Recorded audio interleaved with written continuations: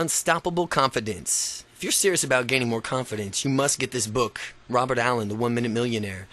This wonderful book will give you the boost towards success that you can make all the difference. Brian Tracy. Imagine having the confidence and courage to go after your goals, successful career. Part 1. Getting into gear. Why confidence matters. Without self-confidence, we are babes in the cradle. Virginia Woolf. Confidence matters more than almost anything else, determining our success. Therefore, it's necessary and to understand exactly how important it is. Why confidence is important? Confidence is vital because it's the difference that makes the difference. When people consistently take action and make the appropriate course corrections, they get massive results and achieve all their goals.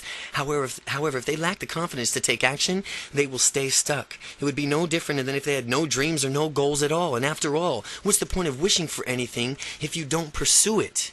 Having confidence, especially when it comes to having the ability to communicate, is absolutely essential. Without it, people don't communicate effectively. The degree from which you are confident and communicate well with others is the degree from which you will succeed in life, no matter what context you're referring to. Business, family, friends, in which you'll experience in your career and so on. It is directly proportional to the degrees from which you will experience a rewarding and fulfilling life. We are naturally drawn to confident people. Imagine what it would be like to have people coming up just wanting to meet you simply because you're so confident that you automatically make an impression in their minds of being somebody different. Imagine how it feels to exude attractive energy, one that radiates out with and attracts people to you. Confident people appear to be more credible. Being confident will immediately turbocharge your success in the business and relationships because you will come across more credible. If people ask you a question, you look at him or her straight in the eye, you have confidence and physiology, answering with an authoritative tone. It took a few blown real estate deals for me to learn this lesson the hard way. After all, if you don't project that you believe in yourself, how are investors supposed to believe in you?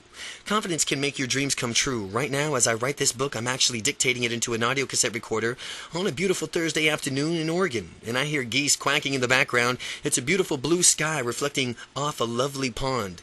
It's a puffy cloud kind of day, and there you want to relax and enjoy yourself, but it is because of using these techniques I'm prescribing that I'm going to be able to do so. My journey to unstoppable confidence. Now, before you think I was always this confident, let me tell you my story. I share this miserable tale of shyness and let you know that no matter how shy or unconfident you are now, you can improve and become more confident. My shy self. I had always been a shy child, continuing to shy into my shy young adult. I had a small, select group of close friends my entire life. I've never found enough confidence to introduce myself to strangers, and it led to a serious difficulties for me in dating and having relatings to women. And my friends and I excelled in school. It was our main focus, yet in the back of my mind I knew that I was missing out on something when all the other people in high school were going out on dates. I thought to myself, man, it must be different, or what's that something that must be wrong with me? Consequently, I found myself rationalizing that I could be a great Lothario if I chose to, but in the main area of concentration and excellence was school. However, deep down I secretly desired to trade places with some of the other kids just to experience what it was like to go out on a date and even be comfortable with someone of the opposite sex. And the more I thought about it and how much fun they were having, hanging out and having normal teenage experiences, the worse I felt about myself. And it was as if I lacked the ability to really connect with other people on a deep level. Searching for the new way to escape, I turned my studying event harder into burying myself in the books, and at that time it was all I knew how to do. Now, in reflection, I can easily see that there were other choices available at the times, and we always have options, and it's important to be able to recognize many of these possible, and then naturally decide for ourselves which option suits us best. In 4 years of high school, I went to exactly one date. One, of course, it wasn't from who I initiated it. The girl approached me, asked me one day, and asked me if I wanted to hang out with her one night. Smiling broadly and trying to contain my overwhelming enthusiasm as an incredible, unprecedented event, I gladly accepted. Later in the week, she called me, and then we set the date, and following Friday, and the night came, she picked me up, and we went to a fast food restaurant nearby. All throughout the dinner, the conversation was strained as she tried her best to pry me loose from my shell, and everything that came out of the shell, I automatically retreated back into it simply because of my dreadful habit of shyness. She did her absolute best to talk with me and have a good time. Still, I couldn't tell she saw my shyness as an obstacle to getting to know each other. And my saving grace was that I smiled a lot and reciprocated every question she asked me. The conversation went better as long as she did the talking. After we finished dinner, she drove us up to the mountains. We had a lookout point with a beautiful view of the city, and I was clear in a clear night sky with the stars illuminating high. She asked me for suggestions on what I wanted to do, but I was too shy to suggest anything for the fear of rejection. I didn't really understand the meaning of this field trip. Only later did I learn from high school that other high school friends that the place we went to was the designated makeout spot. While I was able to maintain good eye contact with the young lady, sometimes there was pauses in the conversation that seemed like an eternity to me, and at these times my internal dialogue came alive as if it were an annoying young sibling whose life mission was to prevent me from enjoying myself. Does she want me to kiss her? What if I have a gunk in my teeth? What if I kiss her, and should I do it? Does she really like me? Is she bored with me? What should I say next? Why are we really here? What does it mean? What should I do next? Do I look at the stars outside the car with her, or should I hold her hand? My goodness, she sure is pretty. Is she noticing me? Turning red and with embarrassment? How come I'm so darn shy? Do I want to kiss her? What should I do? When should I do it?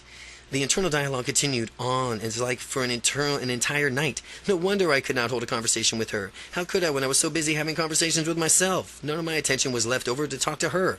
After an hour or more forced conversation, she finally dropped me off at home and offered a handshake lieu of repeating one of my previous awkward episodes. Though the high school gossip grapevine, I found out that the young woman had recently broken up with her long-term boyfriend and immediately called me out. And I was wondering if it was really coincidence that she had gone to the restaurant where he had worked. Was she hoping he'd be there? My ultimate conclusion was that she was just trying to make him jealous and have me find out about the date, even though she did not have any interest in me. People thought of my inaction as unwillingness to initiate activity, and others was because I was so antisocial, aloof, indecisive, reactive, and generally unfriendly. What I found most painful was that I wanted to be social, proactive, decisive, and friendly. Only at the time, I didn't know how. That was the most frustrating part, behaving as if I was trapped in a shell and unable to do or be who I really was all along. Then in my college years, now as you've read the ultra shyness of high school, you may be thinking that this couldn't get any worse, and it did. One night, a few too many beers and my roommates and the friends spotted me screwing around on the computer and decided to get me to loosen up. Their mission thenceforth was to get me drunk as a skunk. They proceeded to apply some very persuasive peer pressure, invited me upstairs. Where the party was being held, being flattered that they even recognized me. I finally said yes, and resolutely stated, and I would have a drink though. After getting upstairs and getting into the midst of the party, one of the generous roommates handed me an orange juice and said, "Drink it up. It's a stage of gratitude for all the attention." I chugged it. The next thing I knew, I was feeling tipsy, really relaxed, and my lips wouldn't stop moving. I was having lots of fun, though I was eventually realizing it was a semi-drunken stupor. I figured out that the orange juice was spiked with alcohol. However, I was finally feeling accepted, so I chose to drink some more, and it was my first experience with alcohol. I found out I quite liked being able to drink to the point of obvious inebriation, since it allowed me to relax and stop being so shy temporarily. After the great first drinking experience, I decided that I liked it, and I did a lot more. Then, when the weekend came, I talked to a number of people to find out where the party was being held. Once the party, I proceeded to get seriously drunk. My faulty logic was that if one beer was good, then 2 beers was even better. By following this logic, and by following it, I was drunk in no time, and I transformed myself into a shy wallflower who spoke to no one, into a raving, whirling dervish of humorous drunk who spoke to people, told jokes, laughed out loud and long, and had a great time. But it was at these parties that my friends had to tell me it was time to go home. But I never wanted to leave. This was my escape from the shyness, and I wanted to last as long as possible. I needed it to last as long as I could make it. That was why I was metaphorically playing the doctor, prescribing alcohol to myself and self-medication for my shyness. And at this point in time, you'd be wondering whether one of the unstoppable confidence techniques to get sloshed and drown out the shyness with alcohol. The answer is no. It's just that at that time I didn't realize that there was other ways to overcome shyness, and as a result of these parties I woke up in strange places, forgot what I had done previous nights before I was drunk, felt miserable, hangovers still in my mind. Drinking was my ticket out of shyness, and what I hadn't realized was that I had other options. But without these other options to be more confident, I did the best I could with what I knew, and that unfortunately was to drink to excess. One day after having miserable hangover, I crossed the threshold and I knew it was time to stop. I decided that there was another way, and after all, I'd seen other people who behaved confidently without resorting to getting smashed. I decided I'd find out just what it was that they were doing. My search for solutions. My search for solutions began as I was searching for answers. I found myself reading a number of self-help books. From the self-help books gained a little knowledge, useful exercise, and enhanced my confidence in myself and allowed me to relax in the presence of others. Finally, I promised myself that I would become confident in whatever I wanted to do.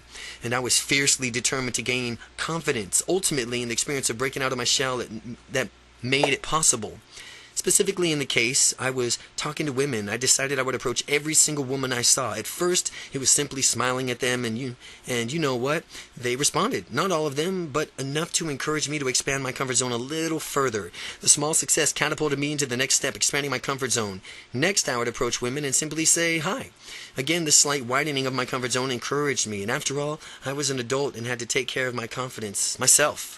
I had two choices. I could either retreat back into my comfort zone and be shy, blaming someone else for making me that way, or I could take responsibility and go for it. Then my confidence really grew. I got to the point where I could meet women and gain instant rapport with them, conversation with ease. Following your dreams.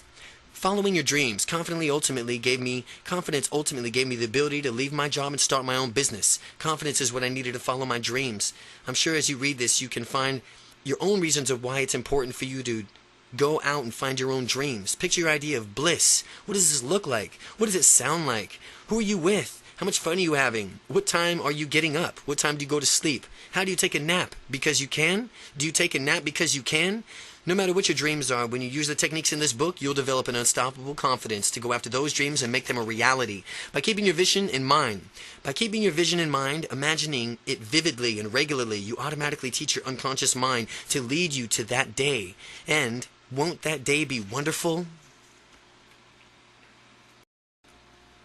Chapter 2. Origins of Confidence. Courage is resistance to fear, mastery of fear, not absence of fear. Mark Twain. Up until now, how have you thought of yourself? Were you shy like I was? Were you tentative? A lack of confidence usually comes from one of the following areas. Lack of confidence usually comes from society at large, your parents, school and your peers, and then mass media. Well, in addition, you may have become shy because of hypersensitivity or even because you believe that you were born that way. In this chapter, we'll explore the reasons you may lack confidence. In the process, we'll debunk the false premises behind these reasons. And if you have children, we'll discuss how you can prevent shyness from happening to them. You'll instill unstoppable confidence in them. Society. In many ways, society's conditions people to go with the flow, or you better accept what is offered and not to make any waves or go against tradition. Well, sometimes this is falsely interpreted as advice to not follow your dreams. If you need to step outside of what is normal or usual to pursue your dreams, then do that exactly. So society is not your influence. Parents. Parents can be a major contributor to your lack of confidence. Throughout life, their purpose is to teach their children, to help them to experience their full potential, to be who they were meant to be. Yet sometimes parents strip away the child's individuality and inadvertently instill what the child perceives as limitations. Parents often try to get the kids on conform to the view of what they think is correct. And how many times have you heard these following phrases? Act like a grown-up. Stop acting childish as if that were a bad thing. Be realistic. Or get your head out of the clouds. And you're such a dreamer. Or you can't do that. No one has ever done that before. Parents usually have positive intentions motivating their behavior, yet sometimes they don't communicate that. Take the phrase act like a grown-up. What does that mean? Well, to have all the limits most adults do. But not to play and experience pure joy like a child, to not learn, wonder, or explore. If that's acting like a grown-up, I'd rather pass. Or consider the phrase, stop acting childish. Well, the notion of exploring, laughing a lot, or learning a lot, or really what life is all about. So it would seem like kids have the right idea after all. By this definition, acting childish or stop acting childish, it's a natural state of humans actually. What's about the notion of being realistic? What does that really mean? Realistic according to whom? Well, how specifically should I be realistic? The phrase is ludicrous, and calling people dreamers or telling them to get your head out of the clouds does not help them. It only instills limits in them and helps to bring them back into the blind of what is socially acceptable. School.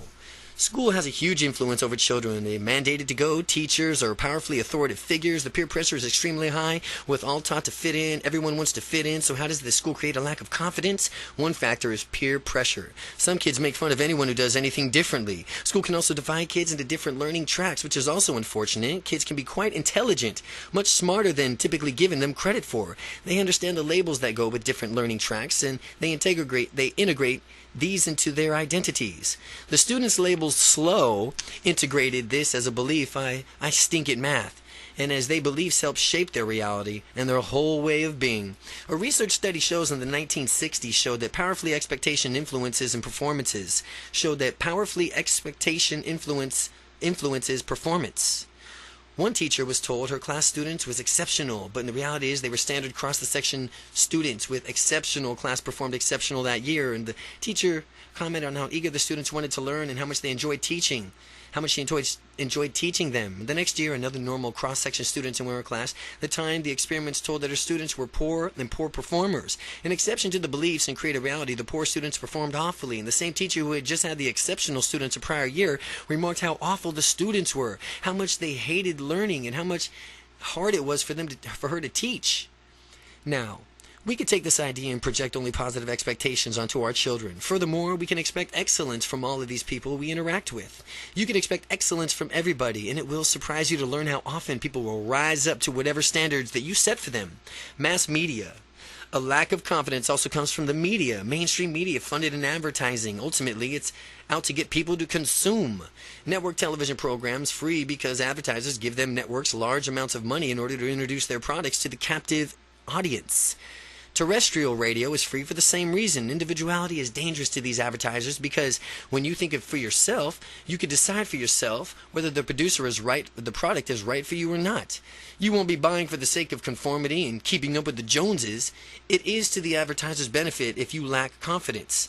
They have tactics of telling everyone else that the product is there for them, and it must be as well. If it's for everyone else, they teach you to feel bad if you don't have their product. They teach you that life can become an instant party if you consume their product. My favorite example is that this is a stereotypical beer commercial. To watch less than healthy guy watching TV endlessly, you see him giving a beer and you already know what happens next. At least according to the commercial, life instantly becomes a party. Beautiful women swoon over him if he realizes he has his dream sports car. He's vacationing on a tropical island. He can forget about any of life's ordinary troubles. It behooves the media to do this to sell more products.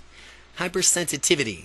Hypersensitivity, sometimes being oversensitive, can lead to shyness. People can become afraid of doing anything or fear the offending person or getting into trouble. Being sensitive may be useful in some contexts, such as when you really want to emphasize with another person. But if a person is super sensitive all the time, it becomes detrimental.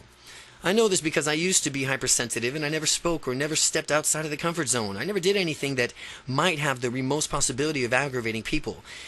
This occurred as a result of my incapacitated fear. I figured that since I was so sensitive, others must be the same way. Therefore, I decided to stop. I decided it was necessary to tiptoe around people so as to manage their feelings. Only later did I discover the nonsense this turned out to be. It's important to be sensitive to one point, but at the same time, you need to have confidence to do what it takes to achieve your goals. People are remarkably resilient, and if you have the confidence accidentally hurt someone's feelings, there's a very simple remedy: your apology. You apologize, resolve not to do it again, and move on. It's really that simple. The myth of shy gene. Some people label themselves as, I have the shy gene. It brings me to the myth of genetic shyness. Many people simply accept the shyness as rationalizing it by saying, well, that's just the way I am. Or what a loaded phrase. Step back again. That's just the way I am. Or that's just me. That's who I am. What a loaded phrase. These people need to stop saying that as if they are chanting negativity reinforcing mantra. The real secret is broken affirmations that keeps people stuck. The affirmation every day and in every way I'm getting better and better. What about that affirmation? Every day and in every way I'm getting better and better. It's famous affirmation by Emile Coe. It's an early self-help pioneer, and I'm shy because that's the way I am. That's also an affirmation, but it should be appended with the statement, according to me. You can decide that you were born with shyness, sure, but you can also decide that you could break free from it. And the myth that person simply is or is not shy is one of the worst myths ever passed from a disempowered people to the other disempowered people. Believing that your parents were shy and that's what caused you to be shy is no excuse. The same goes for kids. People do not become shy automatically. They are born. There's no shyness gene. People become what they've learned to behave and act like in a certain way. When I was shy around people, it was because I was in the habit of looking at a person and thinking he or she won't like me. This was always left in my mind. I was feeling bad inside, picturing the person rejecting me and feeling immense and paralyzing fears. Well, that was simply the way I've learned to behave. I only knew one way of behaving, but fortunately, I found more choices. Your parents may or may not have influenced you to be shy, but that's different from the inflicting that you as some untreatable genetic disease, which is really what this means when people say, that's just the way I am. The truth about shyness is, let me tell you the truth in the myth of I'm shy. It's an excuse that enables people to stay stuck. It is not straight. Shy is not straight. It's the only way of acting. And if you cannot act one way, and if you can act one way, that means you can act another way too. Shy is a behavioral mode. It's not an adjective or it describes a person. It's actually a behavioral mode. And it's not a state of being. It's a way of acting. And if you can behave in a confident manner too, then you can behave in a confident manner too. You always have the choice. People locked into that I'm shy excuses, they don't realize that they have a choice. Consider this. If you could choose your identity, if you could choose the way you see yourself, would you deliberately label yourself as shy, as a person lacking confidence, as hesitant and anything less than glorious? Absolutely not. And yet that's unfortunately what so many people do when they say, I'm shy, or I'm just not confident, or anything else of that nature. Therefore, it's important to avoid the phrase I'm shy. Worse than saying I'm shy, though it's talking about shyness as if some sort of disease or disorder. Yeah, he has a case of shyness. He has a shyness disorder. Well, that's the most ridiculous thing ever. If you walk into a room and I walk into a room of shy people and bug that's flying around bites me, I do become shy too. No, that's a downright absurd. People don't go walking around one day and go, they crumple up to the ground and then get diagnosed with shyness.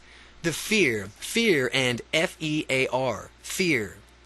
Have you ever watched kids play? They really don't know to dig in and thoroughly enjoy themselves. They really know how to dig in and thoroughly enjoy themselves. When they're having a good time, kids totally embrace whatever they are doing in the moment with joyful abandon. Kids are true dreamers. Children, in essence, have not been trained yet to their own limitations the way adults have. In fact, children enter the world with only two natural fears, the fear of falling and the fear of loud noises. Aside from these, all other fears are learned. Human beings are magnificent at learning. Because they have learned from fear things, aside from the only two natural fears, you can naturally empower yourself to move past your fear by learning new ways of behaving. A study is conducted among adults to research their greatest fears, and the fear of public speaking rated highest other than any other fear or of death. This is irrational. Being more afraid of public speaking than of death is a direct result of learning to fear something that does not need to be feared. Fear can be characterized in an acronym. Fear, meaning false evidence appearing real. False evidence appearing real. Fear. When people realize that public speaking is simply a process, not a life or death event, the false evidence disappears with it and goes the fear. With the fear gone, people can be in their more natural, confident selves. Confidence is our natural state of being. It's a state of confidence. Should we be natural in state of being? The fact is that we were born and simply not self-conscious. It's not like we popped out of the womb and say, oh, I'm naked. Could somebody please give me some clothes here? Oh, I'm shy now. Oh no, everybody, look at me, I'm naked. Children are already in their natural state of being, absolutely confident, full of wonder, ready to explore the world around them. What if we were to adopt that same childlike attitude for going after what we wanted to in the world? When you were first born, did you immediately stand up and start walking around, though it were not completely normal to you? Obviously you did not. Well, neither did I, and neither did anyone else. In learning how to walk, children take that attitude. Hey, I'm going to go do I'm going to do that walking thing. And I see others around me doing it, so I know I could do it too. I'm going to persevere. I'm going to persevere. It didn't matter how many times I fall down. It didn't matter how many times I got up. All that mattered is, it only mattered that I just kept getting up. And if you get the chances, watch kids as they begin to walk. They crawl around, stand up, wobble, wobble, fall down, then they do it again, over and over again. Kids continue doing this until they learn how to consistently walk. Nothing will stop them from learning how to walk. When you have the same attitude and going after your goals, nothing will stop you from achieving them. What if kids infected you with the same useless attitudes of some adults have? What if kids were infected with the same useless attitudes? attitudes. If we try something, it doesn't work, we just give up. We'd all have people who refuse to walk just because they didn't get up perfectly when they were kids. They tried it once and they didn't even work, or try it again, so they gave up and decided they weren't going to be walkers. Can you picture a little baby with his arms crossed, pouting, scowling intensely just because he took the lackadaisical adult attitude? If something didn't immediately work, then he just gave up? Can you imagine a little baby saying, in a snooter manner, "Walking isn't for me, I do other things. I tried it once and it really was not cut out for me. Walking isn't for me." Kids kept going on until they mastered their skills. That's what they do. We as adults need to learn from them and keep that same attitude that kids have towards learning and walking.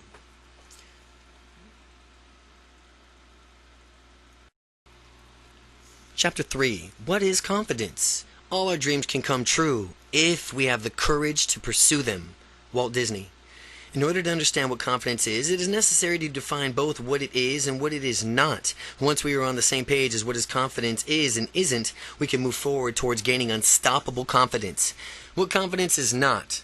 Confidence means different things to so many different people. Similarly, confidence also evokes certain feelings and automatic reactions within people. Before you go any further in shedding light on what confidence is, we'll discover what it is absolutely not. Arrogance versus confidence. Arrogance versus confidence. Sometimes arrogance is mistaken for confidence. They're not the same things, folks. Arrogance is either a honed reaction or an infectation. Whatever it is, it's definitely not something completely different. It's something completely different from confidence. Arrogance leans towards elitism, being macho, showing off, and so on. Have you ever seen those really huge guys with bulging muscles, the ones who are overdeveloped to the point that they find it necessarily to thrust their chest out and swagger in the utmost cocky way? This is an example of arrogance, but not true confidence. It is from what they consider themselves better than everyone else solely because they're so large. True confidence comes from within, and when you realize you are confident, you do not feel the need to proclaim it to the world. Now contrast the example of arrogance with the following example of true confidence. Stop for a moment and consider the famous muscular movie star Arnold Schwarzenegger and Sylvester Stallone. These guys did not go around with puffed up chests thinking they're better than everyone else. Instead, they had a quiet but powerful confidence that comes from acute awareness of their abilities. This is a major difference, and we'll explore this further later in the book. But it is never necessary to shout out from the mountaintops in order to convey that you are a confident individual. These people who do so are hardly even confident. They're more like trying to appear. And I have met many people who are confident and many people who have lacked confidence. The truly confident people have the similar trait. It's that their confidence came from within and it did not have to be voiced. A nonchalant, matter-of-fact confidence is ideal. It's just a nonchalant, matter-of-fact confidence. Now, there's no need to brag about one's accomplishments. Those who brag are the only ones making their insecurities about themselves. Allow your results to speak for themselves. Action speaks louder than words. So, take your confidence and make it happen. If someone has to continually broadcast his or her confidence, it really makes me wonder. It seems that this person is not really confident at all. Instead, this person is often trying to convince himself or herself by proclaiming it to the others. In his or her own mind, this helps it more official. Makes it more official in their mind. But the person trying to gain confidence in an ineffective manner. Confidence comes from within. And when you believe in yourself, others will believe in it too. This is a universal law and a secret known to all leaders.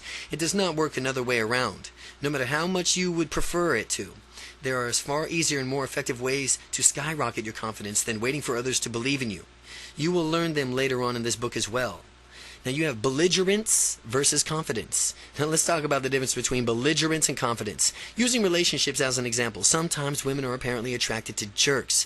And I'm not sure many of us have seen the examples in our lives or perhaps what someone has currently done in this situation on the surface. The jerk exhibits some bad boy traits that some women may perceive as confidence. The jerk is probably convincing himself that he has it all going on. What masquerades as confidence to the jerk is belligerence. This presents oneself in a form of super aggressive attitude. You can and should always assert yourself whenever you deem it necessary. However, this does not mean bullying people, treating them badly, or trampling all over them. Belligerence is what makes a jerk just that. The jerk is abrasive and cares little for the relationship he forms with others. Instead, he chooses to bulldoze his way through life. True confidence, however, allows to go through life easily, effectively, getting results that you want, to make people feel good when they have dealt with you. Making people feel good even if it's for no reason other than just because you can. The true confidence comes from within. Now take a moment and think of an area of your life where you may be confident, and ask yourself this question. How do you know that you are proficient in that area? Name that area. Again, how do you know that you are proficient in songwriting, proficient in breakdancing, proficient in music? How do you know that you're proficient in dancing, period? And being completely honest with yourself, supply an answer. And if you absolutely know that you are proficient in the area you choose because your own thoughts are filling a belief system that you told so, congratulations. You are really confident in that area. Now, if you were not sure about the proficiency in your area, or that you had to rely on external confirmation from your peers, spouse, supervisor, you are not quite yet as confident as you can be. Well, by the end of this book, after doing the exercises, you'll be right there. When you have done all the exercises completed in this book, you will have the true confidence that comes from within. Confidence, or lack of thereof, is a reality across all demographics, across all races, all economic levels, all allegations. There's always some people who are confident and some people who are not. Even a rich and famous movie star who many people envy and consider to have it all gets nervous at times because he or she wants to perform well. Competence versus confidence. Are confident and competence the same thing? No, in fact. They are quite distinct, and understanding the difference is essential. Competence is defined as the ability to do something, and confidence defined as your belief about your competence. Each of us has an individuality, experience, beliefs, and values that make us perceive life in our own individual way. Everyone has his or her own perception of reality, a unique model of the world. This means that it's only in a perception, not in reality. The empowering part of this idea is that those beliefs can be changed and in turn change one's perception of life. This means that the exercises and strategies described in this book will change your beliefs and your perception of what is possible for yourself. Confidence without competence? Confidence without competence. Well, it is absolutely a recipe for disaster to lack competence yet possess a project unjustified confidence. Take, for example, someone who has never flown a plane before, has ridden on a plane, and thinks she or now is an ace pilot since he has read a book on about a decade ago. Would you let that person fly you across the country? I would get off that plane as fast as people would think as I was a blur. You can easily see how there was numerous examples of confidence without competence and why it's dangerous. Competence without confidence. Competence without confidence. People are competent and yet lacking the confidence are stuck in a quagmire. They might have been perfect understanding in some powerful concepts without even taking action. Someone who has the knowledge and the competence to do something and does nothing instead is no better off than someone who is clueless and incompetent. Again, someone who has the knowledge and the competence to do something and does nothing instead is no better off than someone who is clueless and incompetent. Now, when I was getting started in my own real estate investment, I was a classic example of competence without confidence. I studied and studied and studied real estate, and I read 10 books, took 3 home study courses, attended a seminar, signed up for 2 mentoring programs, and still I was stuck big time in this quagmire that I wasn't even aware of or could get caught in. I saw others being successful and knew exactly how they were doing it and knew how they were doing it, but when I asked them about it, they confirmed to me that they were just doing exactly what I was only thinking about. Now, what was holding me back? Was it my lack of confidence? My fear of the unknown? I wouldn't have known absolutely everything about all the real estate before taking any action at all. So I kept studying and studying, trying in vain to learn everything so I could actually get started. Meanwhile, the people around me had their businesses taking off because they were taking action. The 4 levels of competence. There are 4 levels of competence that people go through and develop to skills. Those 4 levels are unconscious incompetence, conscious incompetence, conscious competence, and unconscious competence. You will travel through these stages as you reach unstoppable confidence. The 4 levels of competence. Competence is knowing something. The 4 levels are unconscious incompetence, conscious incompetence. You have conscious competence and unconscious competence. Unconscious incompetence. Unconscious incompetence means you do not possess a skill nor even the awareness of how to use that skill could be. Someone who is extremely shy and does not even recognize how beneficial learning how to be more confident would be for him or her could be considered unconsciously incompetent in that area of confidence. I spent the first 20 years of my life like this, being shy and knew no other way of being, nor I was cognizant of the fact that other people didn't have to live trapped in my shells. By reading this book, you have already passed through the stage of unconscious incompetence. Picking up this book means you are already looking for a better way to live, which means you're at least at the next stage of perhaps further on your unstoppable confidence journey. Unstoppable confidence, unstoppable confidence, conscious incompetence, conscious incompetence. When I was in college, I finally looked around and realized just how shy I was and other people were actually confident. I had moved to the second level of skill development, which is the conscious incompetence, and I became aware just how shy I was. And when we become aware of something lacking in our lives, it is a great opportunity because that means we can take a chance to improve our lives. When I became conscious of my incompetence, I began reading numerous self-help books and doing exercises, attended seminars, watched videos, basically tried anything to further my confidence. And the more I worked on myself the same way as you are doing now by reading this book, the further I moved towards conscious competence. Conscious competence is a state of being in which you can apply a skill, yet you have to consciously think about applying the skill, and the skill is not yet a habit for you. The vast majority of you at this point in the book are probably consciously, unstoppably confident. Now, you know how to be confident, and that's a matter of developing this into a habit.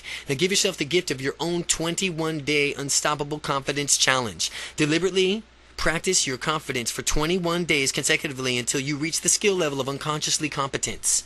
Unconscious competence. Unconscious competence is the fourth level of skill development called unconscious competence. Unconscious competence. This is the ultimate stage of any skill.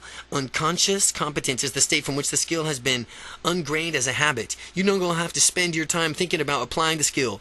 People who are masters of what they do in the function on the level of consciously competence, of unconscious competence, if someone were to inquire about how specifically they perform at such high levels, they may not be able to verbally describe what they do. The reason for this is that they are no longer conscious of what they do in order to perform at such great feats. Competence plus confidence equals success. Now, competence plus confidence equals success. Being unstoppable means you have both competence and confidence and going for it. This is what this book is all about, having competence and confidence. And when you have the competence to do what you want and the confidence to follow through and take action, you're going to be unstoppable. The 9 Factors of Unstoppable Confidence. Chapter 4. Courage is the first human quality because it's the quality which guarantees all others. Winston Churchill. Now that we've defined what confidence is and isn't, let's look at 9 factors that stand between you and unstoppable confidence. You must learn to memorize all of them if you wish to master this program and make your dreams come true. The 9 factors are as followed: experience, perception, decisiveness, empowerment, goals, action, motivation, momentum, and commitment. Factor 1, experience. There are certain beliefs that are more empowering than others when you are doing something for the first time. How you perform the first time you take on a new challenge will affect you on how you perform when faced with it again later. Believing the following affirmations will enable you to achieve greater results more quickly. There's a first time for everything, so when doing something for the first time, remember this. The first time I do this is the hardest. Each and every time I do this, it does get easier, and when I succeed, it will study my actions so I can improve even more. And if I don't get the right outcome, I'll learn from my mistakes and do things differently next time. And it does get easier. That's all you have to remember about doing anything for the first time. Keep these affirmations in mind as you overcome difficult tasks and tackle adversity in the forms of something that you have not done before. The Confidence Success Cycle. In this book, I've given you many generalizations about confidence, and it's important to define what confidence means to you specifically. Now, what do you expect to see, hear, feel when you experience confidence? The reason it's important to know is that so when you achieve the level of confidence you desire, you'll know when you've arrived. With ultimate confidence in yourself, and other people will believe in you too, also your belief in yourself will increase exponentially as others come to count on you. You will also have confidence to risk stepping outside of your comfort zone, and you will also find yourself achieving things that were previously impossible. This in turn will give you more confidence, and others will believe in you even further. This concept is the first basis for the confident success cycle. Your confident success increases cyclically as you continue to push the limits and achieve like you've never have before. Factor 2. Perception. In the course of this book, I've introduced a lot of concepts, some from which you'll probably accept it straight away, and others from which you have doubts and had to think about more. Well, I'll continue to give you new concepts and ideas that may challenge you the old ways of thinking. For instance, you may not believe this next concept as a key concept of neuro-linguistical programming. Neuro-linguistic programming, NLP, described as more detailed in the introduction at first, but as you think about it carefully, you'll realize how pervasively it applies to your life already. Are you ready? What does it mean? Meaning does not exist as a concrete reality. It is purely a subjective phenomenon of perception. What does it mean? How do you think about something is entirely up to you. You could put a positive or negative frame around whatever experience you have in life. Since you have always the choice to either laugh or cry based on the experience, do whichever you prefer, and I prefer laughing. So I find myself doing that more often. A friend of mine told me this story, and he was sitting on a bench out in a park right next to a rather large crack in the sidewalk, and a man came by, tripped on the crack, fell on his face, and fell face first into the bushes next to the sidewalk. Dusting himself off, he quickly got up, glanced around to see if anyone was watching, and unfortunately for him, my friend was watching the entire episode. Noticing this, the man turned several shades and read before hurrying away as fast as he could. Later that same night, a woman came walking across the same path and in the same place in the sidewalk. She tripped, fell flat on her back, spontaneously reacted to let loose with a fully belly laugh. She laughed so hard she began crying. She acted as if the slip was the funniest experience she's ever had, and it seemed she could not stop herself from laughing. By the time her laughter had died down, my friend was staring at her nonchalantly. She picked herself up, smiled, and acknowledged my friend, and happily darted off into the night. The meaning of any experience, event, or interaction varies widely upon two people, because their choices as to from which the ways of they make it. If someone offers you an insult, remember that it's only the person's opinion. By adopting that useful belief, you can move thoroughly and through the world more prepared to deal with anything that life throws at you. Contrast this with any way of some people take insults personally and waste your valuable time and energy being bothered by them. You are a meaning maker. You are a meaning maker. And if you have to perceive some comment to be derogatory, stop yourself and give it more positive spins. Do this because you can. Now remember, nobody else has the power to determine your own perception of events, only you. So, in my own life, I had a business project and it went sour, and for a while I spent some time being bitter and frustrated and stuck in my victim mentality. Finally, I started to ask myself a question like, well, what can I learn from this experience, and what does the outcome of this project really mean? And when I asked myself these questions, I immediately recognized that I could shift into a more useful mentality. And what had been a sore point for me became an opportunity to look at the adversity as a challenge. And it now is up to me to rise above and conquer and over the difficult situation in order to achieve the right outcome. It is exactly what happened. Had I latched onto the victim mentality and refused to let go, I would have never completed my own business project. And anytime you choose, you could change your perception and create a new meaning for something. Factor 3. Decisiveness. It is easy to identify people who have unstoppable confidence just by watching the way they make a decision. The deciding factor. Confident people make decisions rapidly and with a sense of finality. Once a decision is made, they are committed to it, and they rarely change their minds. Confident people never waver because they know what they want. As we saw earlier in the book, it is imperative to know what you have wanted beforehand. That way, when either an opportunity or a problem presents itself, you can think hard and ask yourself, hey, is this congruent with what I want? Does this coincide with my personal policies and my integrity? Asking yourself these questions allow you to size up the decision that you are making so that you can come back with a decisive and confident answer. Steps of confidence decision making. Steps of confident decision making. Prior to undertaking anything, there are some things that you have known about yourself. This may sound simple enough, but it is sometimes very different to know what is in your heart. What is it that you want? What is your ultimate goal? What are your personal policies that influence your integrity? And who are you? What is it that you stand for? What are the acceptable and unacceptable outcomes for your goal? Asking yourself these questions with face of any kind of decision will help you make a confident decision. And it will help you with your confident decision making. Before anything else, you need to take an inventory of yourself. Get to know yourself, who you are and what you stand for, where you are going with your life and how you are going to get there, and what you know about the answers. Everything else becomes very simple. Now, if a question of a problem of an opportunity arises, you need to size up your situation from all angles in order and be a confident decision maker. Look at it in front of your position. Look at it in front of the other side and look at how your position will affect you over time. If you were to say yes to this decision and move forward with it, how would it impact your life? Imagine yourself a few months down the road after having a yes in the decision.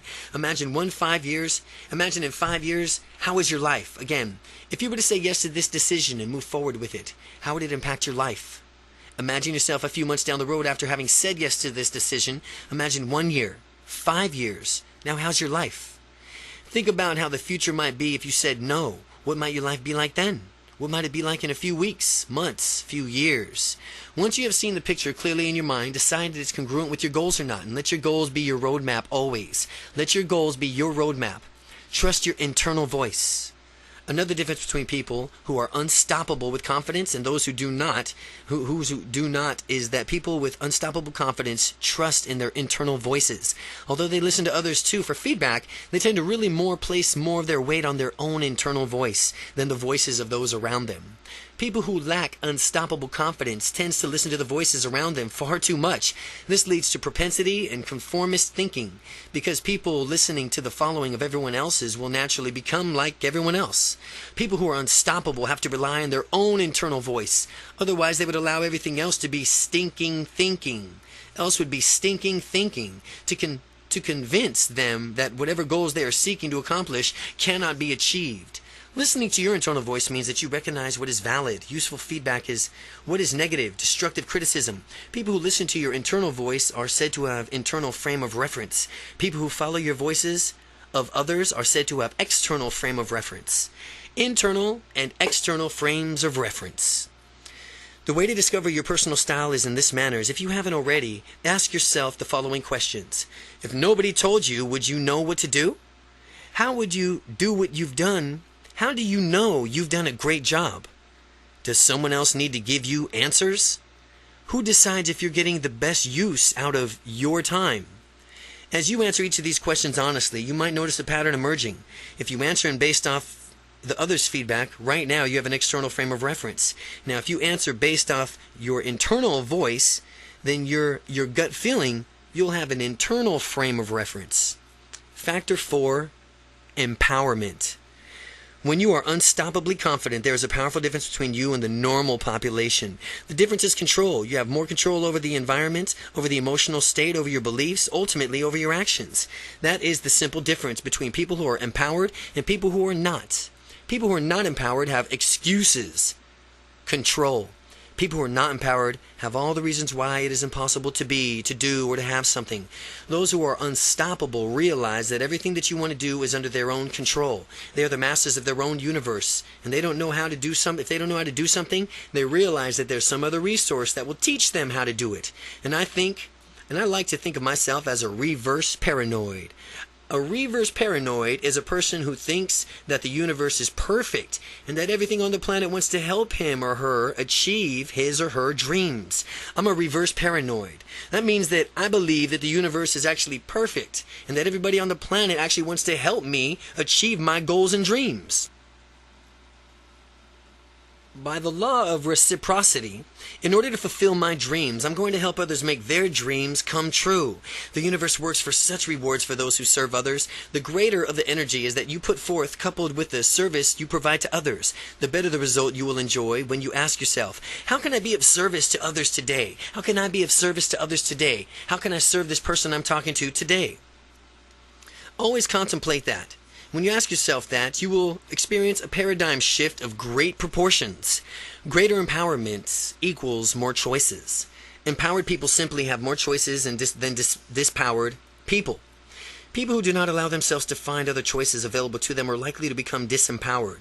Although, always contemplate the number of choices that you have in any given situation and do your best to generate more options. Perhaps there's an option that you have thought of that you would like to have as ideal. All you need to do now is empower yourself to think of the solution and then act on it. With greater empowerment comes truer sense of freedom because you have the liberty to choose from more options. Adding more options to your life.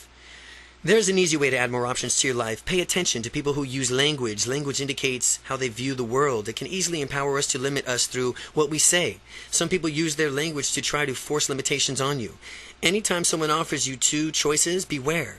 Ask yourself if there are any choices that have not been mentioned. Is there anything stopping you from choosing your options? The more options you make, the more empowered you are, which means you will have a greater chance of success. Salespeople are taught to intentionally use their language to limit our apparent choices. For example, let's suppose you found a certain model of automobile that you like, and the salesperson might say something like in the effect of, well, now that you've decided on this car, would you like to pay for this in cash, or do you want to finance it through us? The question automatically assumes that you're going to purchase the car, and with the only remaining detail being now specifically of what you want to, or how you want to pay for it. Even if you did want to purchase the car, there might be another payment option that the salesperson's limiting statements hasn't covered. What if there was a hybrid part cash, part financing option?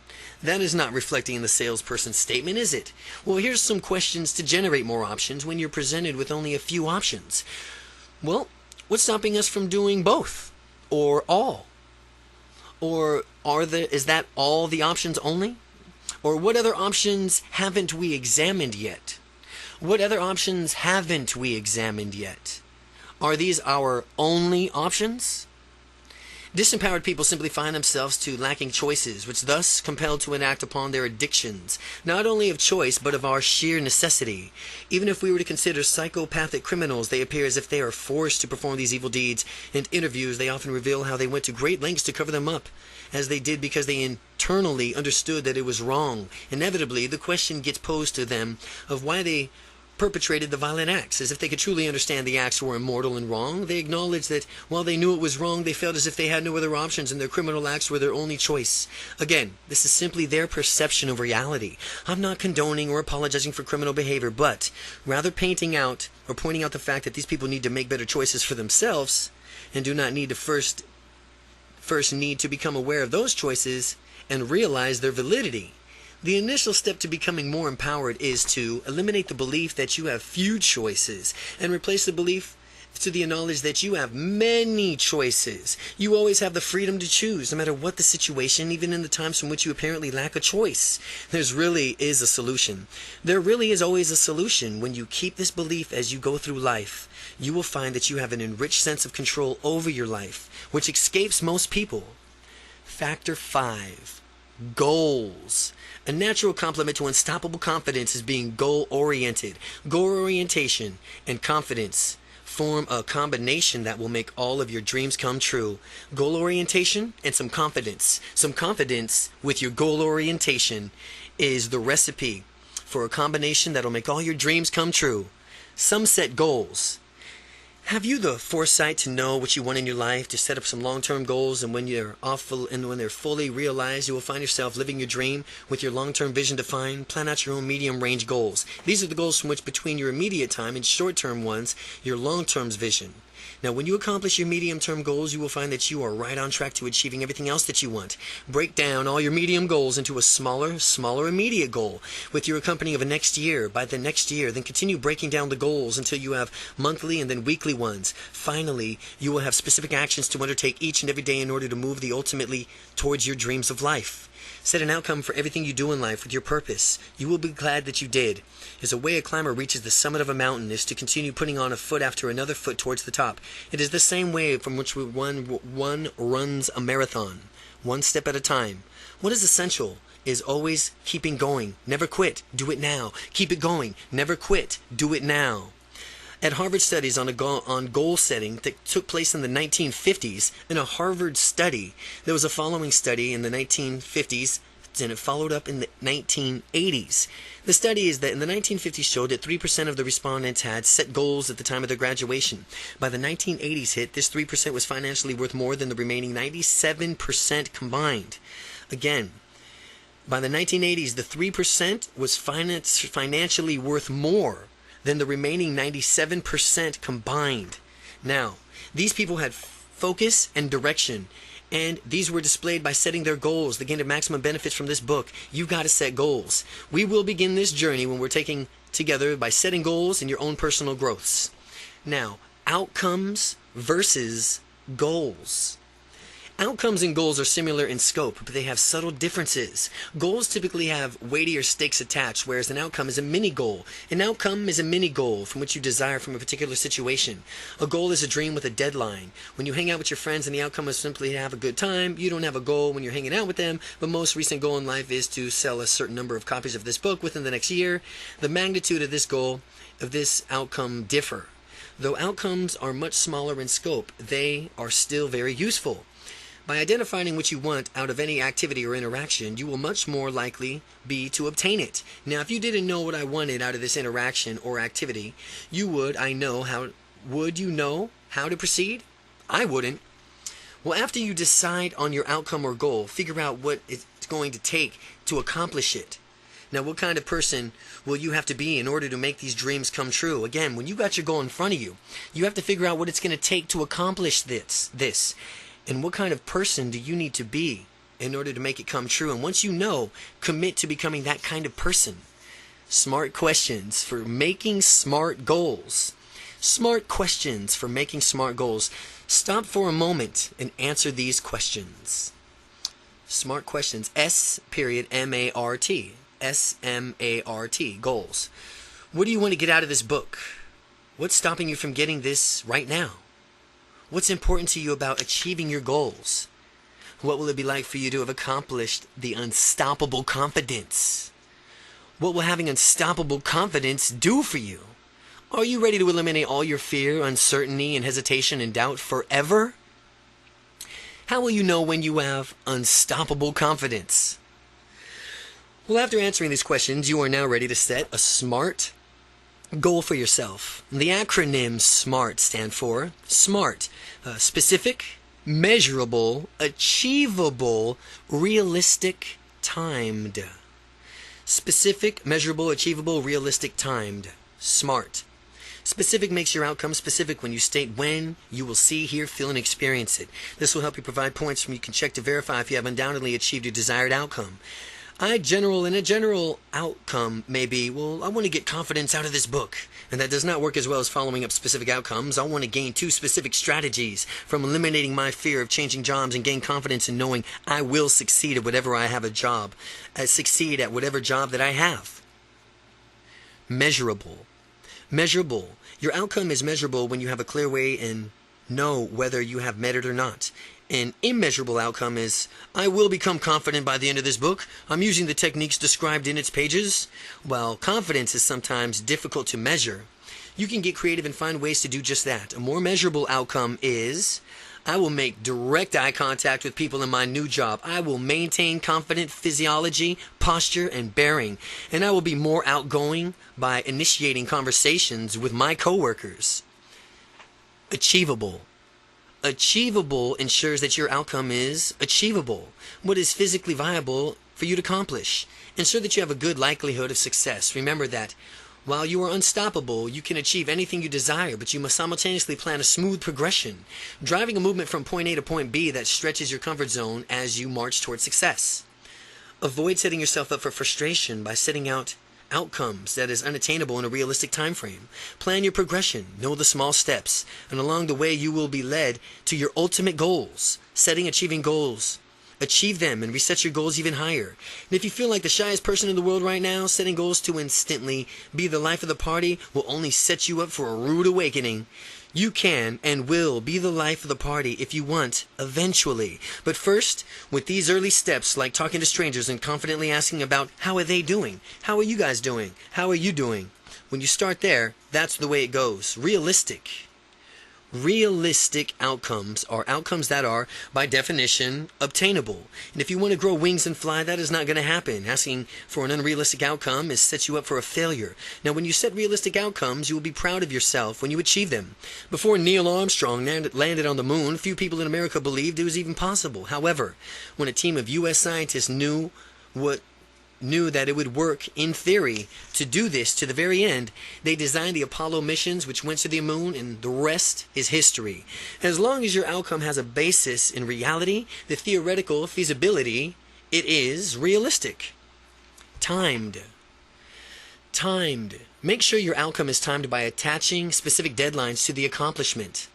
As often as people want their dreams and they are to start aglow with a euphoria, they describe them to me as a perfect detail. Later on in the conversation, I inevitably ask them what their goals are: immediate, short-term, and long-terms. Their goals, if any, are radically different from and do not bear any resemblance to their dreams. Their dreams are what they really want. Those dreams are unlikely to be achieved unless there's a deadline attached, along with a workable plan on how to achieve those dreams. Goals are dreams with deadlines. Important goals do nothing for one's motivation. This is why it's so important to have an outcome of a book and a timeline as to when you want to achieve your specific measurable results. Goals are dreams with deadlines. Impotent goals do nothing for one's motivation. That is why it's so important to have an outcome for this book and timeline as when you want to achieve your specific measurable results. A good example is by the time I finish this book, after I gain unstoppable confidence, I'll be able to walk up to any stranger and introduce myself. Another good way is I will feel calm and relaxed when talking to strangers in social situations. Setting a goal contract. Along with other goals that you are setting, I want you to specifically set a goal for your confidence. I want you to set a specific, measurable, achievable goal for your confidence, and I want you to see through it to the finish. I've used this concept in the part of my goals, all the areas of my life, and I've always found it to be amazingly effective. Write out your goals using the SMART criteria that we have discussed: specific, measurable, achievable, realistic, and timed.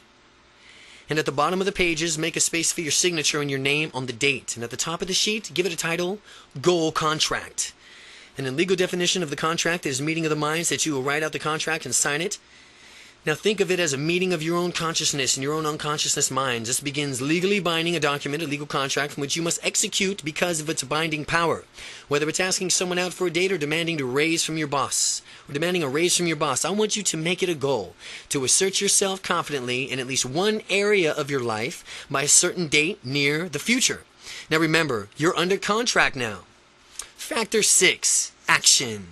Two young women both attended the same graduation class college 15 years ago.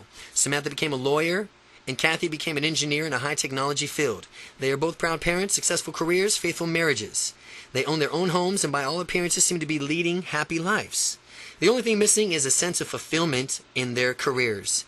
While they're both technically successful in their careers, they're equally disenchanted with them. Samantha does not find what she is doing fulfilling, and neither does Kathy. They do not eagerly look forward to work every day. 15 years later, however, something inside of them has changed, and they no longer find their careers rewarding. They both would rather pursue their true passions.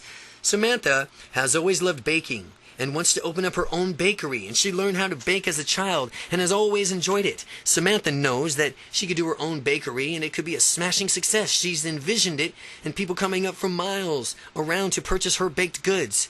Kathy has always loved music. She grew up listening to music. Every spare moment she could, she was singing in her church choir. She currently sings in a women's group, yet she visualizes what it would be like for her to be a pop singer with her own CD, performing for vast audiences across the country. Fast forward 5 years. Samantha, while still yearning for her bakery, she's taken no action to actually make her dreams come true. And during the days she passes, she feels like she's wasting time in her life, in her job, in someone else's dream. Instead of jumping out of the bed morning, she has to nag herself internally until she rolls out of bed and heads into work, and she yearns for Fridays, absolutely despises Mondays, spending the majority of her time waking hours doing something that she finds despicable. She finds as if that she's wasting her life. Kathy has taken tremendous action in her past 5 years and consequently has an album out, tours the region, has the kind of fan responses to create sold-out shows. The ideal lifestyle that she dreamt of 5 years ago has manifested itself through her efforts. She cherished each and every moment of her life. Her time was been spent on stage singing the time she feels her most alive. She doesn't just exist. She knows she's living well. It seems as if her life is better and getting better every single day. Sure, she has her struggles launching her own new CD and getting her name out to be recognized. She has countless people to tell her so. In fact, of defeat, she persisted too. She never quit. She would have been easier to stay in her old job, and yet it would have been tremendously unfulfilling. Kathy paid the price through her commitment to live her dreams. She ultimately made her dream come true. Samantha and Kathy both had dreams and visions for their respective futures.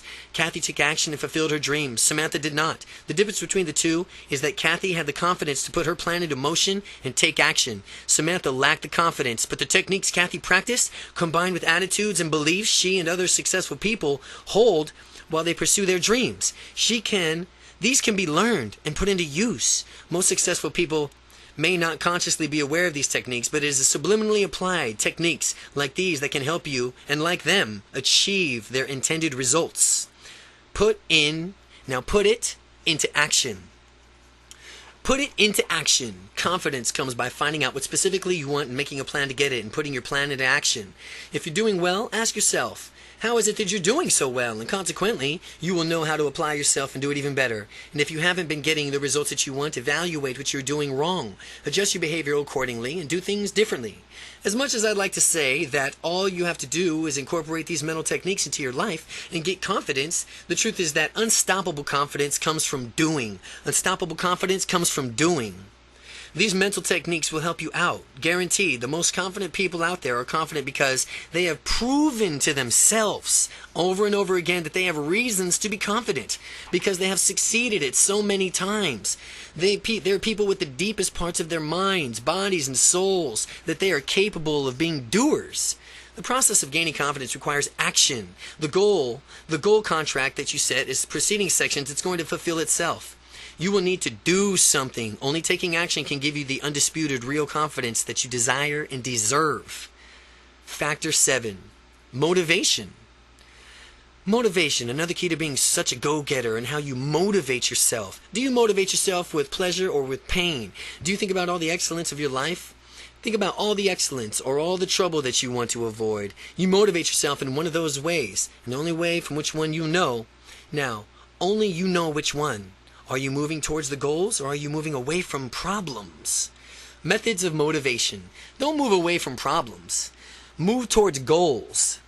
Methods of motivation. Both strategies can be effective in certain contexts. For example, trial lawyers often use pain avoidance strategies in order to construct strong cases for their clients. They seek to minimize damages from the opposing attorneys might do to inflict by creating a strong counter arguments. Again, for example, trial lawyers often use a pain avoidance strategy, which is in order to construct strong cases for their clients.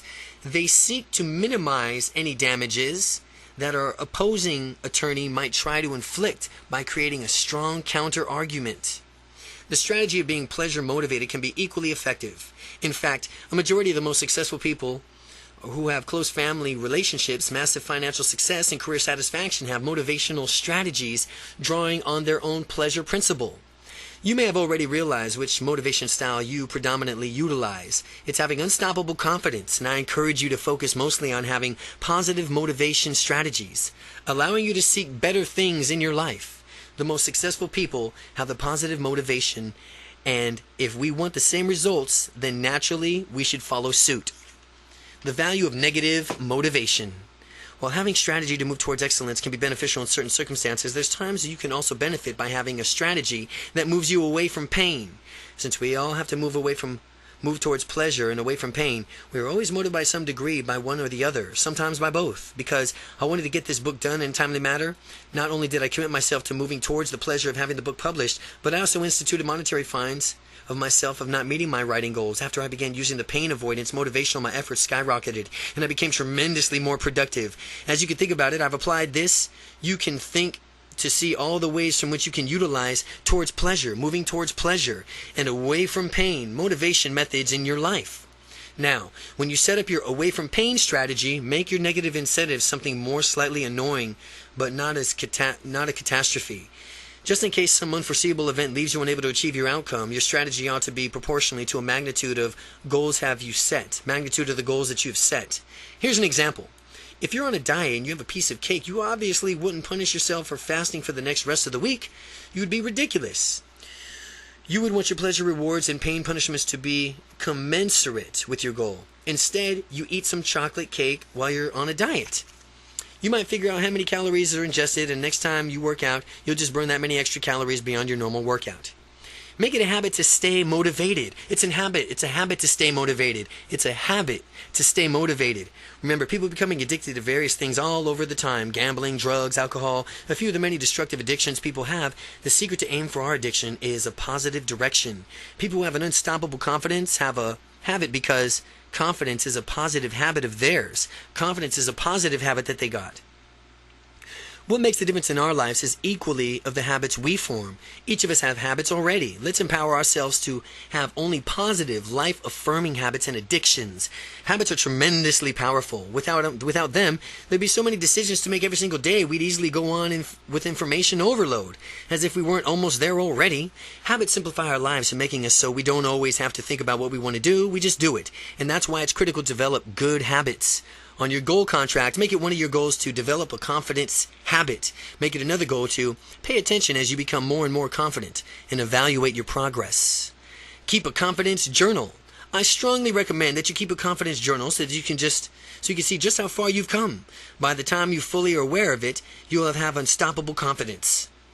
You'll review your journal, and naturally you'll be amazed to discover how differently you think and feel. By regularly reviewing your journal, you will also be able to immediately correct yourself so that you can have more confidence in the present and stay motivated towards your future goals. In your journal, feel free to jot down notes, specific techniques from things in this book that you will utilize in the next interaction to cause you to be even more confident.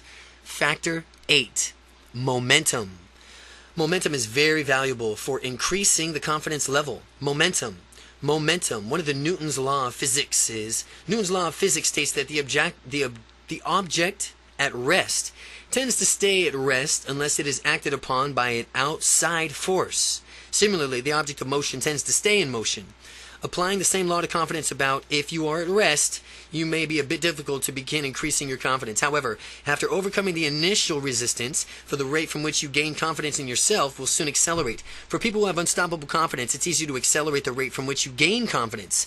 Stop for a moment and take a survey of how much momentum that you have in your life. Are you in motion? Are you out there making it happen? Are you going a little slower? Only you can honestly judge this for yourself. And do you need to crank it up a notch? No matter where you are, you can always increase your momentum. The best way to do this is by starting small. As you continue to take small steps each day, you draw closer and closer to your goals. The small things add up, and it's pretty soon you'll be leading your life in the way of your dreams. After you're at the top of your mountain, having fulfilled all your goals, you can look back and you can say, wow, what you've done, and marvel on how all those small actions you took led up to this massive success. These small actions can be any number of things. They can be simple steps to educate yourself on the goals from which you're in your sights, buying books, attending seminars, and so on. The way I become a full-time, real-life estate investing entrepreneur was by subscribing to the aforementioned strategy.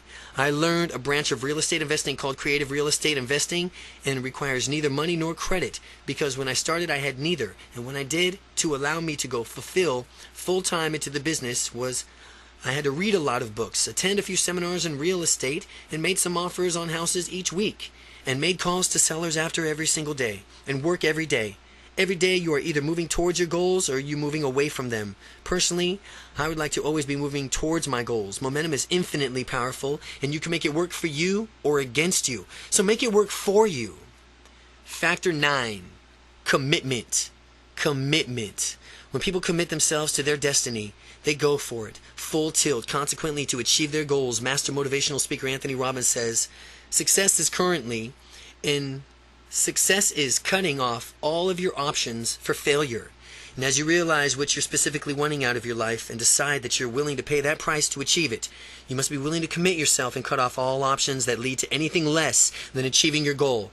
Commitment is very powerful in fulfilling your dreams. Many people say, don't burn your bridges. It's just the opposite. I say, learn to burn and burn very well.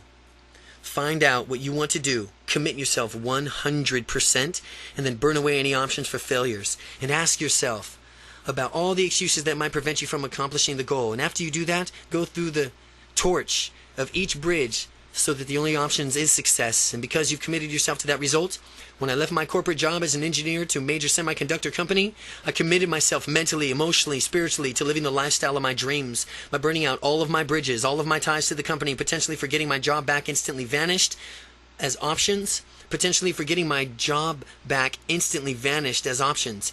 Even if I went back to begging for my job, no job would be available to me. Success became the only option.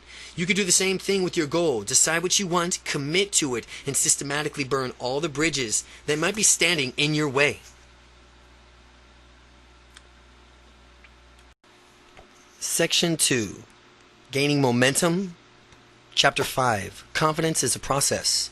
It's not what happens to you what determines how far you will go in life. It is how you handle what happens to you. Zig Ziglar. Confidence is not a thing, it is a process. You may still been thinking of confidence as something that you either have or do not have, but that's not the case. Calling something confidence is actually a misnomer. There's only such a thing as acting confident or behaving in a confident way or thinking confident thoughts. The same goes for any emotion, be it fear, sadness, depression, or anxiety. None of these are actual things. They are all results of processes, sequences of thought that you run in your mind. Up until now, you may not have been aware that you were doing this, but the vital point to realize is that you have complete control over these processes. You can decide whether mental processes are useful or which are not, and if they are useless, you can stop, interrupt, and banish them. By changing your language, you change your life. As we saw in the introduction, Neuro-Linguistic Programming, NLP, shows how language, both verbal and nonverbal, affects your mind. The language that you use to describe what you are feeling impacts your feelings tremendously. It is your knowledge and this awareness of these processes that gives you the power over them. When somebody says he or she is depressed, that person has done is built in the notion into his or her mind of that very being. People they can't be depressed all the time. If they were, they wouldn't call it depression. It'd just be their normal state of being. Instead, people who consider themselves depressed should be saying, I run a process through my mind that causes me to experience certain feelings that I have collectively labeled as depression. The same goes for anxiety. Releasing the past. Think about who you were in the past, and who cares if you were shy, if you weren't confident in the way that you wanted to be. The past is behind you. There's nothing that you can really do about it now, and the best thing you can do is learn from it and behave differently in the future. To the end. And to that end, I want you to forgive your former self, being shy of not being acting confident in the past. So often, people spend their valuable time and energy kicking themselves for the time and opportunities that they lost as a consequence of being shy. To stop now before you read any further. So stop now before you read any further. And if you were unconfident or shy in the past, forgive yourself now. Release all those feelings of negativity and frustration and anything bad you might have against your shy former self. Because that version of you is over. We're going to learn from the past and we're going to move on. Get rid of negative emotions. Getting rid of negative emotions. Let's begin to blow out all the negative emotions. A great place to interrupt and banish those useful thoughts, processes, is to consider the language that you use to describe them. Let's just say if you feared public speaking, you would have described this fear as if you say, I have a fear of public speaking. You are, in a sense, taking ownership of something that is just a mental process. What if you were to describe what is really happening and say, well, when I think about public speaking, I run a process in my mind that I have labeled as fear. How much does this change the things for you? How much better do you feel knowing that what you previously described as a fear of public speaking is really just a process that you can reverse?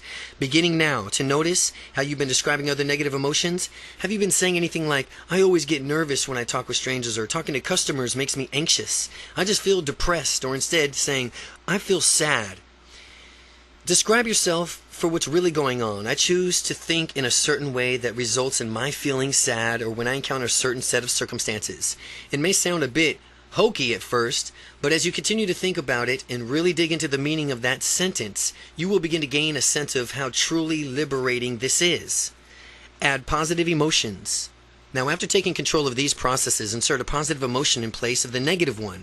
I have absolute confidence in public speaking. Try that one out. The negative processes it serves you. And if you catch yourself running in these negative processes, interrupt it inside of your mind and yell, stop. Make it a habit to stop the negative process and automatically start the resourceful.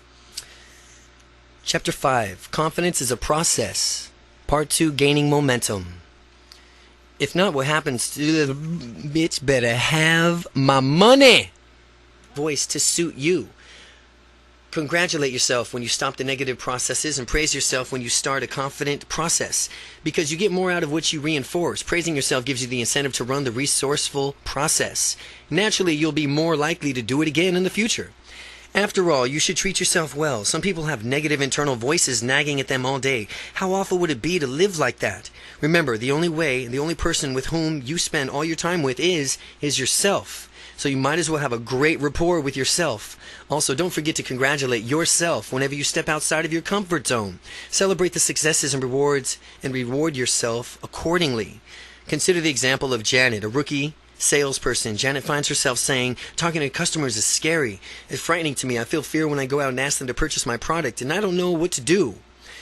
What is occurring here is Janet has given up her personal power of using disempowerment language, and if we were to reward her language in a way that would allow her to easily change her perception of the situation, the translation would be, well, according to me right now, talking to the customers causes me to experience a certain emotion that I describe as scary. I choose to allow my customers to frighten me and feel something that I label as fear when I ask them to purchase my product, and I don't know what to do yet.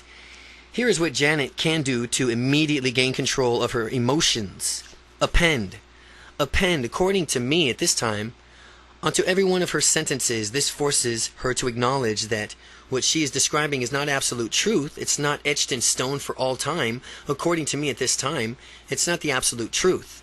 Whenever there is an unwanted emotion, like fear or guilt or anxiety, she must describe the emotion with the following phrase. Well, I choose to experience a certain emotion by doing something inside of my mind that causes me to experience a set of pictures, sounds, feelings that I collectively have labeled as an emotion. This requires Janet to take fixed emotion and turn back into a process. It also demonstrates that she is one in control and of that process. When she scratches or catches herself using the disempowerment language, after she restates it using the guidelines above, she must empower herself by using sentences that state how she will behave in the future. An example: although I have done this in the past, I wonder how quickly I can find myself becoming more relaxed and confident when I go to ask customers to purchase my products. Now, as you would go through this example and see how it's done, you will realize that you could do it too. Unwanted emotions exercise. The unwanted emotions exercise, it's time. It's now time for you to think of 5 unwanted emotions and context them with which you experience those emotions. While you do that, become cognizant of the language that you are using to describe what you really do to experience those unwanted emotions, and think of emotions that would best fit in their place after you rid yourself of the unwanted ones. Following that, do the exercise of changing your current language and adding in more empowering language. Remember, what you do to change your language is what you'll do to change your life. Throughout the rest of this book, you'll be learning many more effective, simple ways to use language and many more mental processes that will give you unstoppable confidence. Chapter 6. Your beliefs and how they affect you. If you develop an absolute sense of certainty that powerful beliefs provide, then you can get yourself to accomplish virtually anything, including those things that other people aren't even certain are possible. Anthony Robbins. The next step is to take a close, hard look at our beliefs and to find out what they really are and what we really want out of life. Your current beliefs realized. Pause for a moment and consider everything around you. Everything that you have, everything that you lack stems directly from beliefs of yours. Similarly, all of your experiences that you've had and all of those experiences yet to be had are because of your beliefs. Beliefs are pervasive throughout our areas of life. They influence what we do and how we do it in any extraordinary degree. Your quality of life depends upon your quality depends upon the quality of your beliefs. The more useful and empowering the beliefs you hold, the more success you will attract. Understanding why we have beliefs, and more importantly, how can we consciously change them, is the most important of the key precepts of NLP. Beliefs are very influential in our lives. They have the ability to spur us into action and fulfill our dreams, or to keep us stuck in a mediocre situation. The difference that makes the difference is the quality of your beliefs. By observing a person's actions, you can deduce what beliefs he or she holds dear. If someone has a successful and happy relationships, you can deduce that he or she believes strongly in commitment to his or her partner. If someone has well-adjusted children, you can deduce that parents believe in taking pride in being good parents. If someone is fit and muscular, you might as guess that this person has a firm belief in health and fitness. How beliefs are formed. As we go through our lives, each of us gains different sets of experiences, learns to derive meanings from them. These lessons go long ways towards forming our beliefs. We acquire beliefs not only through our own experiences, but through and also learning from authoritative figures in our lives. These people have a way of passing on our lives and beliefs to us. Usually, when we are young children, the authoritative figures are our parents or school teachers. During this period, we do not consciously filter out what we don't want to believe in or try to determine whether a belief is empowering to us. Since they are authority figures, we simply adopt their beliefs as if they were uncontestable facts. And this is useful since there's so much for children to learn, yet sometimes the same well-meaning authority figures passes on a less than beneficial belief. As adults, however, we should realize that this is a better way, which is to adopt beliefs based on their utility to us. Ask yourself whether a particular belief serves you. If so, keep it. If the belief keeps you stuck in a station of your life where you've already outgrown it, then get rid of that belief and replace it with a more empowering belief. You can learn something from each and every person that you encounter, whether it's something positive that you want to incorporate into your own life or something negative that you want to avoid. When you find what that someone has as far as empowering beliefs in a certain area, you can adopt those beliefs for your own. Similarly, if someone tries to pass a limited belief onto you, you could filter that one right out. Consistently remain aware of your beliefs and about certain things in different contexts. For example, you can wear a rubber band around your wrist and snap it every time you catch yourself uttering something less than empowering. This will cause your mind to associate that belief with pain. And since the mind wants to avoid pain at all costs, eventually you eliminate that belief. Make it a habit to eliminate the beliefs that you notice tend to be useless or that are holding you back. Make it a habit to believe even more strongly in the empowering ones. Sometimes people mislabel their feelings and create faulty beliefs. For example, if someone gets excited before making a sales pitch and mistakenly labels the feeding as fear, this person may create a belief that selling is always going to be scary. The next time he goes out to sell, he will be even harder for him to sell, to perform at his optimum level, since he believes he's about to get scared. That's a belief that should clearly be lost. Pay close attention to how you label your emotions, because that will determine whether you create useful beliefs or useless ones. The structure of beliefs. Beliefs are structured in one of two ways, meaning or causality. Meaning or causality. When you either meaning or causality language explained below, you'll know someone is sharing his or her beliefs with you. A person finds it useful to listen for signs of other people's beliefs in case they have a more empowering belief one than the one you currently hold.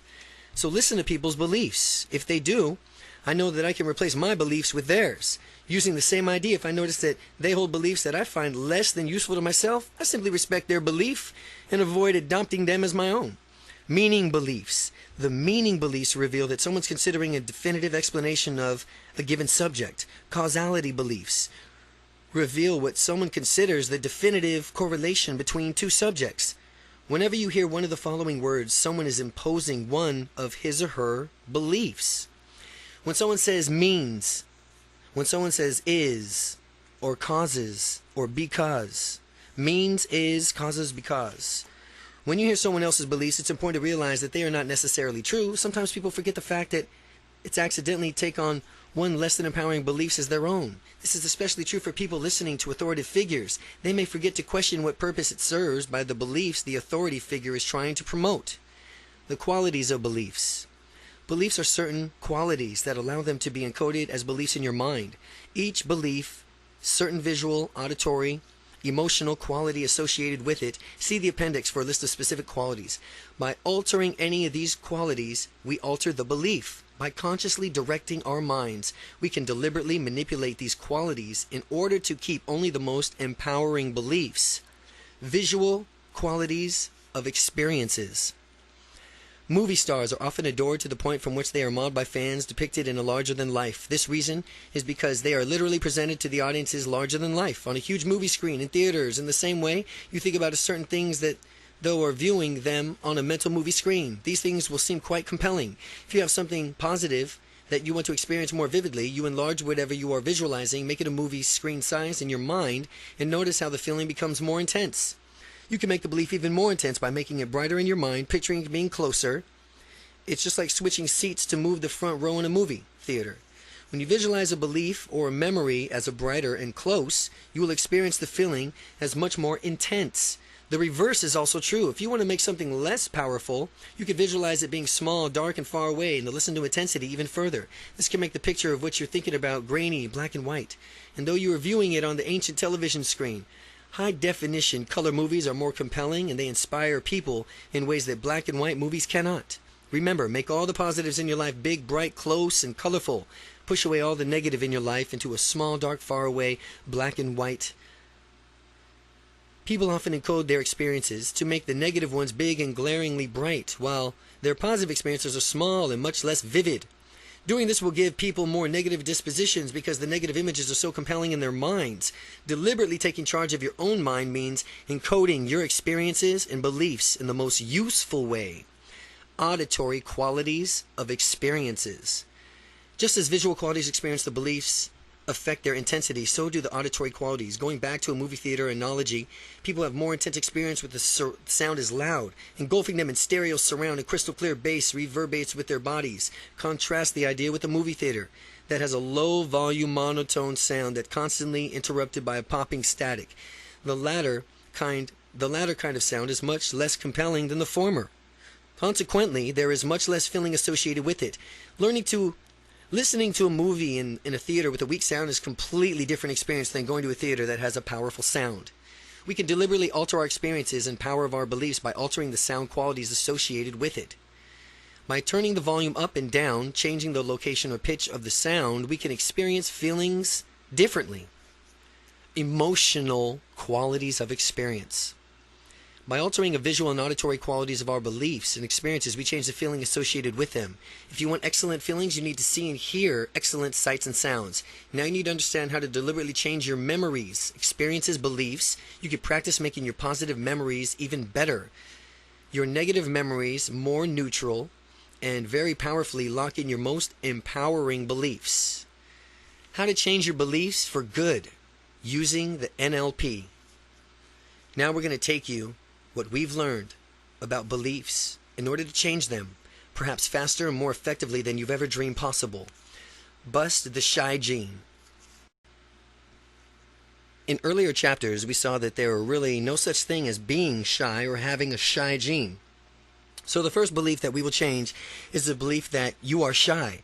You are going to take an old thought of self-esteem and images you have had about being shy and replace them with thoughts of images of being confident, moving through the world in a whole new way. Don't confine yourself into using this technique. Just one belief. You can use it for any beliefs that you have been holding, that have been holding you back.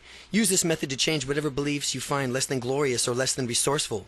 Read throughout the instructions a few times to familiarize yourself with what you are about to do.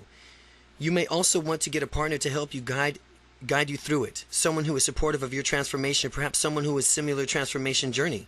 Your partner can read these instructions out to you, or you can simply take a note of these instructions and then close your eyes and then do it then. You have certain mental pictures, sounds, and feelings that are associated with beliefs. What we're going to do is change the structure of the belief and thereby change the belief itself. By altering the structure of the belief, we alter your mind and how your mind encodes it. The mind encodes powerfully. The mind encodes powerfully held beliefs differently from weakly held beliefs. First, we will find out how you doubt something, the way in which we encode doubting beliefs in your mind. Then we'll bring you back to the normal neutral state of being. Third, we'll discover from which way strong beliefs are encoded in the mind. We'll again bring you back to the normal neutral state of being. Finally, we will bring about a change in your beliefs. We will take your limited belief and turn it into a doubt. By doubting your limited belief, you will free yourself from it. We will then take a new and more empowering belief and lock it into your minds to be held strongly. Step 1. Discover how to doubt. The first thing you need to do is close your eyes and think of something that you've used to believe is that you believe no longer. For example, you might think about as a child you believed in Santa Claus, from which you no longer do. And as you recall the belief, become aware of everything you see that is associated with the belief. More importantly, Since you are paying attention to the structure of the belief, look at the different visual qualities of the belief and make note of them. Reading what you see, your belief that is no longer true but used to be. Answer these questions. Is it flat or three-dimensional?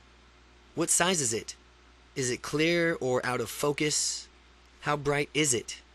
Your eyes still closed. Tune into the sound that's associated with a belief of yours that is no longer true. Listen closely and pay particular attention to the sound qualities as you answer the following questions. Do you hear a voice of doubt? Do you hear a voice of authority? Do you hear other sounds? How loud are the sounds that you hear? And step 2, break state. Open your eyes, take a deep breath, and name 3 different things in the room that will help you shift from a state of doubt back to your neutral state. You will even want to physically move around a little bit and helps you return to your neutral, normal state. Step 3, discover how you believe. Think of something that is absolutely true. Pick out something that you have no question about, that you believe 100% about to be true. Choose something simple like, the sun will rise tomorrow, or I need to breathe in air to live. We're going to elicit the same visual and auditory qualities in this powerful belief that we just elicited for the doubted belief. Just as you did before, when you think about this absolutely true belief, become aware of everything you mentally associated with it. Remember, since we're paying attention to the structure of the belief, pay attention to the structure of the belief, look at the different visual qualities of the belief, and make a note of them. Regarding what you see and your strongly held belief, answer these questions. Is it flat or three-dimensional? What size is it? Is it clear or out of focus? How bright is it? With your eyes still closed, tune in the sounds that are associated with this belief that are absolutely certain. Listen closely. Pay particular attention to the sound qualities as you answer the following questions. Do you hear voice of doubt? Do you hear voice of authority? Do you hear other sounds? How loud are the sounds that you hear? Step 4, break state. When you're done making note of all the qualities from which you see and hear, open your eyes, take a deep breath, name 3 different things in the room that will help you shift back to a neutral state. You may want to physically move around a little to help you return to your neutral, normal state. Step 5 is change the belief. Think of limited beliefs of yours. Since this book is about confidence, think of one that relates to your confidence or shyness. A good example is I can't go up and meet strangers easily. This belief that limits many people whose social and business lives would improve if they rid themselves of it. Once you've selected your limited beliefs regarding confidence or shyness, close your eyes and notice all the visual and auditory qualities of that belief. This is just what you've done in steps 1 and 3. After you've gotten the visual and auditory qualities of your belief, begin to change each and every visual auditory quality of your limited belief to match all the visual and auditory qualities of something that you used to believe but no longer do, an old belief. This process recodes your limited belief, transforming it into something that you no longer believe. Make sure the visual and auditory qualities of the limited belief match those of the old belief as precisely as possible. When you're done transforming that belief, open your eyes, take a deep breath, and reorientate yourself back into a neutral, normal state of being. Congratulations on removing a limited belief. Since nature abhors a vacuum, we will place an empowering belief in your mind where it is limited belief used to reside. To do this, think about something with respect to your confidence, that you believe it will improve your life.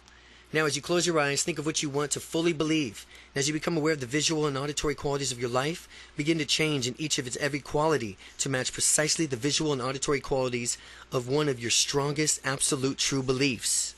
When you process it complete, you will think of this new empowering belief in the way that you thought of your absolute empowering belief in the same way that you thought of your other absolute true. Strongly held belief in step 3. Ensure the visual and auditory qualities of this new absolutely true belief and your previous true beliefs match up as much as possible. Again, when this process is complete, you will think of this new empowering belief in the same way that your thoughts of others are absolutely true. Strongly held beliefs in step 3. Ensure the visual and auditory qualities of this new absolutely true belief and your previous true beliefs match up as much as possible. Belief changing patterns. Number 1, close your eyes. Number 2, think about something that you used to believe was true but no longer do. Then, number 3, notice the visual qualities of the belief. Number 4, notice the auditory qualities of that belief. Number 5, notice all the emotional qualities of that belief. 6, open your eyes. Name 3 different things in the room to clear your mind. Number 7, close your eyes again. Number 8, think about limited beliefs that you have, such as I'm shy or I'm not confident. Notice all the visual qualities of that belief, all the auditory qualities of that belief. Notice all the emotional qualities of that belief. And then number 12, open your eyes and name 3 different things in the room to clear your mind. Finally, number 13, adjust your limited belief to resemble something you used to consider true but no longer do. And I encourage you to practice changing your beliefs and experiences. You'll be surprised how easy and effective it is. Use expectancy to your advantage. What you expect tends to be realized more often than you might think. Resourceful people have different beliefs from those who are not resourceful. Resourceful people expect to be able to find a way to achieve their outcome. They expect to be able to easily and naturally form a rapport with anyone they meet. When they want something to happen, they often go for it. And if they make a mistake, they learn from the feedback. These expectations tend to influence a resourceful person's outcome. Believing the following ideas will increase your interpersonal skills and personal effectiveness. When you meet people, you want to create rapport. Remember these beliefs. People automatically like you because you are a good person. You can easily and naturally meet anyone you choose. You can have instant rapport with anyone you choose using these techniques. You have a lot in common with any person you meet. You can learn something from each and every person you speak with. You may be thinking that these beliefs are not necessarily true, and if so, you would be correct. However, we're not out to get a result, not to logically prove what is or isn't, but above beliefs are using useful generalizations that will help you when you believe them. In all interpersonal relations, assume that you can get and maintain a rapport. Operate under the belief that you have far more in common with that person than not in common, and you will easily connect with him or her. Diffuse limiting beliefs with the power of question. The following method uses questions that are designed to break up limited beliefs. These questions help you reconnect with your confidence resources. Remember that you have confidence within you. You have confidence within you all times. You will have success. You will have successfully been confident in the past. The key is to summon the necessary confidence whenever you choose. Now, if you hesitate or behaving tentatively, ask yourself, what's stopping me from doing what I want? Once you have the answer to this question, you can transform the frame of mind, your internal dialogue, and your physiology into a state of confidence. If in fact you do find yourself acting shy, never beat yourself up over it. Remember that there's a positive intention behind every behavior. That means that the way you were acting served as a purpose to ultimately do some good in the past. Figure out what positive intention of your shy behavior is by asking yourself, what is the positive intention of this tentative feeling? Be silent, and allow the genuine answer to pop up in your mind. When you get an answer, take a note of it and then remind yourself that shyness is an outdated way of behaving, and that you will choose confidence from here on onward.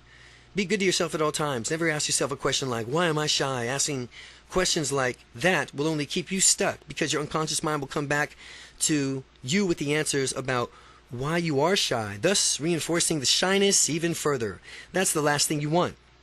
You want to ask questions that reconnect you to your resources of confidence. Ask yourself, what would it be like if I were feeling unstoppably confident right now? How would it feel? How would you feel? Would you feel different?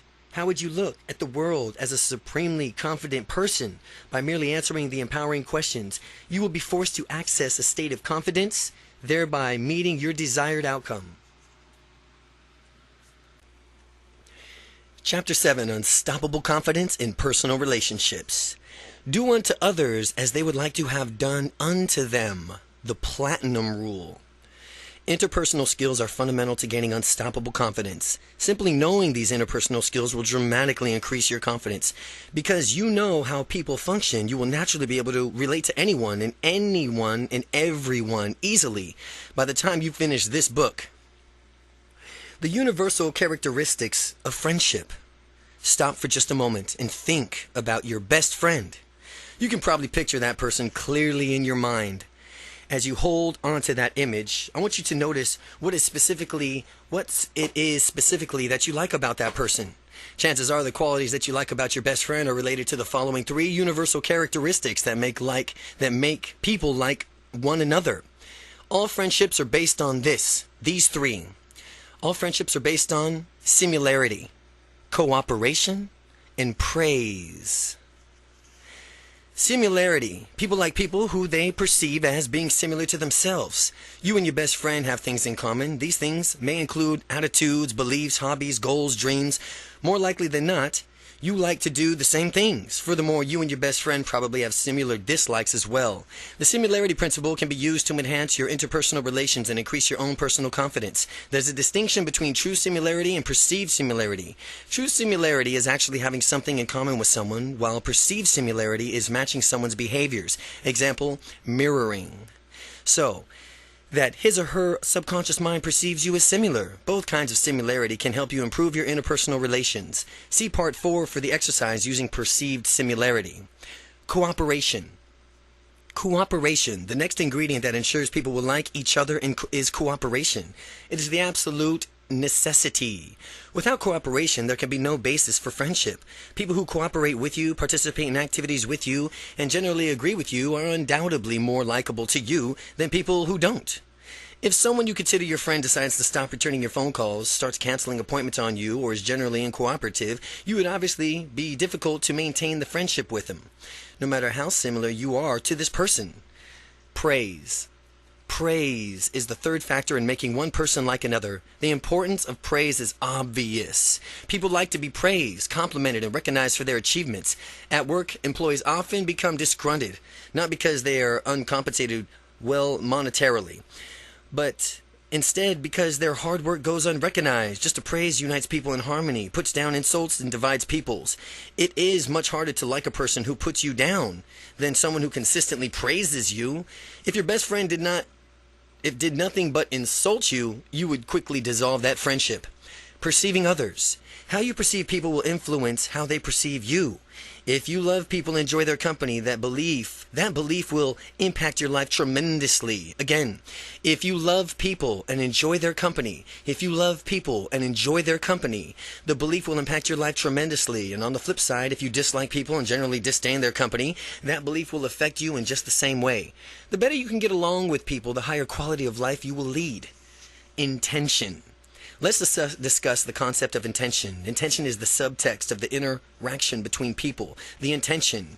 If you intend to connect with someone before beginning to talk to them, him or her, you will project the intent of the person will unconsciously pick up on it, responding to you more positively than he or she may have otherwise.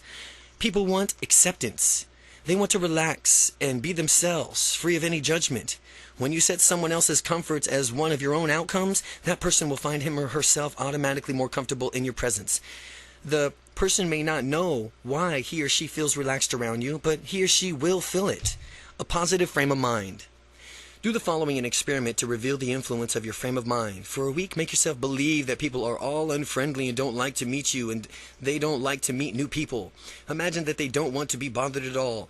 After temporarily adopting this frame of mind, you go out each day, night, and week and try to strike up a conversations with strangers, and it will be difficult because of your frame of mind. What the thinker thinks is the prover proves. The prover proves. Having these preconceived negative beliefs become a self-fulfilling prophecy. Once the week is over, purge yourself of that toxic frame of mind. The following week, adopt the belief that people are perfectly friendly and they love meeting new people, dynamic people such as yourself. Furthermore, recognize that you like to get to know new people yourself, and since you can learn something new from each and every person you meet, you can accept people for who they are, allow them to be themselves, and free themselves from judging them. After permanently adopting this frame of mind, you can go out each day or night or week and notice how naturally it is for you to converse with strangers. One of many beliefs is having a confidence is how other people are put in ease when you interact with them and the confidence with you. Again, one of many benefits of having confidence is how other people are put at ease when interacting with the confidence and the confident you. If someone is uptight and ill at ease, other people can sense it, and that may act correspondingly uptight. However, when someone is genuinely comfortable in being him or herself, others sense it as well, and consequently, it lets their guard down. While you do these experiments and see yourself on how influential positive frame of mind works and is, remember to have fun. Just go out and experiment, play and practice your new skills, adjust your behavior continually based on the feedback that you receive, and eventually you'll find yourself just where you want to be when you're meeting new people. Pitfalls to avoid. There are several pitfalls to avoid as you develop unstoppable, confident interpersonal relationships. As you develop your unstoppably confident interpersonal relationships, overcome intimidation. One thing that you may encounter on your journey to connect and click with other people is feeling intimidated and intimidation. Many of these things can cause a person to feel intimidated, including beauty, fame, fortune, social status, others. People possessing these qualities can seem intimidated. It is important to remember, though, that feeling intimidated, like shyness, fear, anxiety, and other emotions, is a result of mental process. Remember, who's in control? You are. If you ever find yourself feeling intimidated while dealing with someone, recognize the feeling as soon as you feel it, and by becoming aware of it and identifying it, you could do something about it. Take a few steps back and look into the picture. You are two people talking to and interacting. Take a few steps back and look at the big picture. You are two people talking or interacting in some fashion. It's really not such a big deal. The other person is simply a person the same way you're a simple person. When you strip away everything else, whoever it is that intimidates you puts their pants on the same way that you do. Remember, this will eliminate intimidation and help you build the unstoppable confidence within you. In terms of dating, some people always think that the object of their affection is way out of their league. In terms of dating, some people always think that the object of their affection is way out of their league. That is utter and complete nonsense. People are people. No one is below or above anyone else. Beautiful people who might intimidate others are simply human beings with beliefs, desires, values, hopes, dreams, fears, and goals like anyone else. When you think about it in that way, doesn't it make it much easier for you to interact with people? That everyone, and even beautiful people, they might be intimidated as well. They're simple human beings with beliefs and desires and values and hopes and dreams, fears, and goals like anyone else. Now, as you apply these ideas in your life, I think you'll find that it does. If I ever feel intimidated by someone, it's because I'm focused on the wrong attribute.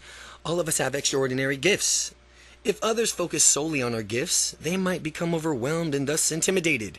We're all human beings, and we all have much, much more in common than we have in differences. If I feel intimidated, it's because I'm not only dwelling on someone's extraordinary gift, but I'm also blowing that person way out of proportion. I'm totally exaggerating and making that person seem larger than life. A useful belief in dealing with someone who has a potential of intimidating you is to realize that you have at least something in common with every person that you meet. People have more in common than others think or even realize. Most people want to be happy, prosperous, take care of their families, enjoy their lives, and have freedom to pursue whatever they want. And when you keep these beliefs in your mind and when you talk to a person, you will discover the connection between you and the two are deeply as a result of your projecting that similarity to the other person. Beware of mind reading.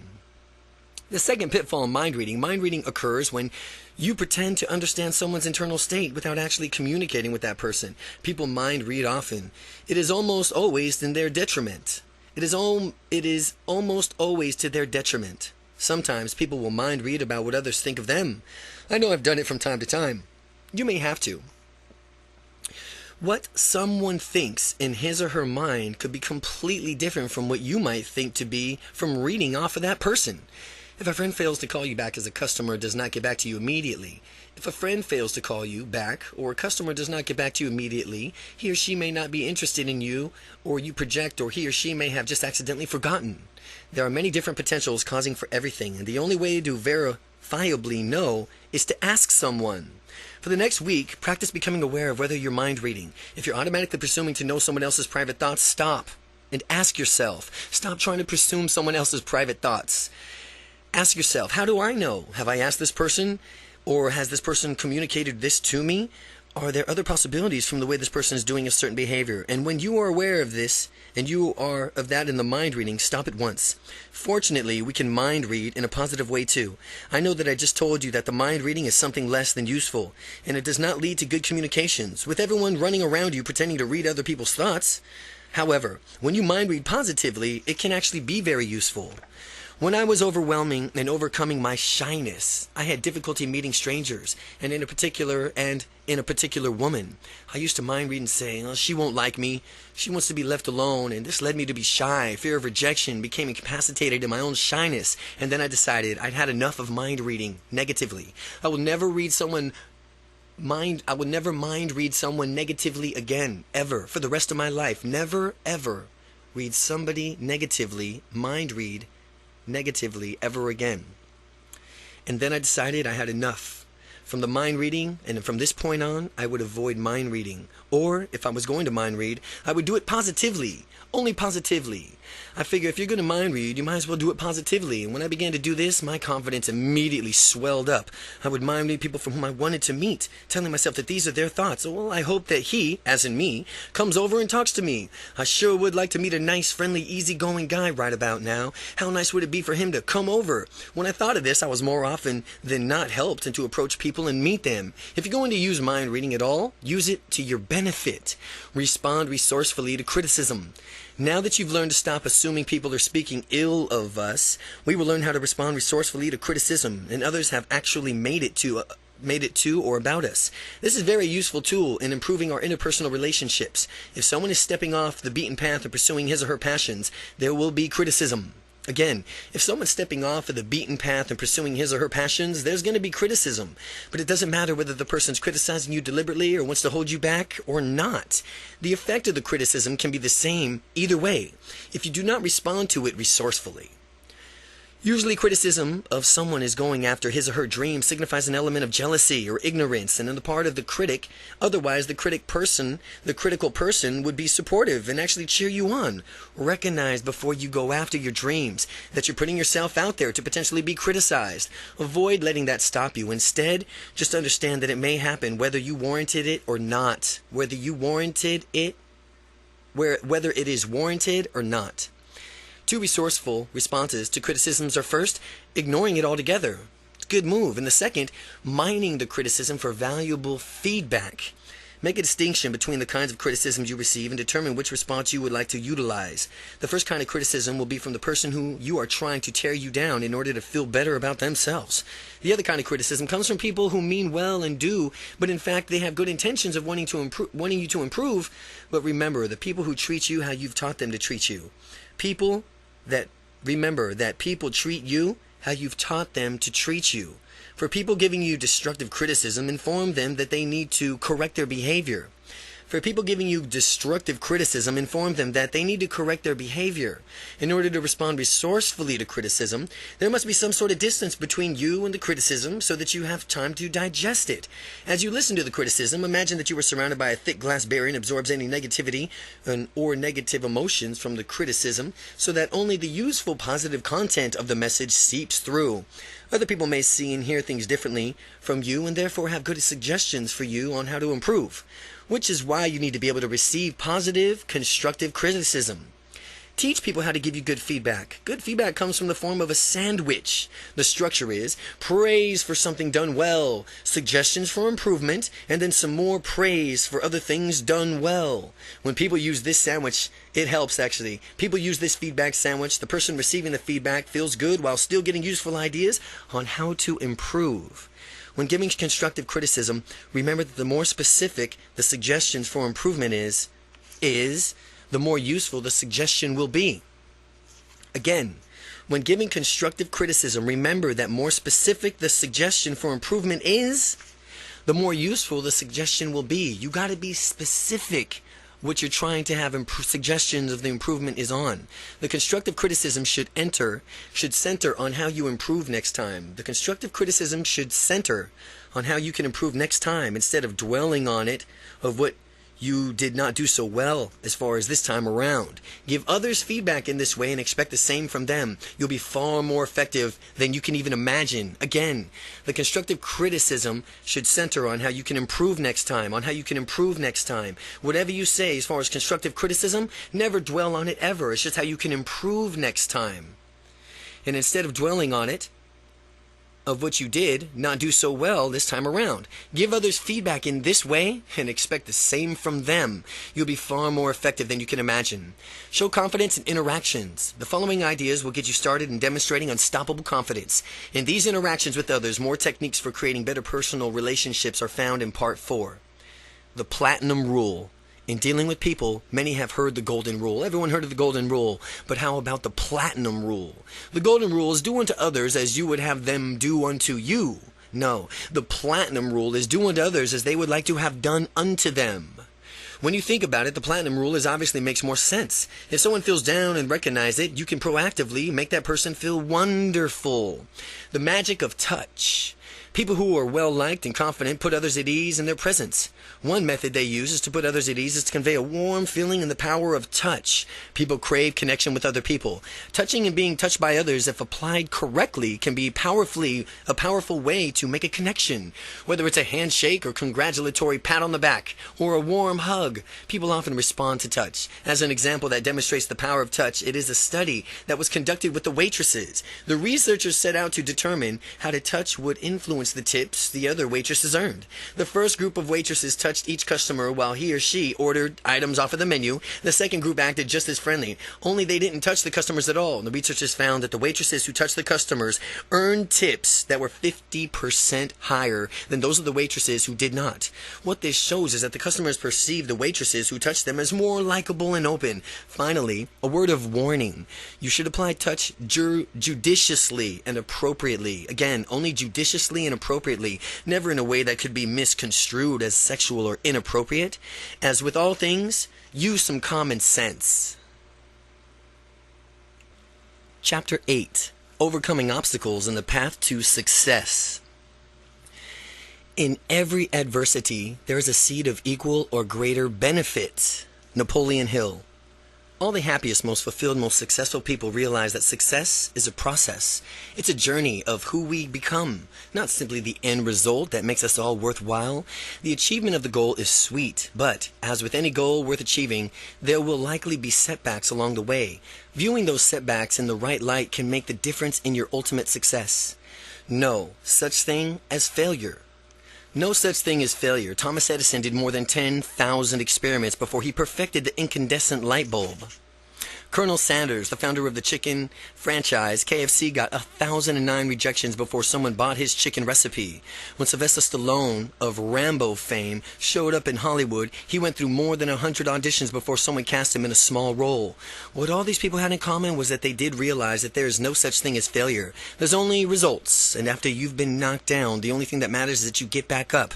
As Thomas Edison was developing the light bulb, newspaper reporter came to interview him about his experiments that had failed. The newspaper reporter inquired as to when the inventor would give up after failing so many times, to which Edison retorted, "Never." The pressing newspaper reporter insisted, "But you've kept failing over and over," and Edison swiftly responded, "No, what you don't understand is that I have not failed. I've just found over 10,000 ways not to invent the light bulb." This is very true, and since he's learned from each previous experiment and made corrections based on his findings, masters become masters because they make more mistakes. The more mistakes you make, the better distinctions, small pieces of information you learn by doing, you'll get. The more distinctions you have, the more easily you will reach for your outcome. Think about that as it applies to your confidence and going after your dreams. Masters are excellent at fundamentals. They go back and ensure that they have gotten the basics down. If you at first are not successful, be thankful. Some of at least successful people are out there. They've had early successes and decided that there was no room for improvement. Therefore, they became complicated and stagnated. Compare this to people who fail royally the first times. These late bloomers have to develop skills to adjust their behaviors based on feedback. They tend to develop habits that lead them towards continual improvement, and as they develop these habits and begin to succeed, they eventually surpass the early bloomers in productivity. The 4 major causes of blunted progress. People stop short of achieving success for many different reasons, and being aware of what stops other people can help you prevent yourself from being sputtered out. Now let's continue on the road towards living your dreams. A lot of the reasons that people prevent people from living their dreams are actually excuses. What I challenge you to do is systematically go through your life, kick out all the excuses, the crutches that you may have or been leaning on. Blow out the crutches permanently so that there can be no choice but success. This is one of the rare times of reducing your options will ultimately gain you more options in the future. Excuses are false options that will only hinder your progress. And since progress is vital to success, you mustn't let anything stand in your way. The 4 major causes of blunted progress is: number 1, the fear of change. Number 2, fear of the unknown. Number 3, the fear of success. And number 4, the fear of failure. Fear of change. People are creatures of habit. A lot of us do the same things over and over again, as in every day we rerun. This can be good in some context. Habits simplify our lives. We don't have to consciously think about how to drive a car, open a door, use a computer every time we do so. On the flip side, habits can become detrimental to our well-being if they act too much on our habits. We can become automatons and forget to make conscious choices about what we really want to do. Becoming confident is the breach of habit that people may fear, since it involves an entirely new set of behaviors, attitudes, and values that differ from being shy. It is useful to believe that change is fun and easy. To change for the better leads to personal growth. Change for the better. Change for the better. Personal growth. And that lets you know that you're really alive. It shows that you are really not stagnated. Sometimes at the start of a big change, it may be painful or seem to have negative effects. Always look on the bright side. Think long term. Dwell on how difficulty you experience in making the change can only help you down the line. Pretty soon you'll discover yourself doing these same difficult things automatically. The more you practice, the easier it gets. Fear of the unknown. Fear of the unknown is quite common. Even though it makes little sense to me, life inherently has become unknown. You just never know what's going to happen. You don't know what to expect all the time, and your life would be completely drained of spontaneity if you ever could. And you would never have any enjoyment. That wasn't mapped out beforehanded. Is this worth wasting your valuable time and energy contemplating on the unknown when you could just take it as it comes with an optimistic attitude? Of course. It's only natural to make provisions that ensure the worst case scenario in each situation does not happen. Although, if the worst case scenario should happen, you can always minimize the damages afterwards. This is the fundamental shifting in your mindset here. It's the difference between taking action to preventing or minimizing the worst case scenario and not taking action because you're worried about something bad might happen. It's important to avoid spending your time worrying and fearing the unknown. Instead, take action and increase your peace of mind. Think of life as an adventure or a game where you make up all your own rules play by play. And if you move through your life with a frame of mind like that, how much more exciting and fun would your life be? The fear of success. Some people subconsciously fear success. This fear paralyzes them, preventing them from taking a positive action. Successful people find ways to overcome this fear, and that's one of the reasons why they are successful. There's a myth that if you become successful, you have to move in a different neighborhood and lose all your friends, and the world as you know it will end. But if you subscribe to this theory, you are deluding yourself. Success comes in many forms: marital, spiritual, physical, mental, financial, and so on. And it is wonderful. Success is continually rewarding all of the people, and all the people should know that it's like to be successful and what it's like to be successful in their own right. Sometimes people shun success because they think it'll impose a higher standard on them and consequently put them with more pressures on them to perform consistently at the higher level. It's true there's a higher standard and that the higher standard is set, but who says you can't meet expectations once you've raised the bar? You should always expect your excellence out of yourself. You deserve to perform at a high level, no matter what the context. If you're merely continuing to perform adequately, then you're just trying to not lose. Well, if you continue to perform with an excellence, then you are now in it to win, performing with an excellence. Avoid playing the trying not to lose energy or the trying not to lose game. Always opt for the I'm playing to win this game instead. Fear of failure. Fear of failure stops many people from even going after what they want. Some people tend to dwell of what happens if they fail. They focus on thoughts that will happen if nothing goes right. When you do that, you picture all sorts of negative, hypothetical situations and eventually talk themselves out of doing something that could have been done wonderfully.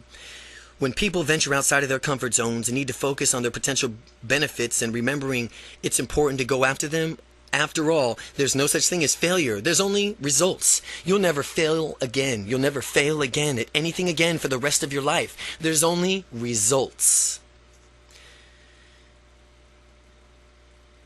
And if you get results that you don't like, you'll naturally adjust your behavior based on the results to persist until you achieve your outcome. If you get results you don't like, you'll naturally adjust your behavior based on the results to persist until you achieve your outcome. To get past the fear of failure, answer the following question. To get past the fear of failure, answer the following questions. If you knew you could not fail at something, what would you do? What would you achieve? How would your life be different than it is now if you knew you could not fail? First, you must conceive it. Then you must believe it. And then finally, you will achieve it. Your initial answers to these questions are outcomes that you should pursue. Go for it. Make them a reality. Remember, the mistakes are great ways to learn. Mistakes are just a great way to learn. We all make mistakes sometimes, and the more we make them, the more better off we are. And since this means we're all learning faster than better off we are. Since that means we'll be learning faster than if we weren't making any mistakes at all, as long as you avoid making catastrophic mistakes, the little ones can be your best teachers of how to do something the right way. Even if you did nothing and tried your hardest not to make a mistake, mistakes could be impossible to avoid. Since doing nothing in itself would be a mistake, you are bound to making a mistake once in a while. So let's just make the most of them. The secret: start making the most mistakes as you can. One motto is to go by is this: fail forward fast. Fail forward fast. Keep on making the mistakes and learn from them. Adjust and move on. Then repeat the cycle without making any mistakes. There's no personal growth. Without personal growth, there is stagnation. Be confident about mistakes. Be confident about mistakes. They are simply ways in which we learn. There's a success and a confidence secret of go-getters all around the world, and after each success they experience, they integrate that success into their identity as further evidence that they are unstoppable. And after each mistake, they start thinking simply as a byproduct of their behavior and learning opportunity. The mistake doesn't cast any doubt on who they are as people. Many people have their strategy flip-flopped. Instead of integrating the success as a part of who they are, they dismiss them, and that's all wrong. Dismiss the mistake as flukes, but not the successes. People downplay their successes with each phrase as, "Oh, I just got lucky," or "Oh, it's bound to happen sometime." Those phrases absolve the person from any responsibility for taking action and generating the success. Noting these phrases popping up and out of other people's language and yours too, then avoid using them even ever again. It wasn't luck, it was you. It wasn't luck, it was you. To get the victories to occur more often, just as soon as you have a major success, visualize yourself having the same results again in many different contexts. When you got the winning feeling, it's such easier to imagine it yourself having the same feeling over and over again in the future. Visualizing the victories is different contexts, and it will help you create a belief that the success is part of who you are, not just an isolated incident that occurs from time to time. Here's how to be successful, and here's how successful people view their mistakes. Well, the mistake is simply a function of what I did, not a part of who I am or who you are. A mistake is something to learn from. A mistake lets you know that you should adjust your behavior. Here's how successful people view their successes. Success is part of who you are. It happens because you are a successful person. Success is something to congratulate yourself on and celebrate. Success can be built on to reach even greater heights in the future. The confidence you are rapidly developing can take to a form of a snowball. At first you pack the smallest bit of snow in your hands and make it as dense as possible so that it sticks together, and then you place a small snowball on the top of the great big hill, and as you roll the snowball down the hill, the snowball gathers more and more snow and it gains momentum. Pretty soon the snowball is unstoppable and it keeps getting bigger, acquiring more snow and faster. That's how your confidence is going to be growing now. You're packing the small snowball for the techniques in this book, pushing the snowball down the hill. With the snowball racing down the hill, you are stepping further and further outside of your original little comfort zone. You'll be amazed how surprised and delighted you'll find of how much you'll enjoy this wonderful personal growth. Once you adopt the belief that mistakes are your gateway to learning and natural parts of the process, your confidence will immediately begin snowballing faster.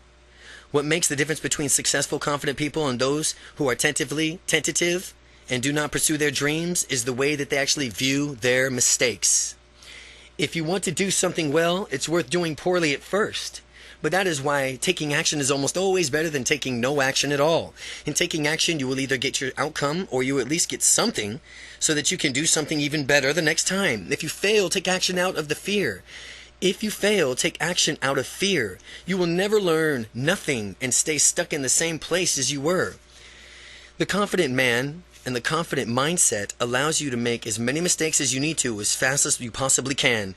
The key here is to correct what you're doing based on the feedback that you get regarding the mistake. Be constantly correcting. Eventually you will get your desired outcome, and after you've succeeded, you will learn to integrate the success into your identity as well as being a person of unstoppable confidence. The tentative mind sets and holds the mistakes they tend to think that they're bad and they should be avoided. But as you become more confident in yourself, you'll naturally find how effective the tentative mindset is in terms of going after your dreams, how ineffective the tentative mind is. Mistakes are really only a measure of one specific instance of your behavior. They are not personal evaluations, and a mistake is just a moment that you had a mistake as far as a tentative or a temporary behavior. They are not a personal evaluation of your worth or you as an individual. Avoid taking mistakes personally. Don't take mistakes personally. Instead, learn from them and move on. Failure from an unstoppable confident perspective. Failure from an unstoppably confident perspective. Confident people are confident because they know that they can achieve anything they want. How do they do this? Because they have a history of persisting until they succeed, until they win, until they get what they want. They may experience temporary setbacks from time to time, but they always learn something from these and do something different, and eventually until they finally achieve their goals. So, how do you do this? Well, I'm reminding you of a story that you may have already heard. A group of frogs on a farm came across a bucket of milk, and the farmer had accidentally left behind, and they dared each other to jump over the bucket, and they did, and over until the frog kept misjudging his jump and fell into the milk. He tried to scramble out of the bucket, but the sides were too slick and he fell back in. He could hear the other frogs laughing at him outside. Not only was he in danger of drowning, but the other frogs that he thought were his friends were laughing about it. He was determined to get out, so he swarmed and jumped and flailed about. And the more he tried, the more they laughed at him. So he kept it up, and as he kept it up, all of his motions ended up churning the milk until it became butter. And when the butter was thick enough, the frog had enough leverage to jump up and out and escape. And what does this teach us? If you want something badly enough, you will achieve it, no matter how it happens, and no matter what happens, no matter what anyone says. Even if those whom you thought were your friends tell you otherwise, always know that you can. Refrain from asking yourself a question like, is it possible? Or can I do this? You already know that you can do it. Presuppose it is as a given. Presuppose it as given. You can accomplish whatever you set your mind to accomplish, with the inevitability of achieving your goal already firmly established. Ask yourself, what is it going to take to accomplish my goal? What is it going to take to accomplish my goal? This question assumes that the possibility of success is already a definite in your mind, and now the only thing is to determine is how. Specifically, will you get there? Chapter 9. Act as if. Act as if. Quality persons create a quality life. Successful people ask better questions, and as a result, they get better answers. Anthony Robbins. So now you may be wondering how to get unstoppable confidence. We've talked about confidence. We've talked about what it is, what it isn't, as well as about aspects of your language and body systems and how they need changing. But how exactly do you get there? Parts 3 and 4 give you techniques and exercises to help you change your language and change yourself. To get started, here's the first step to set you on your journey to unstoppable confidence. Acting as if. Acting as if is an NLP essential. If you act as if something is real for long enough, you will eventually forget that you are only pretending. And however you are acting will become your habit. And this is one of the keys to neuro-linguistic programming. People who used to be shy have used this as-if frame of mind to develop their confidence. The difference between people who are confident and those who are shy are their habits. Habits can either be good or bad. The secret is to have a wealth of good habits. The more empowering habits you have, the better life will be. Developing these habits of behaving confidently can be enjoyable too. It's exciting to witness your personal transformation as you gain more confidence in yourself. The pretend it, have it technique. The pretend it, have it technique. The mind and body are part of a cybernetic system. This means that the body influences the mind and the mind influences the body. You can pretend to have a confidence, reliving confident experiences in your mind, which will get your body to adopt confident physiology. Or, if you choose to adopt confident physiology, your mind will adjust from what you are seeing, hearing, and feeling internally to experience confidence. You can use this to our advantage, and we should use this to our advantage. Getting confident is no different from pretending to have confidence. Keep doing it for long enough, and pretty soon you'll forget that you're pretending. And by the time you've done that, the confidence will become a habit. Following that, your confidence gets ingrained into your personality, and it becomes a part of your identity. Remember, times as a child when you played make-believe. Children have excellent imaginations. They're very good at playing and consequently learning. People play make-believe now and pretend that you have the confidence before you really do have it. Here's some questions about confidence. Questions about confidence. Imagine what it would be like to be 10 times more confident than you are now and answer the following questions. How would it be? How would you be moving differently? How would your body posture be different? How would your inner voice be different? How would you be speaking to others? What is going through your mind? How does your body feel? Where is your body? Where in your body do you feel the confidence first? How could you intensify that confident feeling in your body? By answering the questions, you can do what they invite you to do. You will see your unstoppable confidence soar. You will see your unstoppable confidence soar. When your confidence soars, forget that you are pretending and take action to do whatever you need to do to get done. When I was learning how to walk up to strangers and begin talking, I would ask myself these questions one by one. With each question I answered, I adjusted my behavior and pretended as if I already had the confidence that I was seeking. And after answering all the questions, I could actually feel unstoppable confidence within me. This propelled me to introduce myself to strangers and begin talking to them. The reverse of this technique is also true, so be forewarned about that. If you think about shyness and adopt your body language, your mind and body will make you feel shy. But if you catch yourself doing this, acknowledge it, and then begin asking yourself the confidence questions, which are designed to get you into a super confident state, Now work on your way through the techniques and strategize in parts 3 and 4. Before long, you won't be acting unstoppably confident. You'll be unstoppably confident. Again, the questions about confidence are, how would you be moving differently? How would your body posture be different? How would your inner voice be different? How would you be when speaking to others? What's going through your mind? How does your body feel? Where does your body feel the confidence first? And how could you intensify this confident feeling in your body? Chapter 10. Mastering your internal voice. Make a game of finding something positive in every situation. 95% of your emotions are determined by how you interpret events to yourself. Brian Tracy. Imagine a private radio station in your mind that broadcasts just for you. If the DJ put on a record that played a whining, droning voice constantly cataloging your failures and griping of how hard life is, you'd feel pretty bad, wouldn't you? Wouldn't you want to turn it down or fire the DJ? Conversely, what if you could listen to rich, warm voice reminding you of all the great accomplishments of your life, the things that make you happy and thankful, the goals and your dreams that you have? Wouldn't that feel just great? Wouldn't you want to listen to that a lot? With the volume high enough for you to feel it vibrating throughout your body? Well, that's exactly what we are going to do in this chapter by mastering some basic NLP techniques, neuro-linguistic programming, or self-talk. You are going to learn to be useful with your internal voice to positively change your state of mind and direct your thoughts in resourceful ways. No matter how you have been using your voice your whole life, using your voice ever in the past, you will master your internal voice so that your state of mind becomes and stays absolutely fabulous, squashing negative internal dialogue. Many people have a negative internal voice that is constantly eating away at them. This negative internal dialogue often dwells on bad things in life and is quick to put down in some other nasty comment. Consequently, it's difficult for people who moved ahead if they don't first conquer their negative internal voice. This kind of internal monologue can use and cause a negative self-fulfilling prophecy.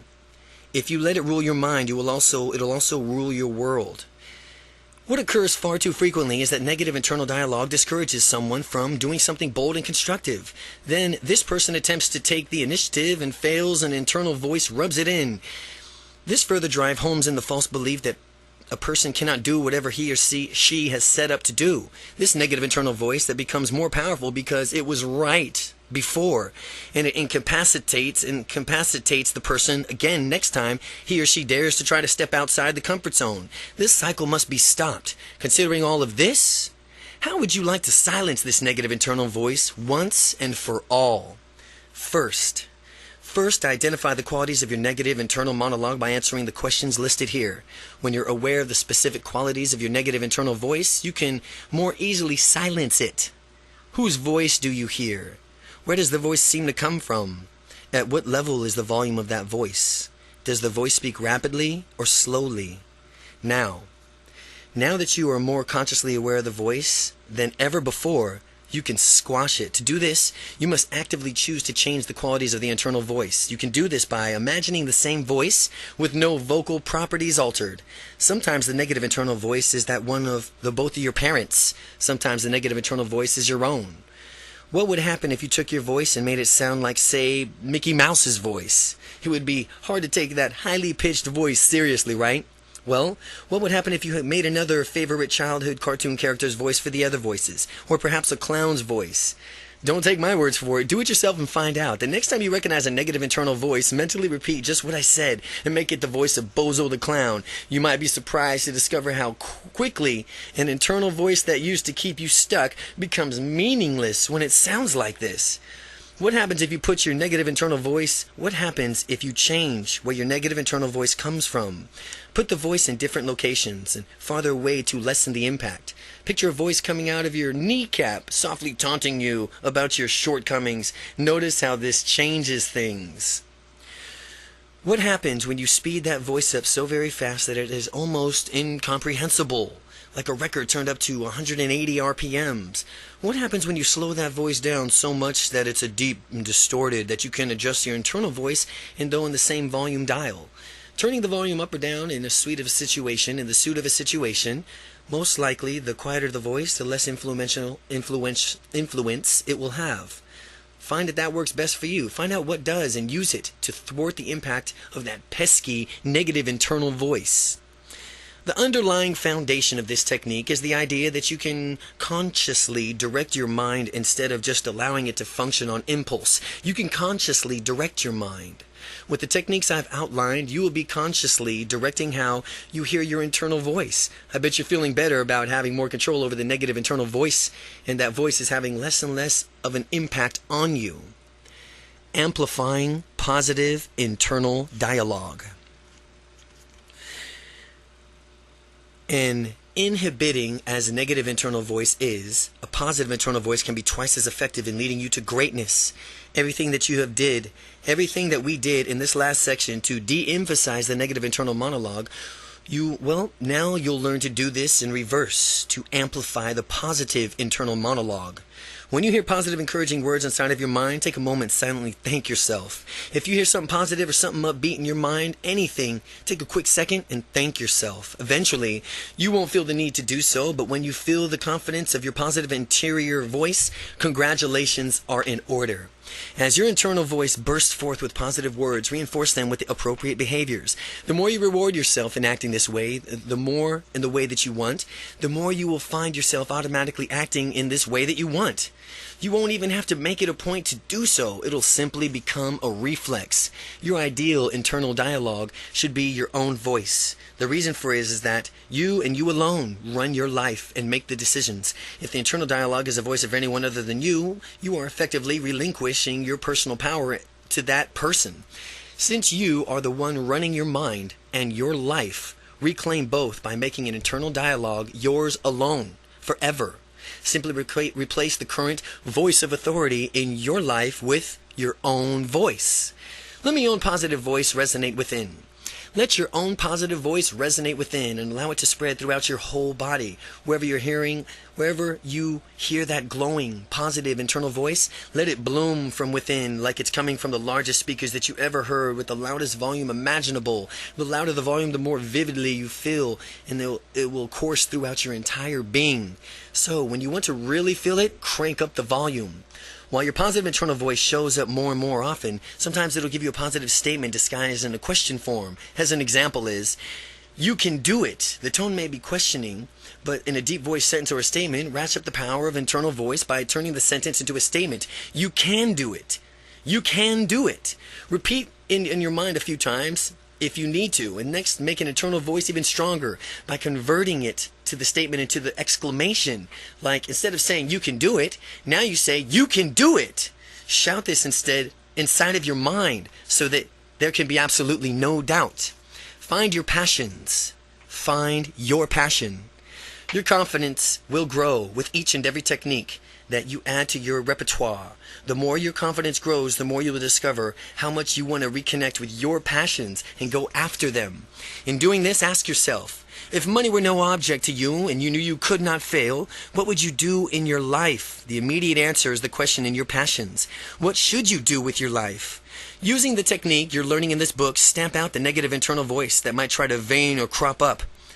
Find your passion. Find your passion. Set your goals. and then take immediate, repeated, massive action that will virtually guarantee your success. Commit to yourself that you will never quit. Remind yourself that you have quit quitting. You have officially quit quitting and move ahead into the life that you want to deserve and you should have now.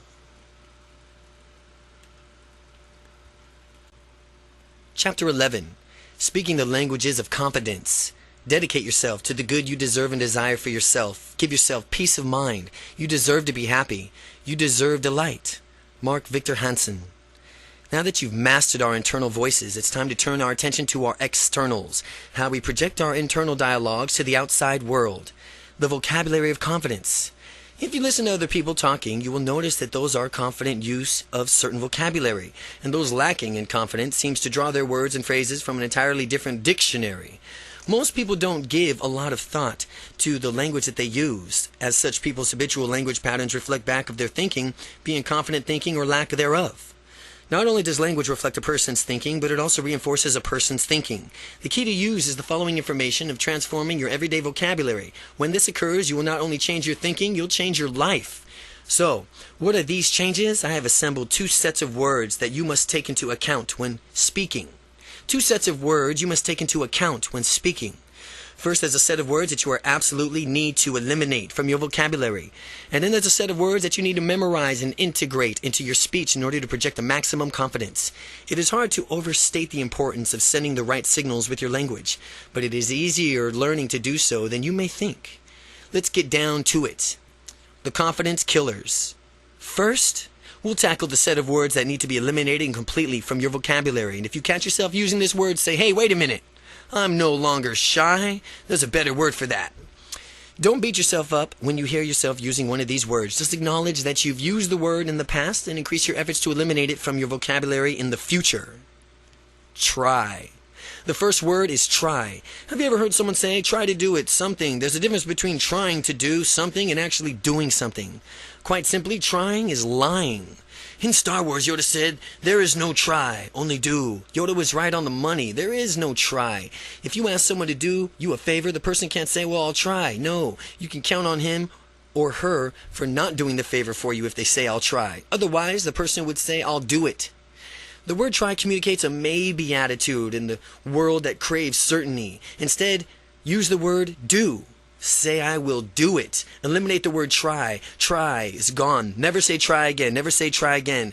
Don't try to eliminate the word try. Just do it. The shy sentence. I try to do the laundry. I'll try to do the laundry tomorrow. The confident sentence. I will do the laundry tomorrow. Try becomes do. Try becomes do. Try is gone. No more try. It's do. Hope. Hope is another word that is not for confident people, is hope. Now, hope is a nice and pleasant word. However, it announces a lack of action. For example, I hope things will get better, or I hope my situation resolves itself. Contrast with, I'm going to make it better, and I'm going to make my situation better. Hoping that something is to happen is being reactive, whereas taking action and expecting success is proactive. The shy sentence, I hope I can take a trip to Hawaii someday. The confident sentence, I'm making plans to take a trip to Hawaii next year. But negates every word that precedes in its sentence. But negates every word that precedes it in a sentence. As an example, I want to go to the movie, but I have a lot to do. In this example, it sounds as if the person will not be going to the movie. When someone hears the word but, he or she immediately knows that what was just about said should be just disregarded. If you want to communicate the same thing without using the word but, substitute the phrase with and yet. And yet. The shy sentence, I want to go, but I have something else going on. The confident sentence is, I want to go, and yet I have something else going on. The 3 ouds. The 3 ouds. Would, could, and should. The ouds. Well, here's the ouds. Would, could, and should. As Dr. Seuss might have said, it was concerned with confidence. Here of the 3 ouds, there are no good. As we go through each oud, we'll discover how its usage is in some places decreases confidence. The ouds are no good. We'll learn how to replace these words with that will propel you with furtherness into your success, propel you even further into your success. Would. Would is a conditional word. It's not confident, it's not absolute, but when I was discussing this notion writing a book, some people said, yeah, I would write a book too if... And then they give some reason why they supposedly precluded them from writing a book. Would is conditional and presupposes there's something standing in the way of success. It's pointless to use the word would because nothing can stop a confident person from achieving success. Eliminate the word from your vocabulary. The shy sentences. I would talk to strangers now if only. The confident sense is I will talk to that stranger now. Could. If someone says, I could go meet that person, then my question is, well, what's stopping you?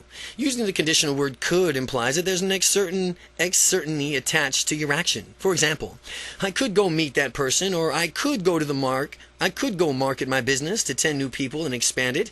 Just as we've seen with the word would, could also suggests that there's something preventing you from achieving your goal. Could implies that there's a chance by the message it sends to don't count on it. Eliminate it from your vocabulary. It's much better to use more definite phrase such as I can or I can't. I can or I can't. Could is, it's letting there's a chance that it won't be done. It's either I can or I can't. The shy sentence is I could try to make a speech in front of my peers. I could try making a speech. Confident person says, I can make a speech in front of my peers. Should.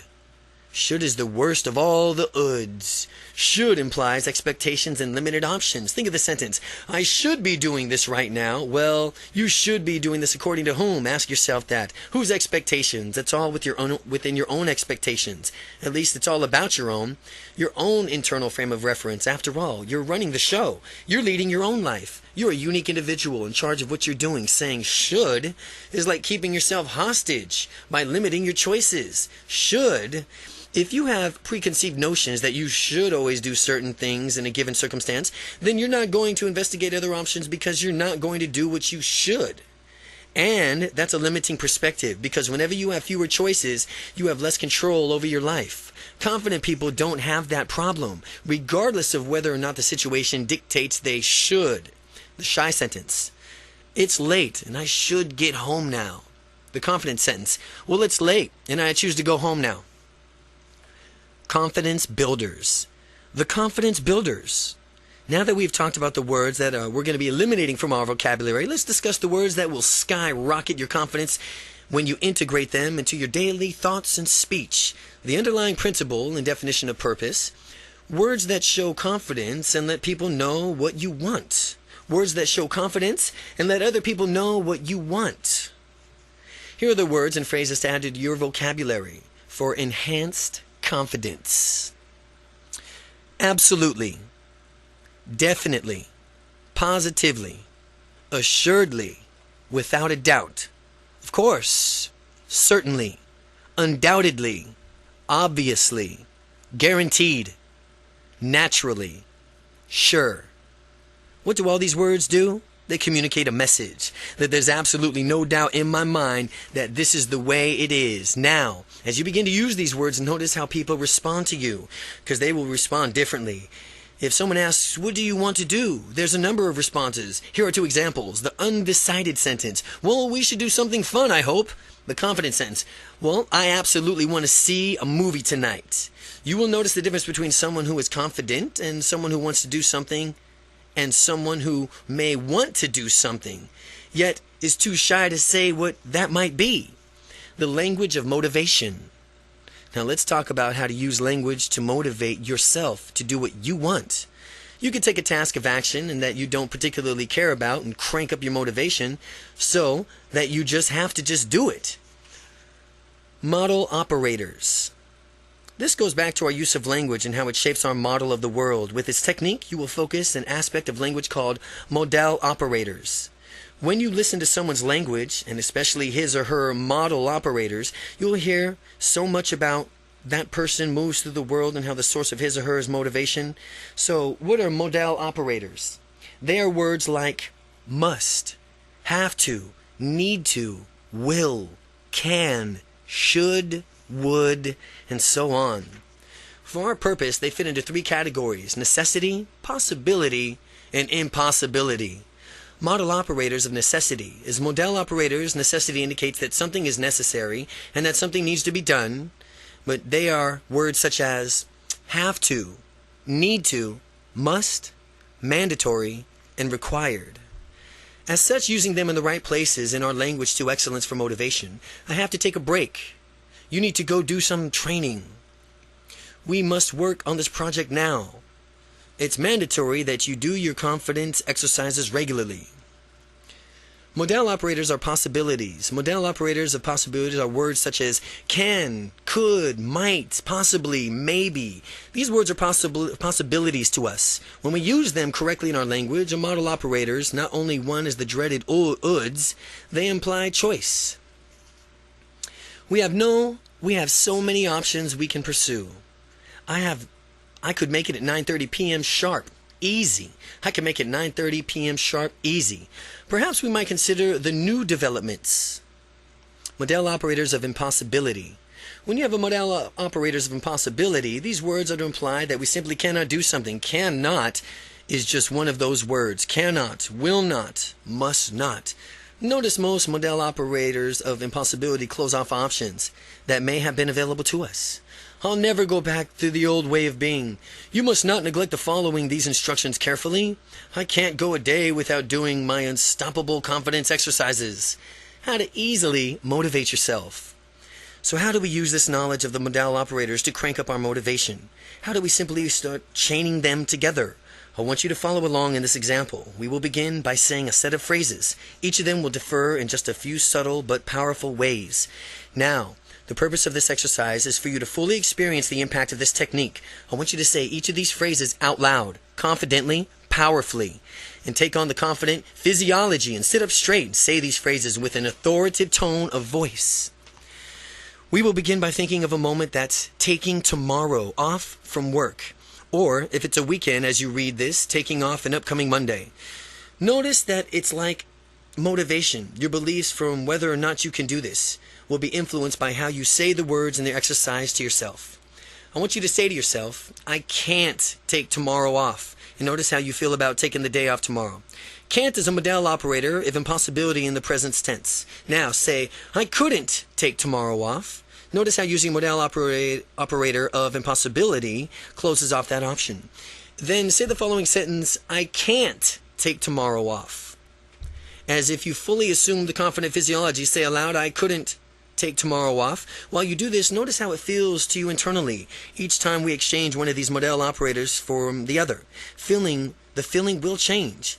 Next, say aloud, I could take tomorrow off. Using the could will alter the experience as if you find a saying it produces a different feeling. It might be compared to a contrast of the difference feeling between all the sentences that you think about. How one word can so drastically alter the meaning and feeling of the sentence. Could shifts your thinking from that the impossibility into thinking that something is possible, albeit with conditions attached. Well, to paraphrase the sentence, you could take tomorrow off and some condition were met. The conditional aspect is implied through the usage of the word could, as I explained earlier.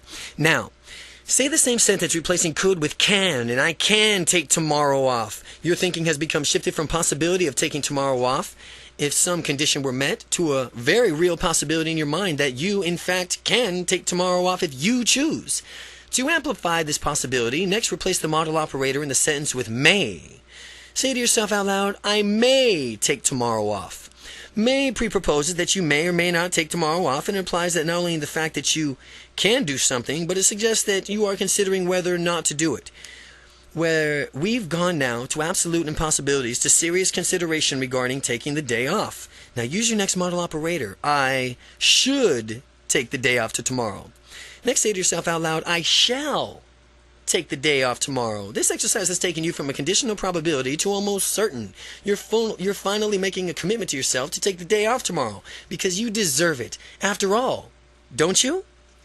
Next, tell yourself, I have to take the day off tomorrow really says, like and your sanity depends on it. Then notice how much more powerful the expression becomes, that I have to take tomorrow off. When you say I have to take the day off tomorrow, you can feel it course through every part of your body. Next, say, I need to take the day off tomorrow. You need to. Taking the day off tomorrow has gone from a requirement to a necessity, a fundamental need. Notice how these differences increase your motivation that much more. Finally, use the model operator that you've seen here and you've been waiting for. I will take the day off till tomorrow. I will take the day off tomorrow. That says it authoritatively, that I will, authoritatively and powerfully. Notice how committed you are in taking the day off to tomorrow. Look at how much your motivation has changed. Just because you've changed the word on each continuum of motivation, you become from a place of it was absolutely impossible to take the day off to tomorrow to becoming committed to taking off the day off tomorrow. This example demonstrates the power of these words and how people are using words to either limit themselves or model operators of impossibility to motivate themselves, the model operators of necessity, or to empower themselves with the more options of the model operators of possibility. Chapter 12, the body language of confidence. If we are to have magical bodies, we must have magical minds. Dr. Wayne Dyer. Body language is just as important as verbal language. Your internal messages, images, sounds, emotions affect your physiology and vice versa. Confident body language versus shy body language. Quick lesson. Confidence and shy body language differ greatly and are rarely mistaken for each other. By realizing the difference, you can be assured to maintain confident body language as you build unstoppable confidence. Here's some examples of a shy body language. Hanging your head as if you're ashamed of yourself, slumping your shoulders forward, drooping your spine instead of standing up straight, looking down on the ground. Having a confident body language is just as easy to spot. It sends a much better message. Here's some examples of confident body language. Keeping your head held high, having your shoulders thrust back, keeping your abdominal muscles tucked in, standing up tall and proud. And if you don't feel confident in any given moment, you can project confidence through your words, gestures, and body language. Avoid wimping gestures. Some people resort to blaming and placating in stressful situations rather than communicating their willingness to find a way out of the situation. They become panicked and are concerned with who's at fault. These people clearly lack the confidence. If they were able to alter their behaviors by maintaining a powerful, confident physiology, their internal states would match them on becoming a calm, cool, collected person. Maintaining composure is much more resourceful and effective for solving a problem than blaming or placating ever could be. Here are some methods for you on how to improve your body, how to move your body to stay confident. Never use placating gestures. Confident people never make placating gestures. These gestures convey that you are inferior, submitting to others person. A classic placating gesture is when someone shrugs his shoulders with palms facing upward, as if you're pleading, I didn't do it, or this conveys a need to absolute oneself a responsibility of the situation. In order to have unstoppable confidence, you must avoid these gestures at all times. Another placating gesture is the shrug, which means someone doesn't really know what's happening, and perhaps even don't care. It does not make any sense to convey that you don't care about any situation ever. So if you don't know about something, simply admit as much as the matter-of-fact way. People lack confidence often to give an exaggerated response, announcing in an annoyed tone that they have no clue. A lot of times you can find an answer to a problem if you just stop for a moment and think about potential situations. Instead of giving up so easily and pleading ignorance, Henry Ford said, "Thinking is the hardest activity there is to do. That is why so many people engage in it." People who are confident may not necessarily have the answers, but yet they do know that they have all the resources to find the answer. When I ask someone a question and the immediate response is "I don't know," it indicates to me that this person is not even willing to make an educated guess to the initiative to finding out an answer. The better response when you genuinely do not know is to say, "Well, I'm not sure yet." Well, this indicates the truth about your uncertainty and proposes that you will probably be sure to sometime in the future indicated by that word "yet." So never say "I don't know" again. Just say "I don't know yet." Never use blaming gestures. The opposite of placating is blaming. Unstoppable confidence people will never do this. Blaming takes place when you're accusing someone else in your stead. This blaming frame of mind is a very negative frame, and it does not empower you at all.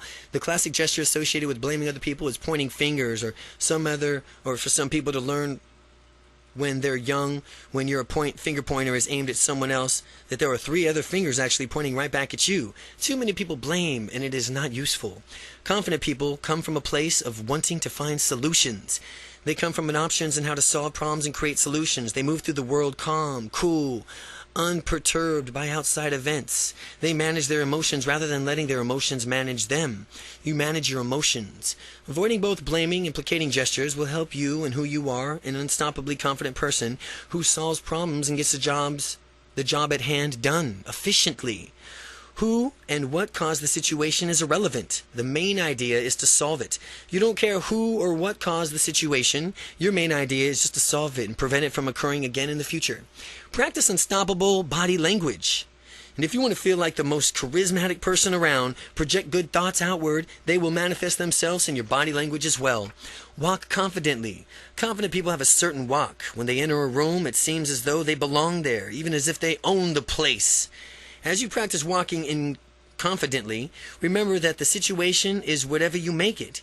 Keep your head held high, your shoulders back, your tummy tucked in, and move through the world in deliberate steps. Feel free to walk at your own pace instead of adopting the speed everyone else is using. Avoid shuffling your feet, looking down at the ground. You'll notice a difference as you practice your confident body language and pay attention to the way you walk. Steeple your hands for confidence. Steepling is a gesture that conveys confidence by pressing your fingertips together while keeping your palms separate, touching each of the fingertips to the opposite hand. Many unstoppable confident people steeple their hands to exude confidence. In fact, so many confident people do this gesture that it's now associated with confidence. Get in the habit of steepling your hands when you want to convey confidence to others. The wonder of smiling. The wonder of smiling. If you want to have more confidence, all you have to do is smile. Practice smiling with anyone you see. Anywhere you go. Do it when you're at work, home, or in the store. No matter where you are, give someone the gift of a smile. As you make it a habit, smile. Practicing making a smile with small talk. You'll soon discover that your conversations will be flowing with greater ease than ever before. Ask how they are doing.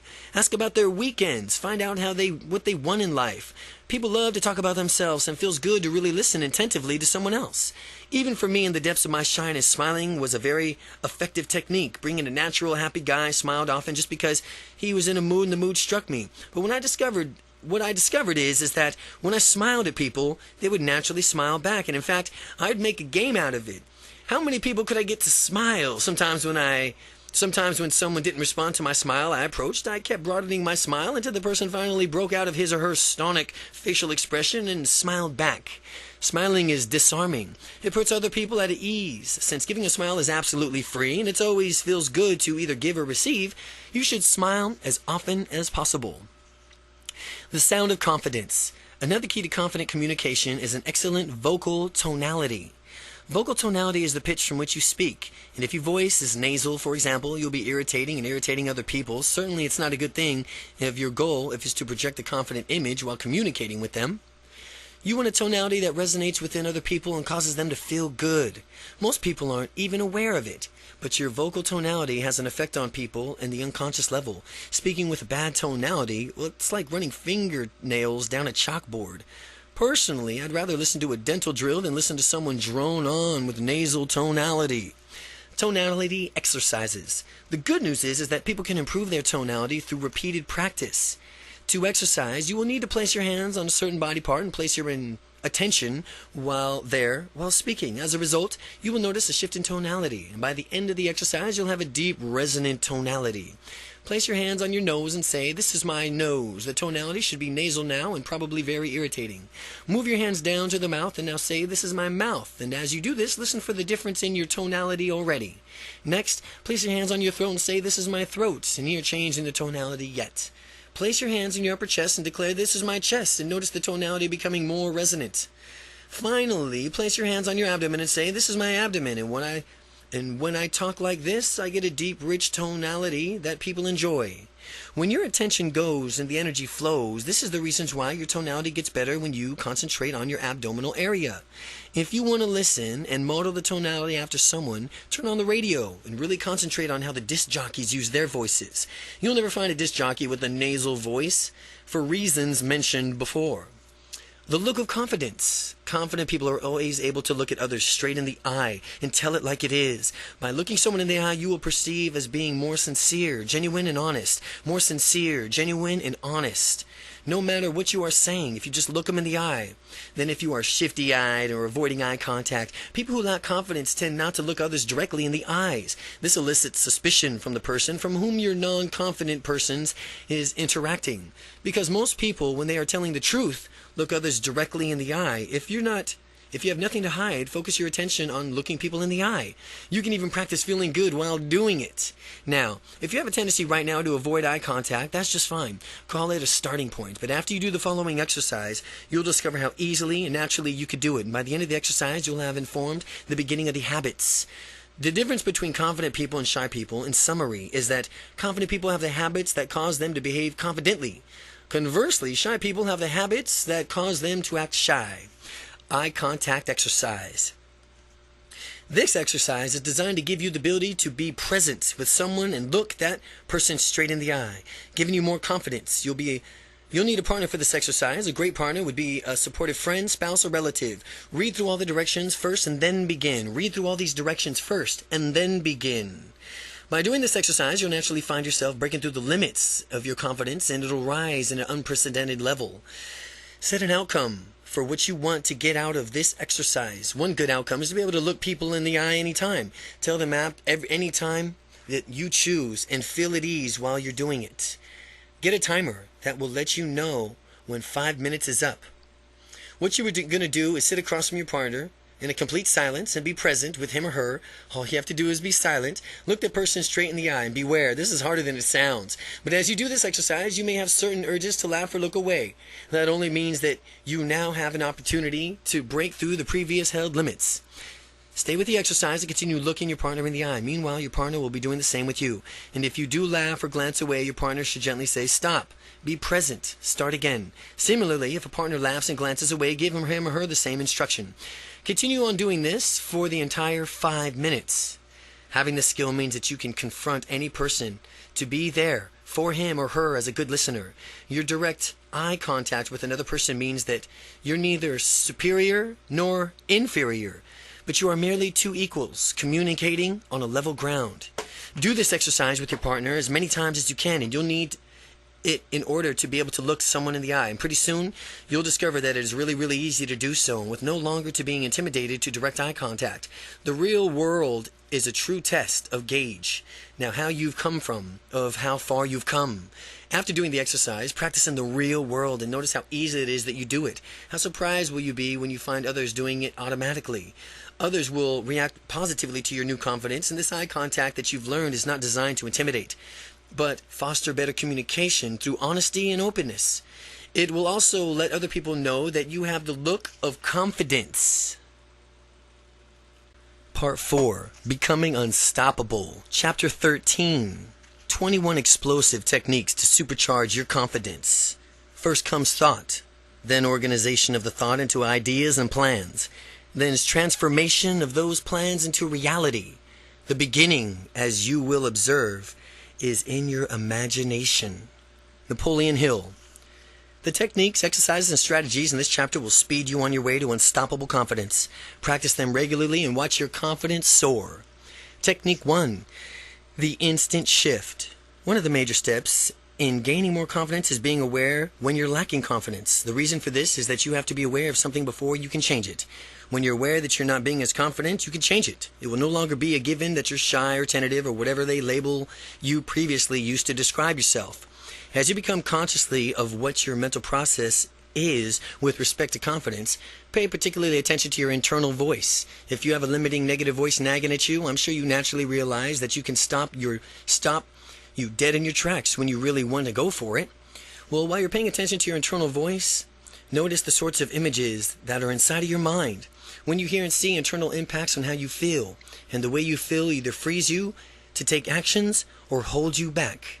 Now, when I was locked into my dungeon of shyness, anytime I wanted to go out and meet a woman, I would project a big picture of a woman rejecting me and laughing at me before I even said hello. With these images in my head, I was completely paralyzed with the fear and took no action. Instead, I watched an opportunity pass me by, and I regretted it every time. If you want excellent feelings, you have to see and hear excellent things, which is easy because you're in control of your own mental processes. Whenever you're acting shy, you must simply stop and realize that this is a process and that you can change it. And if you find yourself acting in a tentative way or shy way, here are some NLP techniques that you could try. Interrupt the process. Imagine a police officer springing up inside of your mind, holding a red stop sign. Imagine that he shouts out with an authoritative tone and loud as he can and says, "Stop." When you hold these images in your mind, you'll find yourself immediately stopping the processes of feeling that lack of confidence. Shift your state, and once you stop the process, you can change your directions and go in any direction you want. For purposes that you should immediately shift your physical state to one that exudes confidence. Employ excellent physiology and posture, head up, shoulder back, stomach tucked in. Put your smile on your face. Feel good just like that. And if your body is in this state of confidence, it's easy for your mentality and for you to mentally follow suit.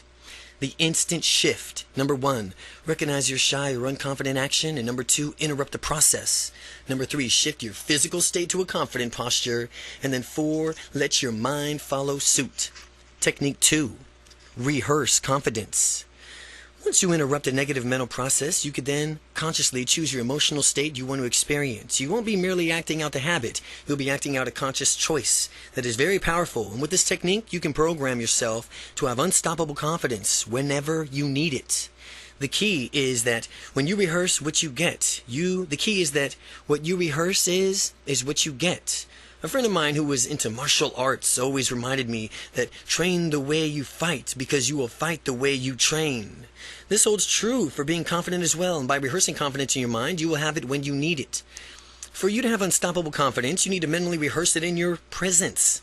This means that you're going to have to visualize what you desire. Confidence. We will watch ourselves walking, talking, moving confidently. We will see ourselves doing things that never before have been done, not even and realize that were possible. If it's difficult to do this at first, don't worry. Visualizing is a skill like any other, and you will need to get better at it with practice. If you think that you have difficulty visualizing, pretend that it's easy for you. You have a way of dealing with anything. One way to dealing with anything, to fake it until you make it. Pretend that you can visualize. As you do that, you will develop such a skill in visualizing that pretty soon you'll forget that you were just pretending, and you'll soon be a great visualizer. Now that you're visualizing, focus on the image of yourself behaving confidently. As projected on your mental movie screen, notice how you exude confidence in every fiber of your being. Now others can sense it coming from you. As you can see yourself behaving confidently, listen to what you hear as you fulfill your experience, that ultimate state of confidence within.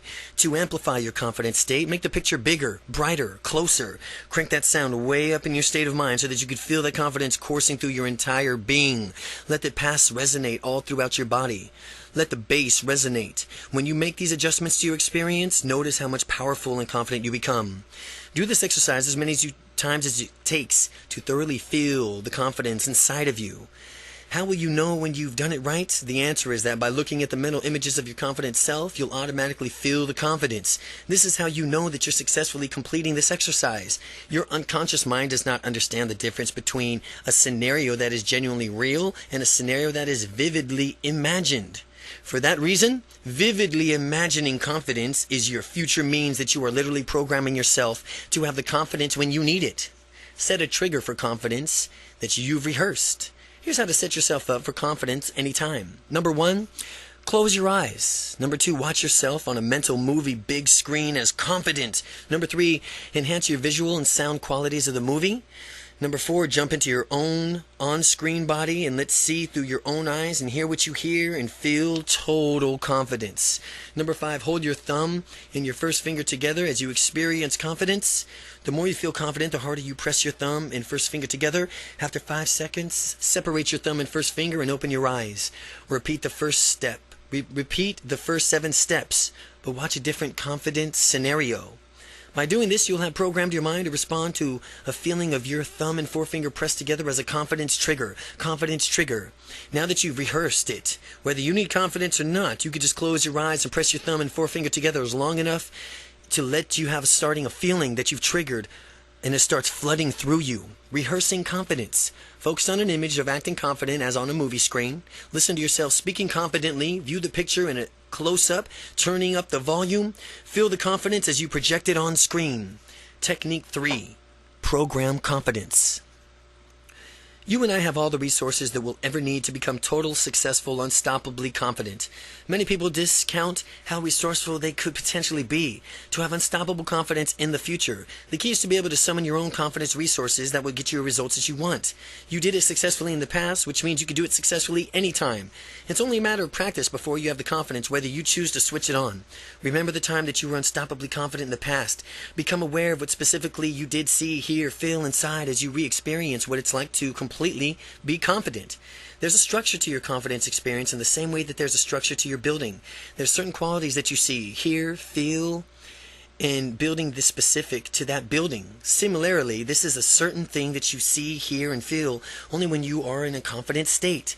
While you relive a past time when you were confident, ask yourself the following questions. To become aware of the visual qualities of confidence, what size is what you see? What size is what you see? Do you see a picture or a movie? Is it three-dimensional? How clear or fuzzy is it? How bright is it? How close is it? Is it in color or is it in black and white? And as you ask yourself the following questions to become aware of the auditory qualities of confidence that confidence has for you, ask yourself, what do you hear? How loud is it? What's the tempo? What's the pitch? What direction does the sound come from? And ask yourself the following questions to become aware of the sensory qualities of confidence. Where does the feeling begin in my body? How intense is the feeling? What direction does the feeling come from? And how long does this feeling last? By altering the visual, auditory, and sensory qualities of confidence, you can actually amplify your confident state. Practice playing around in all of these different qualities. See the appendix for more qualities. And notice the results and the effects of your confident state. This means that you can build even more confident state once you find the qualities that work best for you. As you relive your past confidence and relive your past confidence experiences, become aware of the visual, auditory, sensory qualities associated with the experience. Realize that you can use these same qualities to program yourself in an unlimited confidence in your future. The way you do this is by imagining situations in the future where you will need unstoppable confidence and imagining your future confident self adjusting from what you see, hear, feel to match your past experiences of confidence. You are literally programming your mind to have unstoppable confidence in the future. When the moment arrives, your mind will act as if you already experienced it before and give you the unlimited confidence. Any subject or event coming in your future, start thinking completely confident about it, and when the event comes, you'll already be confident about it. As I've said, the mind does not make distinction between what is real and what is vividly imagined. Real-time scans the brain to reveal whether you take a physical action or simply vividly imagine doing it. The same areas of your brain are activated. You can take advantage of this by programming your mind in advance. Program confidence. Number 1. Relive the past experience in which you felt confident and noticed all visual, auditory, and sensory qualities associated with that experience. Now imagine a situation in the future where you'll need that type of confidence, and imagine yourself adjusting to what you see, hear, and feel to match the past experience of confidence. Technique 4. Anchoring. Many who have studied psychology will be aware of the groundbreaking experiments conducted by the animal behaviorist Ivan Pavlov that determined the power of stimulus-response conditioning. After noticing that a dog salivates when they eat, he paled a unique stimulus, the shining of a light, with the presentation of the dog's meal. Pavlov would turn on the light immediately before giving the dog food. After several rounds of this, the dog would salivate even when the light was just turned on, but no food was present. Prior to this pairing, shining the light had no effect on the dog's salivation, but after the stimulus, the light had been paired with the response, salivation, the dog would reliably salivate when the light was shone. The phenomenon of stimulus-response conditioning has come to be known in many circles as anchoring. An anchor is a stimulus that triggers a mental state. An anchor is a stimulus that triggers a mental state. It has been applied to a phobia treatment, motivation, and other areas of personal development. The beauty of anchoring is that it can be very easy to do for yourself. Properties of good anchors are that they elicit a strong emotional state, they must be unique, and they must be repeatable. Now, if it's all very well to work for yourself into an unstoppably confident state manually when you have the time, but what about when you'd like to get into that state instantly? Well, this is anchoring and where anchoring comes from. When you want to get yourself into a state of being confident, motivated, and strong, you can easily pair the state of stimulus of your own. Many people like to use music. If you want to do this, pick a piece of music that matches and maybe even evokes the state that you want to anchor, such as the Eye of the Tiger or the Chariots of the Fire theme. Pick one of your favorite confidence techniques and do it along with the music. Do this over and over again, and you'll find that listening to the music immediately plunges you into that state. You can even anchor states with internal stimuli. Any image that automatically puts you into a certain state already in an anchor. For some people, just thinking about the smiling face of their spouse puts them in a romantic state. Just thinking about a happy baby is enough to make many people melt with a tenderness. All of these mental techniques is designed for tapping into a natural power to activate an emotional circuitry of your brain and body to produce a confident state. Once you have that state, you can pair it with an outside stimuli like music or pictures, or you can associate it with internal stimuli like remembering images, sounds, or feelings. The following is a great internal anchor of mine, and I want to pass it on. After you imagine a few times, you'll naturally associate what you see and hear inside of your mind with a powerfully confident state. Picture a jet black puma at the top of a glorious canyon spans miles across. Puma radiates intensity with its black is arched in its poised pounce and its unsuspectedly prey below. The prey does not even realize what will transpire as the puma knowingly licks up its sharp teeth. But as you watch the scene, if you will, step into the puma's body and become the puma.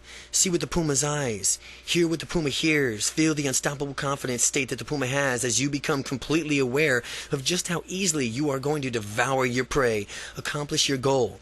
Or devour your prey or accomplish your goal. To even more fully experience this confident state, let loose with a growl that will rival any puma alive. Doing this will help you associate this powerful state with the sound of a growl.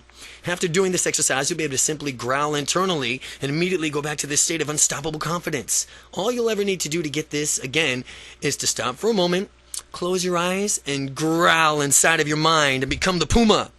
Anchoring. Practice a favorite confident generating exercise. While doing so, listen to the piece of music that makes you feel confident or an image. Imagine an image that makes you feel good about yourself. Well, when you want to recreate a confident feeling internally, hear the music or see that image. Technique 5. Circle of Confidence.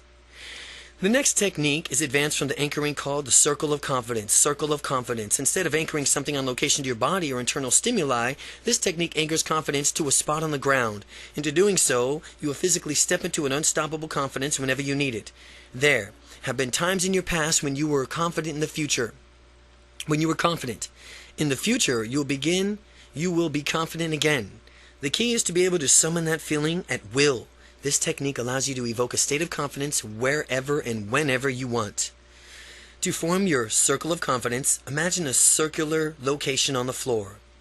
Before you step into that circle, notice its exact dimensions. Picture it either with colors or transparent, and as if you will. When you physically step into that circle, you will move back in time to a moment in which you had complete confidence. Pick an experience of an ultimate confidence. While you're standing in your circle, fully relive the instance and confidence. See what you saw at that time. Hear what you hear. Allow yourself to feel unstoppably confident of that experience. Inside the circle, feeling confident, adjust your body language. Match your confident state. Keep the confident state as you walk around outside the circle. Now, if you have enough confidence to meet your outcome, you are done with this exercise. If you need more, go back into that circle and relive the difference. Equally powerful, confident experience. Continue stacking up this confidence until you have all that you need, regardless of wherever you are. You can use a circle of confidence as just a confidence technique or a confidence builder to instantly gain more confidence, exaggerating your strongness, your powerful physiology as you train your body how to stand and move. And pretty soon, you'll find yourself naturally standing confident as a habit. Circle of confidence. Imagine the circle on the ground, remembering the situation in which you felt confident. Relive the experience as you step into the circle. Relive that experience of confidence as you step into that circle and adopt that confident posture. Step outside the circle and continue to walk and act confidently. Technique 6. Mirror affirmations. Typically, when people do affirmations, they repeat them endlessly in hopes that they will not work. Doing so is somewhat effective, but it can be made such more effective when someone simply has a modification to it. This technique can supercharge the efficiency of the affirmations. Instead of using statements like beginning with I, you will use statements beginning with you. These situations are more powerful because they allow you to consciously mind to tell you, your conscious mind, specifically what you want and how to behave.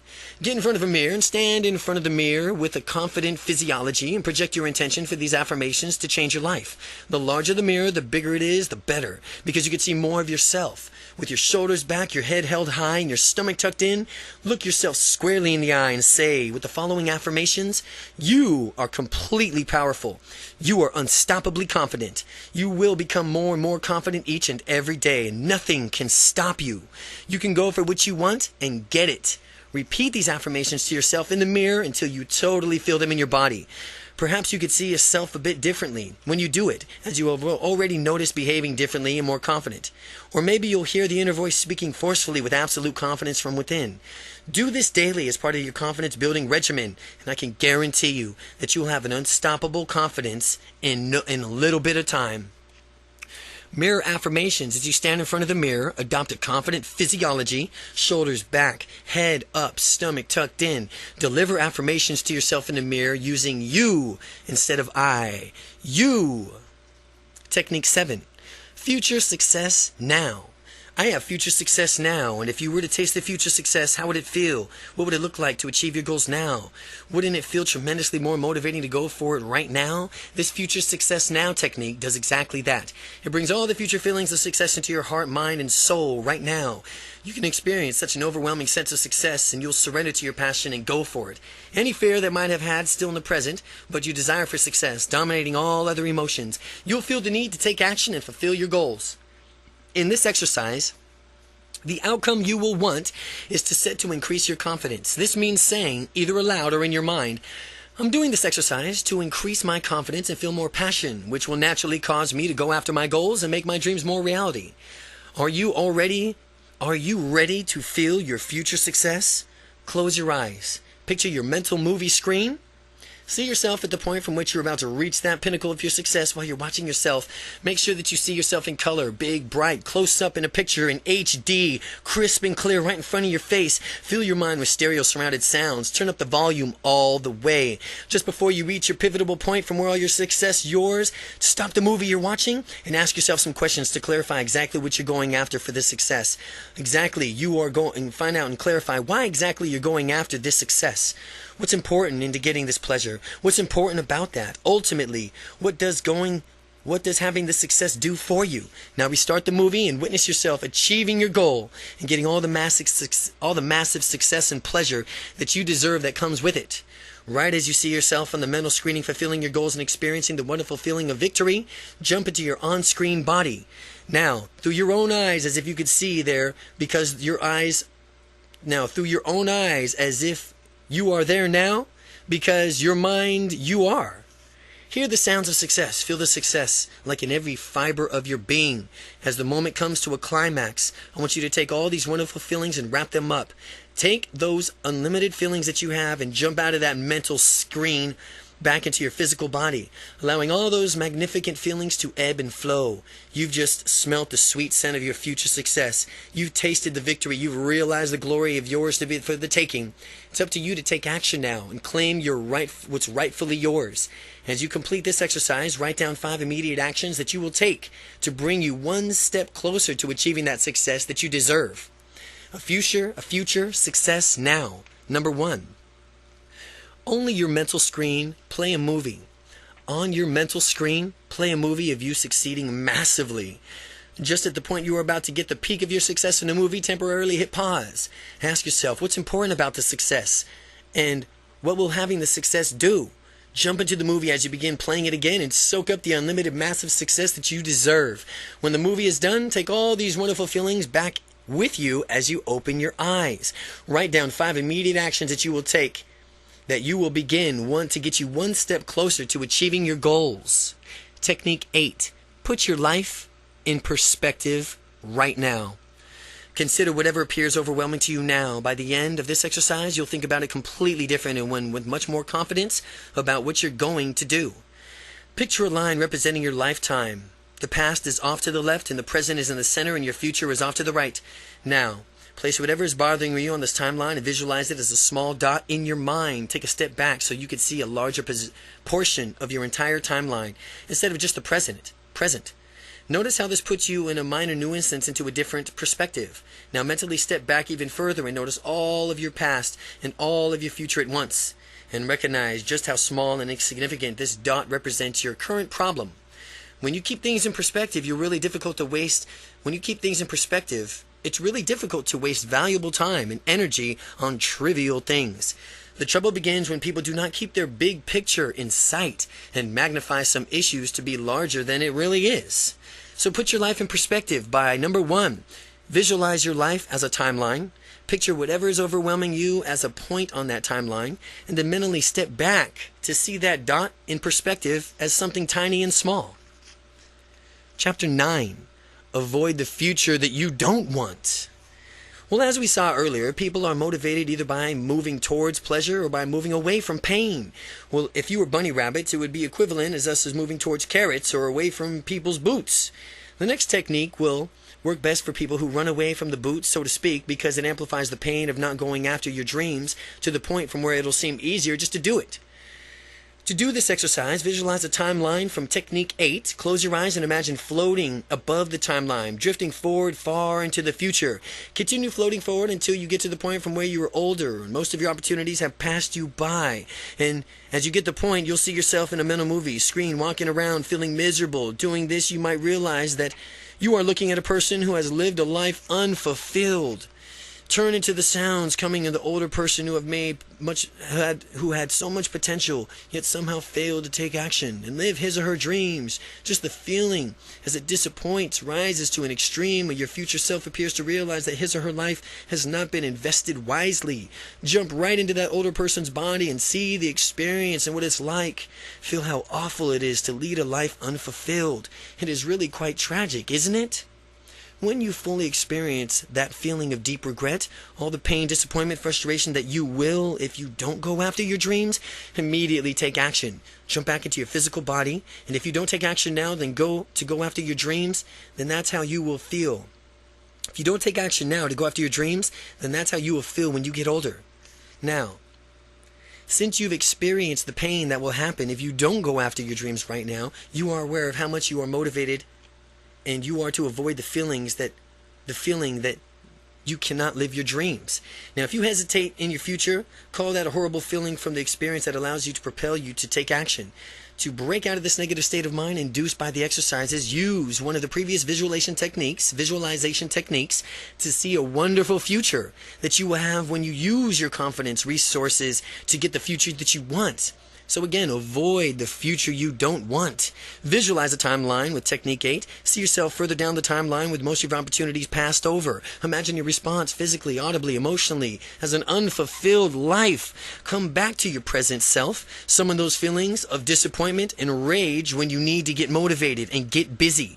Technique 10. Build an enriched past. Oftentimes, a lack of confidence when facing a new experience stems from not having done it before. In order to get good on doing something, usually you have to do it poorly at first. And when this happens, some people equate that poor performance with failure or becoming anxious, and understand that we don't have to do everything perfectly from the start. Having said that, though, how much more confident would you feel if you knew that you had done something many times before? I'm willing to bet you that you would be tremendously more confident. This next technique builds memories from the past that feature you succeeding wildly at whatever you are about to do. You may or may not have heard of false memory syndrome. False memory syndrome occurs when someone gets something else to create memories of events that didn't really happen. However, the false memories are so vividly imagined that they seem so real to the person to whom they are implanted, and consequently the person acts as if they are. In situations like this, the memories of usually disempowered, what if we were to create false memories in ourselves, having massive success that we really are about to do for the first time? How much confidence will we have when we do this? Build into the past as many successes as you can find necessary, and you will have done this by visualizing success, which you've done, and imagine happening to the past. As you create your past successes, really intensify the experience so that you can catch the feeling and confidence that you've needed. When I was starting out in my public speaking, I had no experience at all, but since I needed to rapidly gain experience to be credible, I went back into my past and created an entire series of memories. Even though I consciously knew that they were all false memories, they were all so vividly imagined that my unconscious mind knew no difference, and which consequently allowed me to behave as if I've already been speaking a lot. And I imagined that I had an entire history of making wonderful speeches, motivating audiences, and receiving standing ovations for my abilities. To go one step further, I imagined people taking my message to heart, acting on it, transforming their lives. By creating all these memories, by the time I got up to actually speak for the first time, I was delightfully simple. I radiated confidence from the beginning, and anyone can use these techniques to better himself or herself. It's just a matter of knowing the techniques and applying them in your life. To build an enriched past, number one, see yourself in your past on your mental movie screen, massively succeeding at what you actually are about to do for the first time. Crank up the visual and sound qualities to make the new memory really intense. Do this 10 times. Create 10 different positions, memories of your successes. Technique 11. The technique goes back into a past of implants, new memories into similar fashions to exercise the technique 10. Only this time, instead of giving yourself a history that will be rewriting your history, go back to the time from when you really blew it. Perhaps something you were expected to accomplish was not smashing success that you intended it to be. Close your eyes and watch yourself on a mental movie screen as you just about to make the mistake or screw things up. Just prior to the instant in the time from which you're about to start deviating from the success path, start making mistakes or stop the movie. We stop the movie now because we don't want to rehearse the negative incident, but we only want to reinforce it in a way of behaving. While the movie is stopped, think about how the situation ideally would have turned out if you could give it an ending. Well, restart the movie and replace the old ending with an ideal ending. See, hear, and feel something succeeding in the way you deserve. After you've watched the movie from the start, finish the third-person point of view. Just jump into the on-screen body and run the movie from start to finish with a new ideal ending. As you see, hear, and feel the massive success that's yours. Now, run the entire movie from start to finish 10 times. This will recode the past incident as a success in your mind. Furthermore, rehearsing and reinforcing success teaches your mind to create success in the future. As you look back on your past, you'll notice things are different.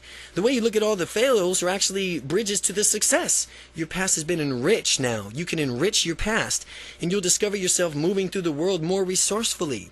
One thing about the technique is that it's versatility. You can correct any part of your past in whatever way you want. Correct past mistakes. The technique of correcting past mistakes, number one. Watch yourself in the past on your mental movie screen. Right up the point before you made the mistake, and at that point, stop the movie and think about what the ideal ending would be, and then finish the movie with the ideal solution, you behaving resourcefully and getting your outcome. Run the movie from start to finish with the new ending, feeling what it's like to get your outcome. Now jump into your on-screen body and run the movie on the success 10 times and lock it in. Technique 12, the domino effect. As you recall from earlier in this book, beliefs come in 2 different forms, casualty and meaning. Again, as you recall from earlier in this book, beliefs come from 2 different forms, casualty and meaning. X causes Y, or Y means, or X means Y. Again, X causes and Y, X causes Y, or X means Y. Causes or it means. Understanding how beliefs are structured means that we can consciously choose those beliefs that are empowering to us. For example, if someone believes public speaking means it's time to be fearful and lack confidence, then obviously this belief will be made manifest in that person's behavior. As he or she gets nervous before making a speech, it's necessary to understand how beliefs are formed. To use this next technique, think of something that is so far outside of your comfort zone that you would be absolutely amazed, surprised, and delighted if you actually did it. In thinking about this, keep in mind that it should be something that is feasible, something you could immediately do, and should make this decision to take action. Become aware of what specifically you would see, hear, and feel when doing it. Now, just ponder what sort of confidence it would take for you to do this shining and to do this thing that you are so afraid of. Once you've thought of something completely outside of your comfort zone, you will naturally realize that if you were actually to do this, you could do anything you wanted in the world. After all, if you could step out that far out of your comfort zone, you can continue to expand even further outside of it. Can't you? To make this exercise really work, lock in a belief that doing whatever it is that you are thinking of right now, that you are afraid to do so, means that you could do anything. I chose to skydive as my activity for this exercise. I can lead a pretty conservative lifestyle, keeping risks a bare minimum, and so I had never done anything so daring before. Some risks, I soon learned, are worth it. To gain more confidence in myself, I built in this belief that as I jump out of an airplane and hurtle to the ground in rapid speeds, I'll be stepping far outside of my comfort zone, and by proving to myself that I could do things I wasn't quite sure of that I could do, means that I could do anything in the world. For me, skydiving demonstrates that anything is possible for me. When you do this in your activity, you'll realize that anything is possible for you.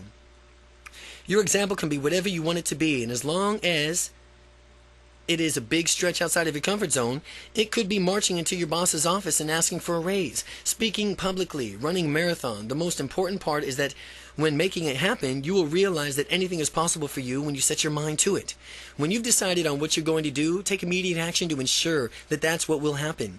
Get things in motion so that you can, taking immediate action to starting your excellent habits to develop.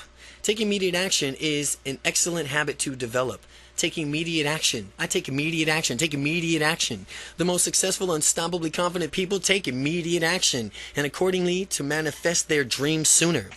To anyone who is very logical or critically oriented, the belief that since I can skydive, I can do anything is not very logical at all, yet beholding the belief that you could do anything will enable you to go for much, much more than those who have limited themselves with logic. You may not be able to do anything, but you'll definitely go past your old limits.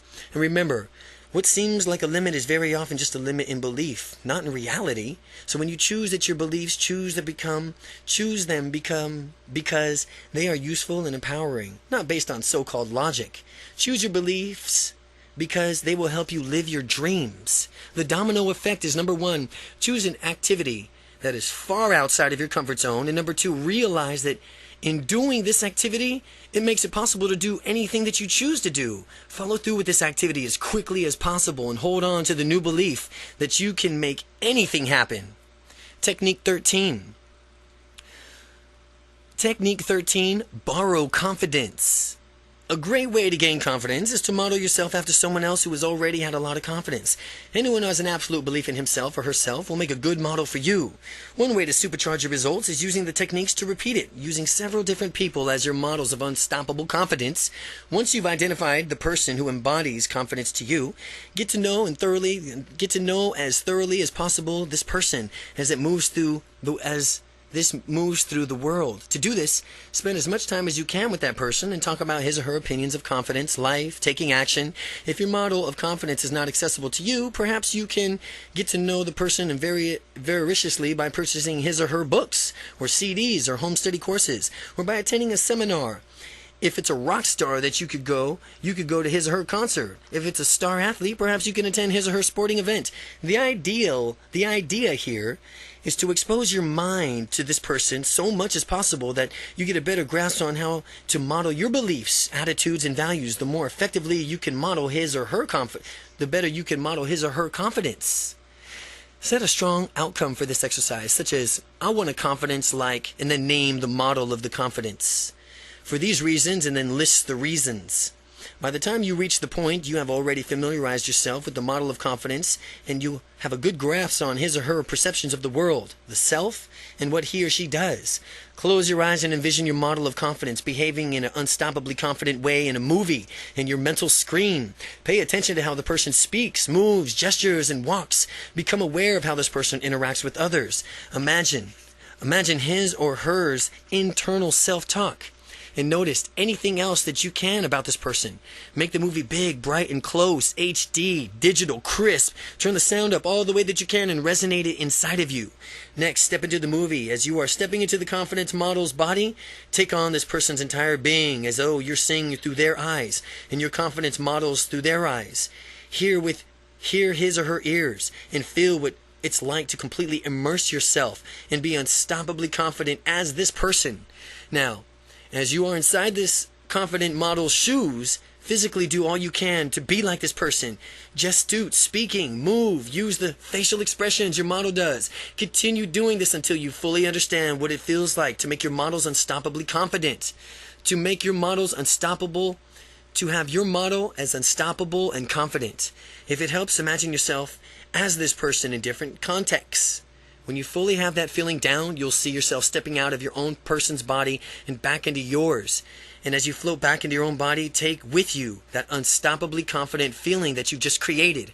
Integrate that feeling into your body, your mind, and your identity. By having your model's confidence once, you can have it anytime anytime you want, simply by just doing the exercise. Remember to borrow confidence. Number 1. Find someone who's confident that you'd like to have for yourself. Who's confident you'd like to have for yourself. Expose yourself to that model of confidence as much as possible. Watch your role model behaving confidently as your mental movie screen. Notice how this person moves through the world, how he or she speaks and gestures. Make the imagine really compelling by turning into a visual, auditory, sensory quality. Step into the movie and become that model. Gesture, speak, and move through the world as this person does with their unstoppable confidence. Then step into a model in 5 different contexts. When you feel that you have to handle this person's confidence, a handle of their confidence, step back into the model's, step outside of the model's body and take his or her confidence back with you. Technique 14. Schedule your dreams. Successful people plan their work and then they work their plan. This technique will help you decide on what you want and focus your energy towards pursuing it. Goals are dreams with deadlines. For that reason, this technique gives you some specific deadlines for achieving your dreams. What I want you to do is imagine yourself 5 years in the future, living your ideal lifestyle with a sort of job. What sort of job would you have? What have you accomplished? Where do you live? What is your lifestyle like? Focus on the answers to these questions, and once you have the answers, build what you call an expanded resume. A typical resume charts for what you have accomplished and the skills that you possess now. An expanded resume encompasses your entire life, your family life, your career, your social circle, your spirituality, your finances, and so on. Creative and expanded resumes, what will be true for you in 5 years. Reread this resume once a week and more often, if you can invest the time, and in 5 years in time, you will have accomplished much, if not all, of what you put down. A similar technique for channeling your energy into a direction is to construct a future magazine cover with yourself on it. The magazine could either be real or fictitious, but it should show us succeeding in whatever area of your life that you choose. When I did this, I used a computer presentation software to import my photograph and design into a magazine cover and inserted catchy headlines and prescribed what I would achieve. When this cover was finished, I printed it out and proudly displayed it on my desk. From time to time, I would glance over at it and find it there, and I automatically became more motivated to take action and move towards my goals. Schedule your dreams.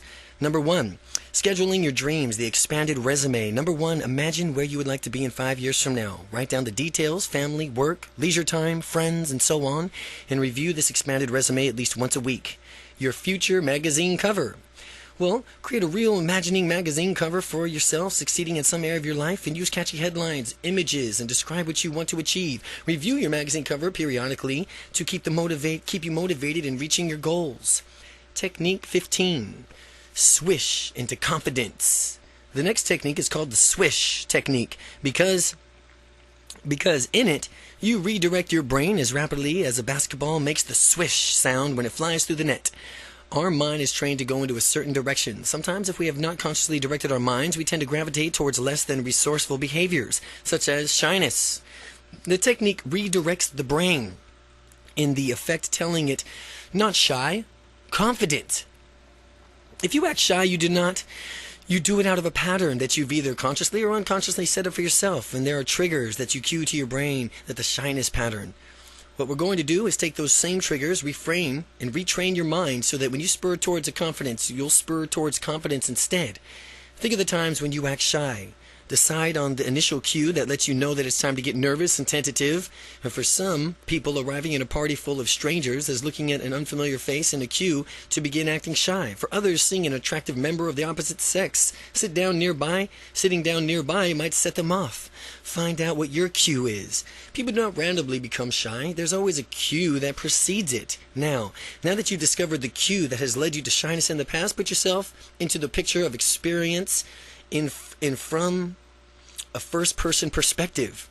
Practice making the picture of what you see smaller, darker, and farther away. Take the normal picture of the cue image and make it small, dark, and really so far away that in the time it takes for you to say out loud, swish. Do this unless you feel that you could take the picture of your shyness cue and make it disappear in an instant. Any issues, make it smaller, farther away. Do it before you could say the word swish. Following that picture, an image of your ideal self, don't jump into the image yet. Picture yourself on how you would want to behave instead of how you currently do. See those strong, confident gestures, facial expressions, and postures, and make sure that when you think about your ideal self, you feel really motivated to be that way. If you don't feel a strong sense of motivation, then adjust your image of your ideal self until you do. Make this picture small, dark, and far away at first, and then practice making this picture really big, bright, close up, rapidly as you can, as fast as you can say swish. Practice the exercise until you can do it easily. Now, what we're going to do is redirect the mind so that whatever it's experiencing, the cue image it will automatically flash to your ideal self and therefore draw you into being that person. When you've done this successfully, you will see the trigger that used to make you shy and immediately experience an unconscious shift in confidence. Close your eyes and see what cue image in the forefront of your mind. See it big, bright, close up, HD, crystal clear. Just like you would if you were experiencing it for real. In the lower right corner of your vision, see your ideal self image smaller, darker, farther away. Make the swish sound and simultaneously flip the two pictures so that you cue the image becomes small, dark, far away. An ideal self image becomes really big, bright, and close. Remember to make the swish sound as you do this exercise because it will help you unconsciously move the pictures around. Swish. Pause for a moment, open your eyes, and then reset your picture so that you see the cue image big and close in your confident self in lower right corner. Then you can make the swish sound and it toggles the screens. So you transpose them in the same way you did previously.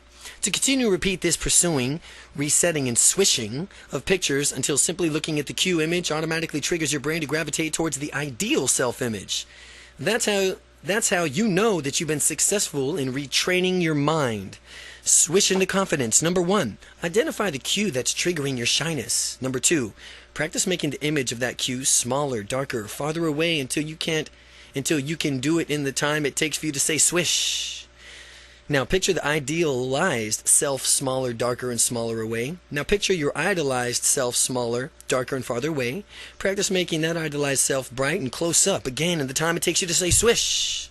Finally, practice transposing the two pictures as if they sound of the word swish in your brain. Makes the shyness trigger from small and far away while bringing your idolized self to the forefront. Now however you're feeling, screen it, swish. Now you're in the other image. Technique 16.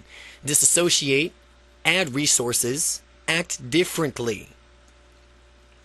Sometimes people feel overwhelmed by situations because they're too deeply invested in them. If someone's too close to a situation, they may be difficult for him or her to reason logically about it. For example, if you have to make a major decision and there's an overriding emotional component, that emotional component may skew your judgment.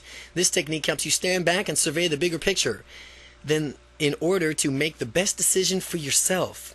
What is the smartest decision that you can make in any given second, moment, nanosecond? The smartest decision you can ever make. What will it do?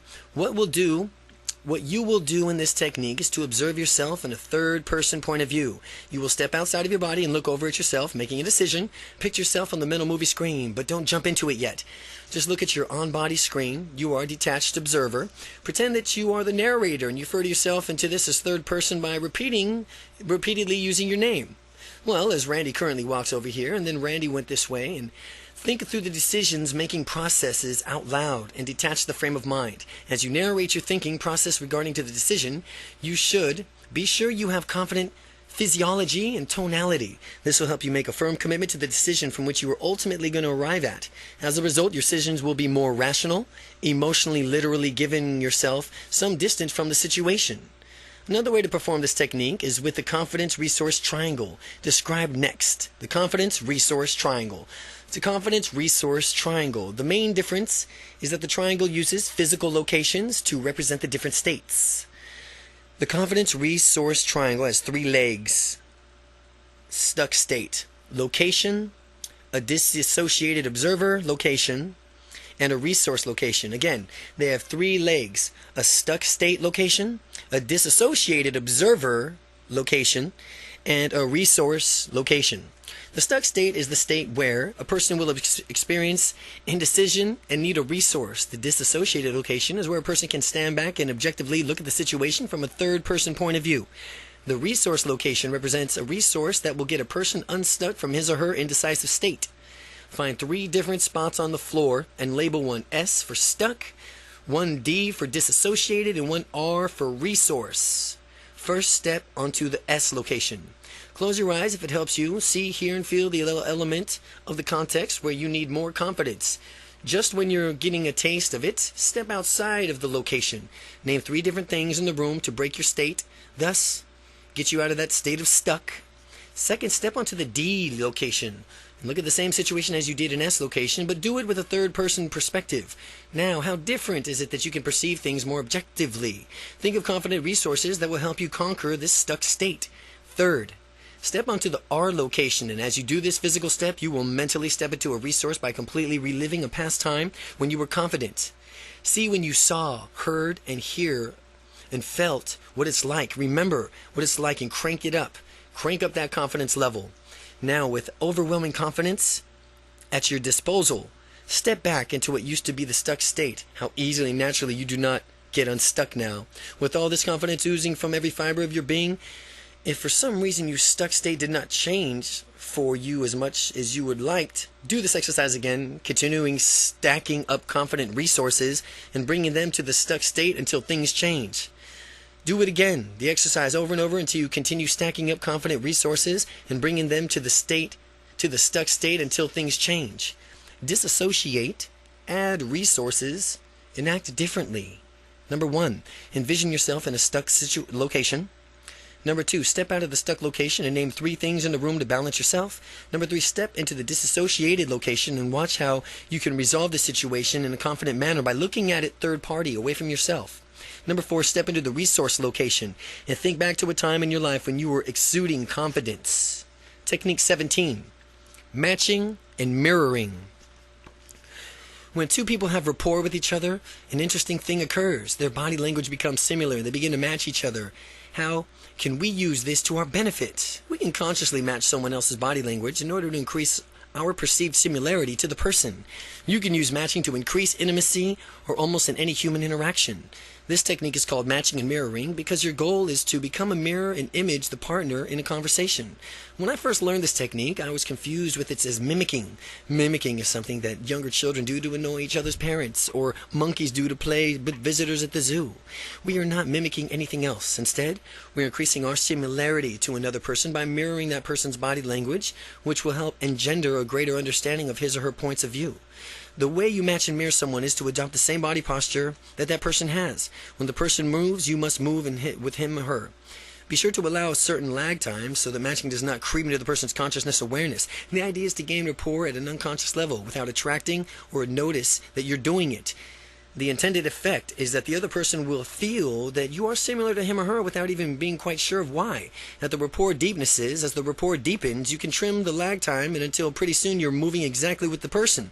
Rapport is like a dance. One person leads, the other one follows. Up until this point, you've been involved in the dance and only been following. After sufficient rapport has been established, you have the opportunity to lead the dance of rapport. Begin by moving your body into a new position and seeing if the other person follows you. Now, when the person does follow you, you will know that you are now the one in charge. And if you move and the person does not allow you to go back to the matching, mirroring, and build up the rapport further. When you lead non-verbally, you can match and mirror people in other ways. In addition to matching body language, you can match a person's breathing too. This person will serve the unconscious synchronize. This practice will serve to unconsciously synchronize. You and another person can facilitate rapport. To match someone's breathing, watch his or her shoulders. Most people's shoulders rise when inhaling a breath and fall when exhaling. People exhale as they are talking. So remember to match someone's breathing as the person speaks to more similarly to you and how another person, even in barely perceptible behavior, such as breathing. The deeper the rapport you will create. As we're matching someone's breathing, you can match hand gestures as well. When another person's talking, notice how he or she gestures. No matter whether one is wild, demonstrates gestures, or slight, precise hands using some gestures. I don't care if you feel awkward or it's outside of your comfort zone. You are matching the other person in order to better understand and communicate with him or her. Facial expressions are another great way to match and mirror someone by developing greater rapport. Someone frowning is raising of an eyebrow or another facial expressions can be matched. You can even match someone's muscle tone. If a person's uptight and stressed out, you can tighten yourself up too. If the person's loose and relaxed, you can do the same way to be with him or her in the moment. Suppose that you match someone who is tense.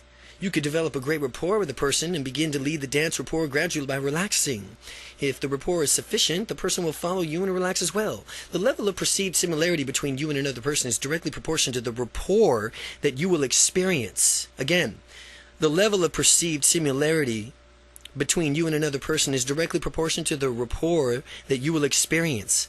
The greater level of rapport you experience, the more freedom you will have to relax and be your own confident self around that person.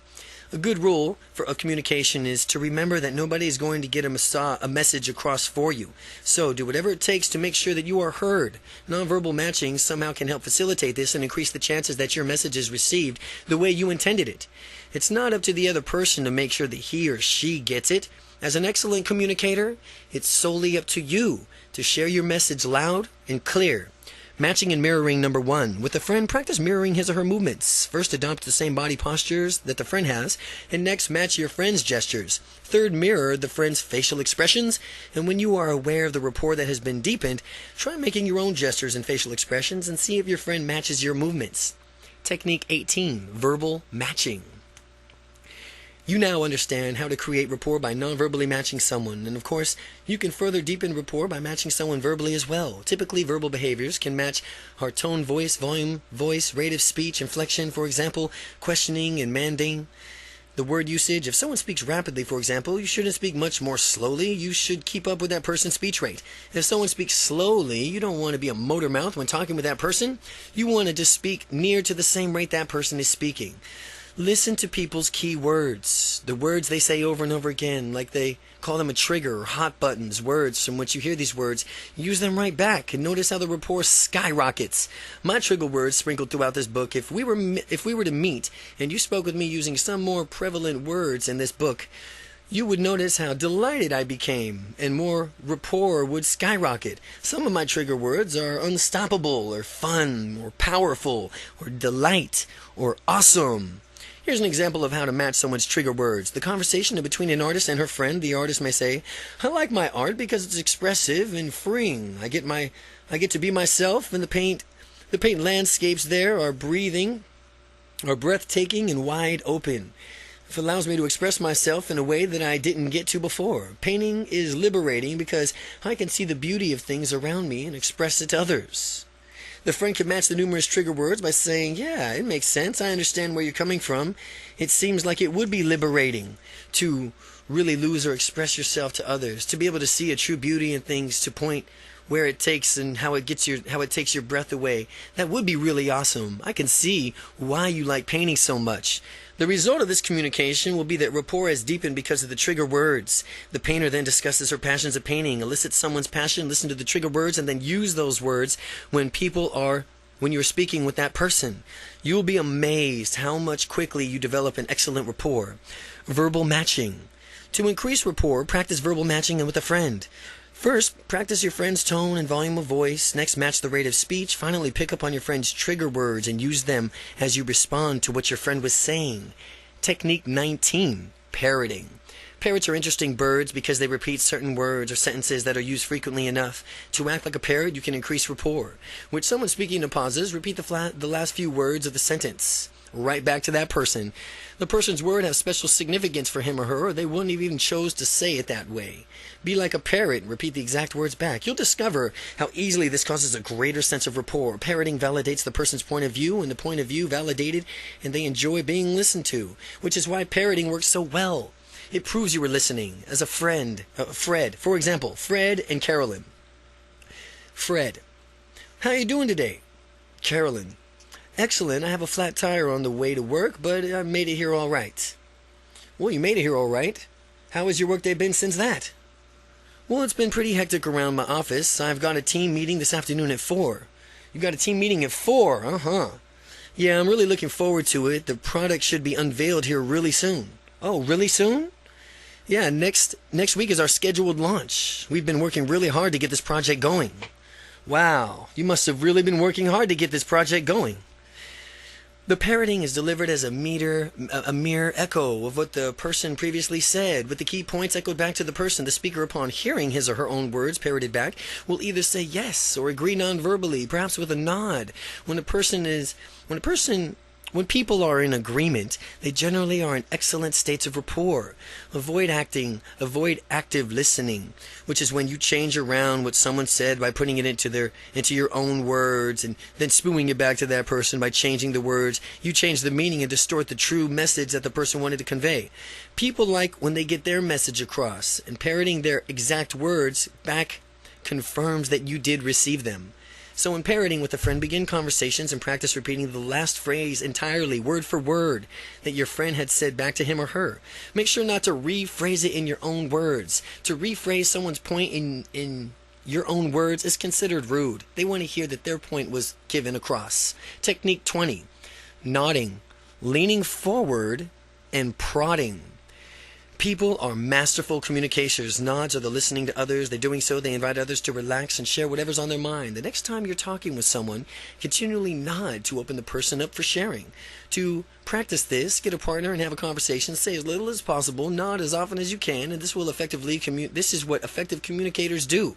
And by nodding effectively, your communication and your confidence and interpersonal skills will dramatically increase. By nodding often, disinterested communicators lean back and slouch. Excellent communicators lean forward and show that they are hanging on to every word that you said.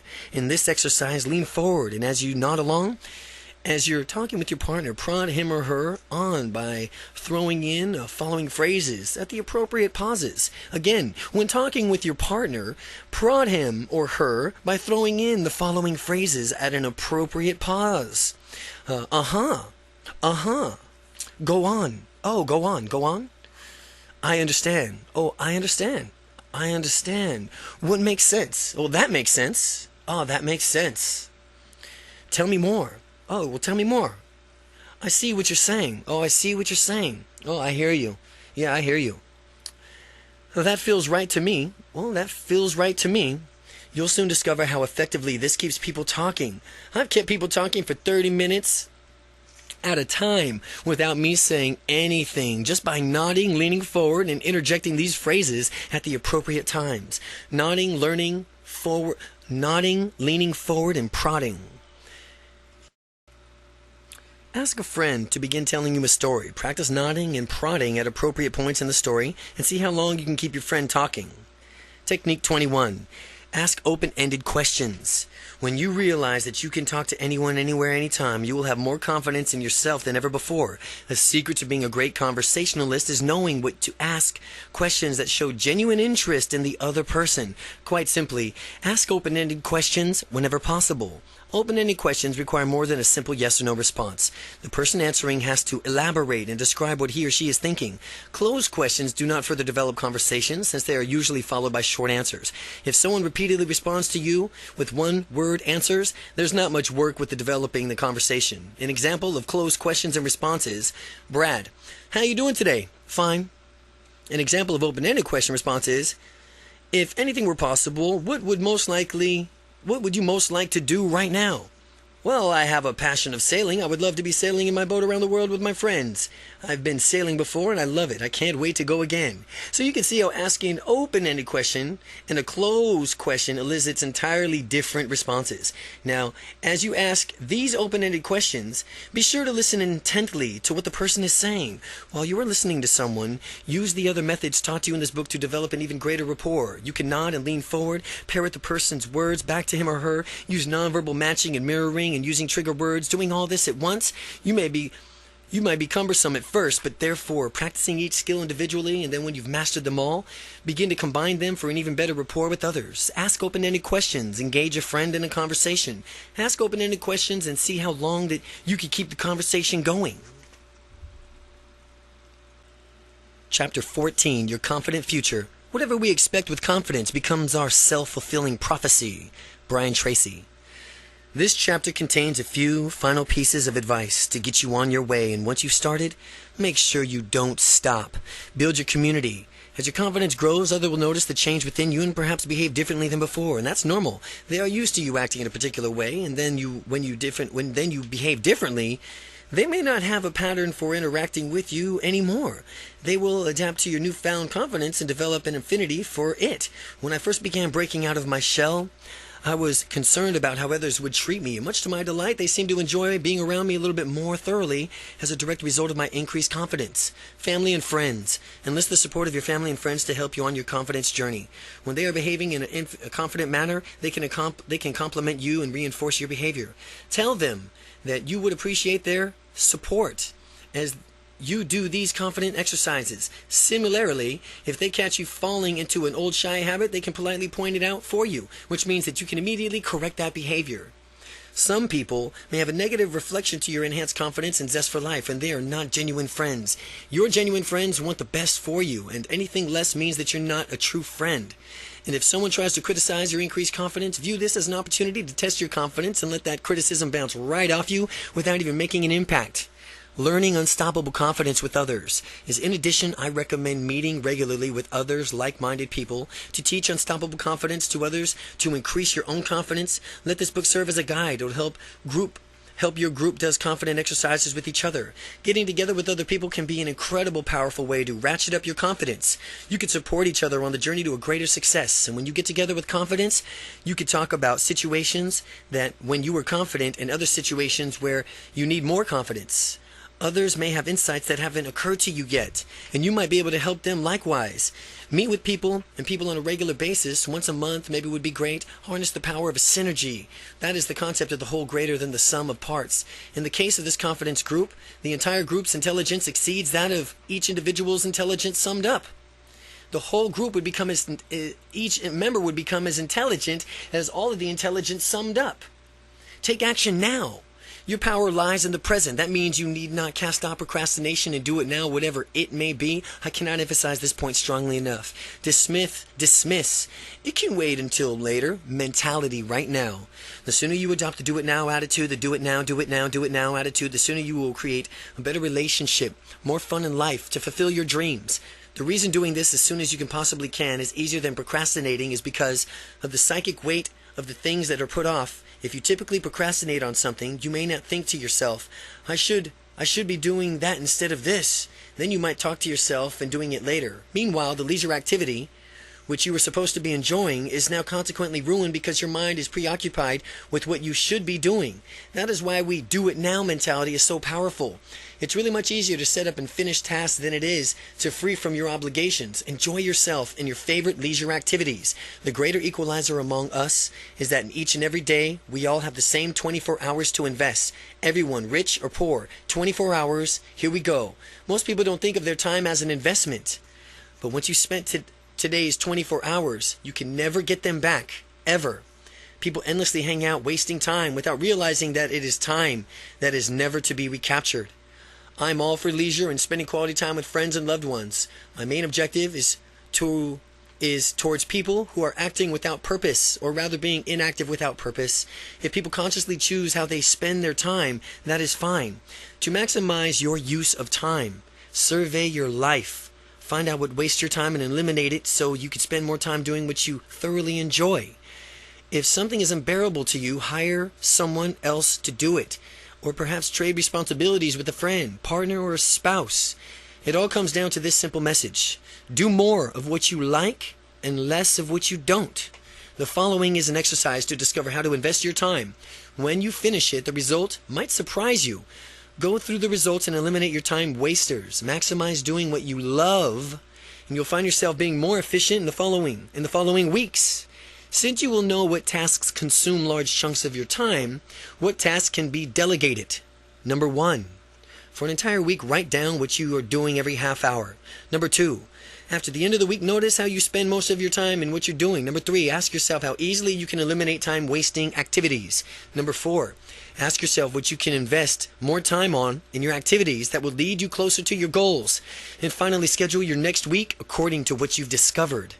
And as you continue to use your time ever more wisely and productively, notice that this increases your confidence. The more actions you take, the more dreams come true, the more motivated you'll feel and do and achieve even more. The proper fruit of knowledge is action. Action. Take action. Reap the full benefits of your knowledge. Stay on track with your confidence and practice a calendar. One method to stay on track as you develop your ability to be confident is a confident practicing calendar. You can take an extraordinary calendar and schedule which confident exercises you will do on a particular day. You can also set up milestones that you expect to achieve that journey towards unstoppable confidence and compare your progress against them. One day you could practice speaking confidently. The next day exercise you'll be walking confidently. The following day exercise gesturing confidently. Going through this book, pick out your favorite exercise and put them down on the calendar. Create your calendar and match your personality. You'll know what will work best for you. Positive reinforcement is a great motivator. There I recommend you that you praise yourself when you find that you're behaving confidently. Although you may not think it's a bit corny, I know I did at first, but I found that following reinforcement method really worked. And when I found myself behaving in a way I wanted and I gave myself small applause, I pat myself on the back or a self-hug, many people deny themselves their due credit, even when they perform extraordinarily. Give yourself credit by consciously reinforcing your positive behavior. After all, who's the only person you are guaranteed to be with 24 hours a day for the rest of your life? You are, of course. Treat yourself well. Discover how your unconscious mind responds.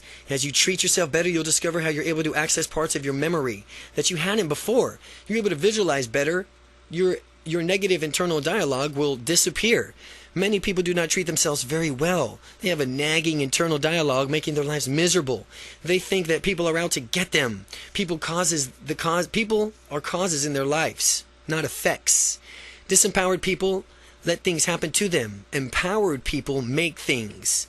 When people take complete responsibility for their own lives, they become empowered. They realize that they always have a choice. They can act out consciously decisions instead of blaming others and playing a victim role. They can realize that they always will have a choice. They can act out conscious decisions. When you're empowered and acting out of a choice, celebrate your accomplishments by rewarding yourself. Reward yourself in the same way you reward your best friend. His or her accomplishments. Remind yourself that you are wonderful. Sometimes people don't celebrate their accomplishments. They stall or wait for others to do it. Or maybe they wanted permission to celebrate or what they did. I'm not giving my permission for you to celebrate all of your successes. I'm now giving you permission for you to celebrate all of your successes.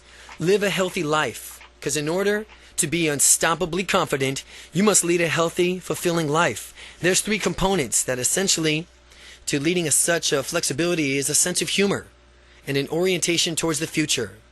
Leading such as a life of flexibility and a sense of humor. Flexibility, if you have flexibility in life, you'll have enough choices to be able to do whatever it takes to achieve your outcome.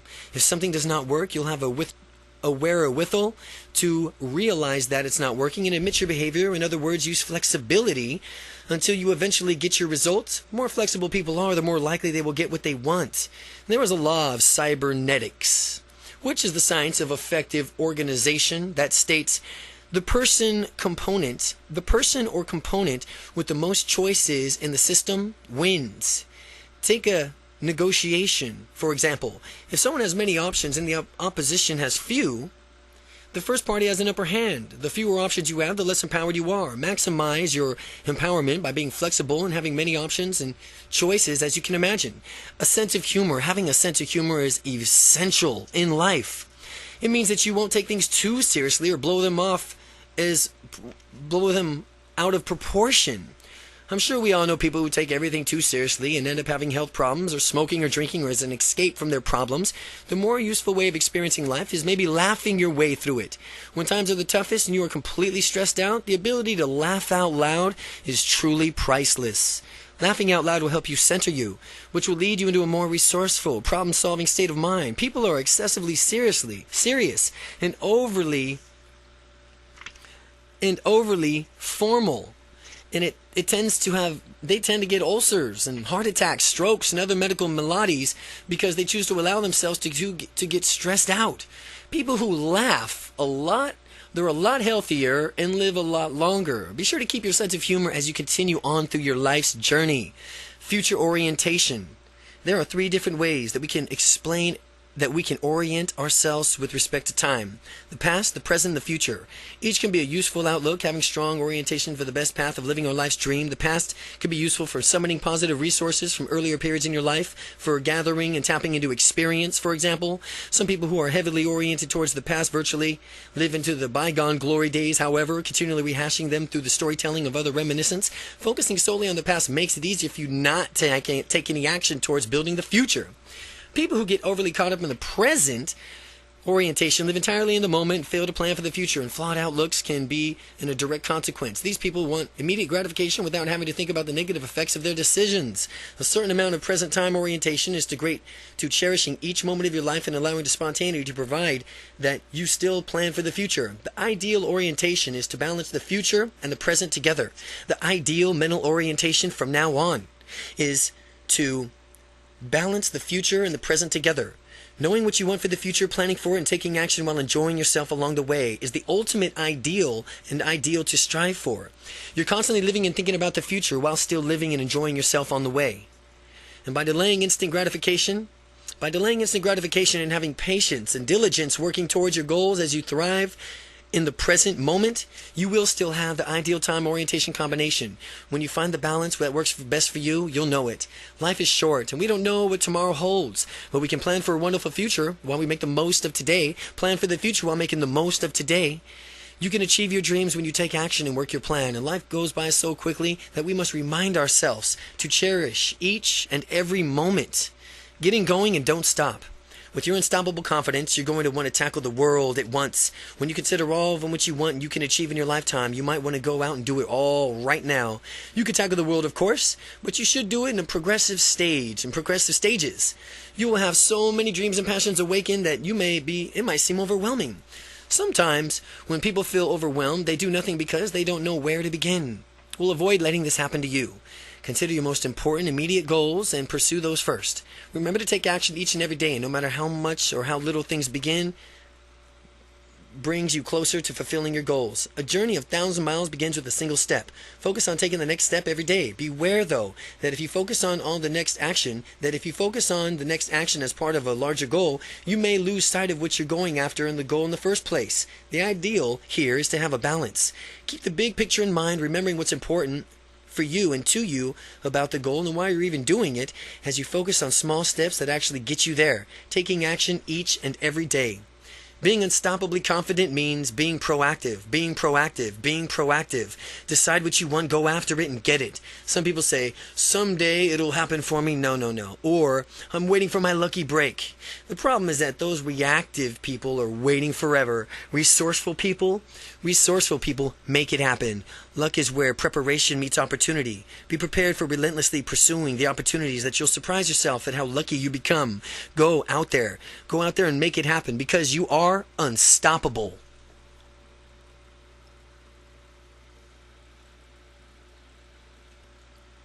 Appendix. Qualities to alter your experience and your beliefs. You can work on altering your experiences by focusing on the following qualities. Visual qualities is color. Is the image in color or black and white? Size. How big or small is the image? Detail. How detailed is the image? Focus. Is it clear? How clear is the image? Contrast. Do the elements of the image contrast? Brightness. How bright or dull is the image? Border. Is there a border around the image? Distance. How near or far away is the image to you? Shape.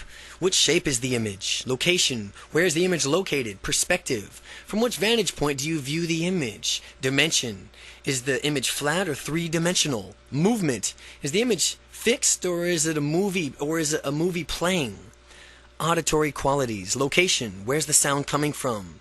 Tonality. What's the tonality like? Depth. Does the sound surround you? Volume. How loud or quiet is the sound? Melody. Is the sound melodic or monotonous?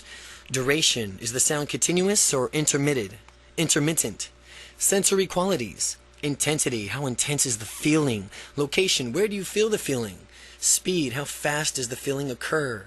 Duration, is the feeling continuous or intermittent? Quality, how would you describe the feeling? Unstoppable confidence, how to use the power of NLP. NLP to be more dynamic and successful, by Kent SAYRE. If you're serious about gaining more confidence, you must get this book, Robert G. Allen, The 1 Minute Millionaire. This book will give you a boost towards success that can make all the difference. Brian Tracy, best-selling author of Maximum Achievement. Imagine having the confidence and courage to go after goals, successful careers, rewarding relationships, richer, fuller life. If you could dream it, you could do it. Using the scientific methods of neuro-linguistic programming, NLP. Through NLP, author Kent SAYRE transformed himself from a plainly shy introvert into one of the nation's most dynamic NLP trainers. He's taught thousands how to break out of their shells and go after their dreams. Now, with this proven system, you too can harness the power of NLP to blast out of your comfort zone, shatter your limiting beliefs, and boost your confidence instantly. The step-by-step program for a ready-to-use tool, verbal, nonverbal techniques, and practical thinking exercises will redirect your mind towards your goals. You'll be amazed how easy it is to interact with others, embrace opportunities, and enjoy social events, activities, and work functions. Unstoppable confidence.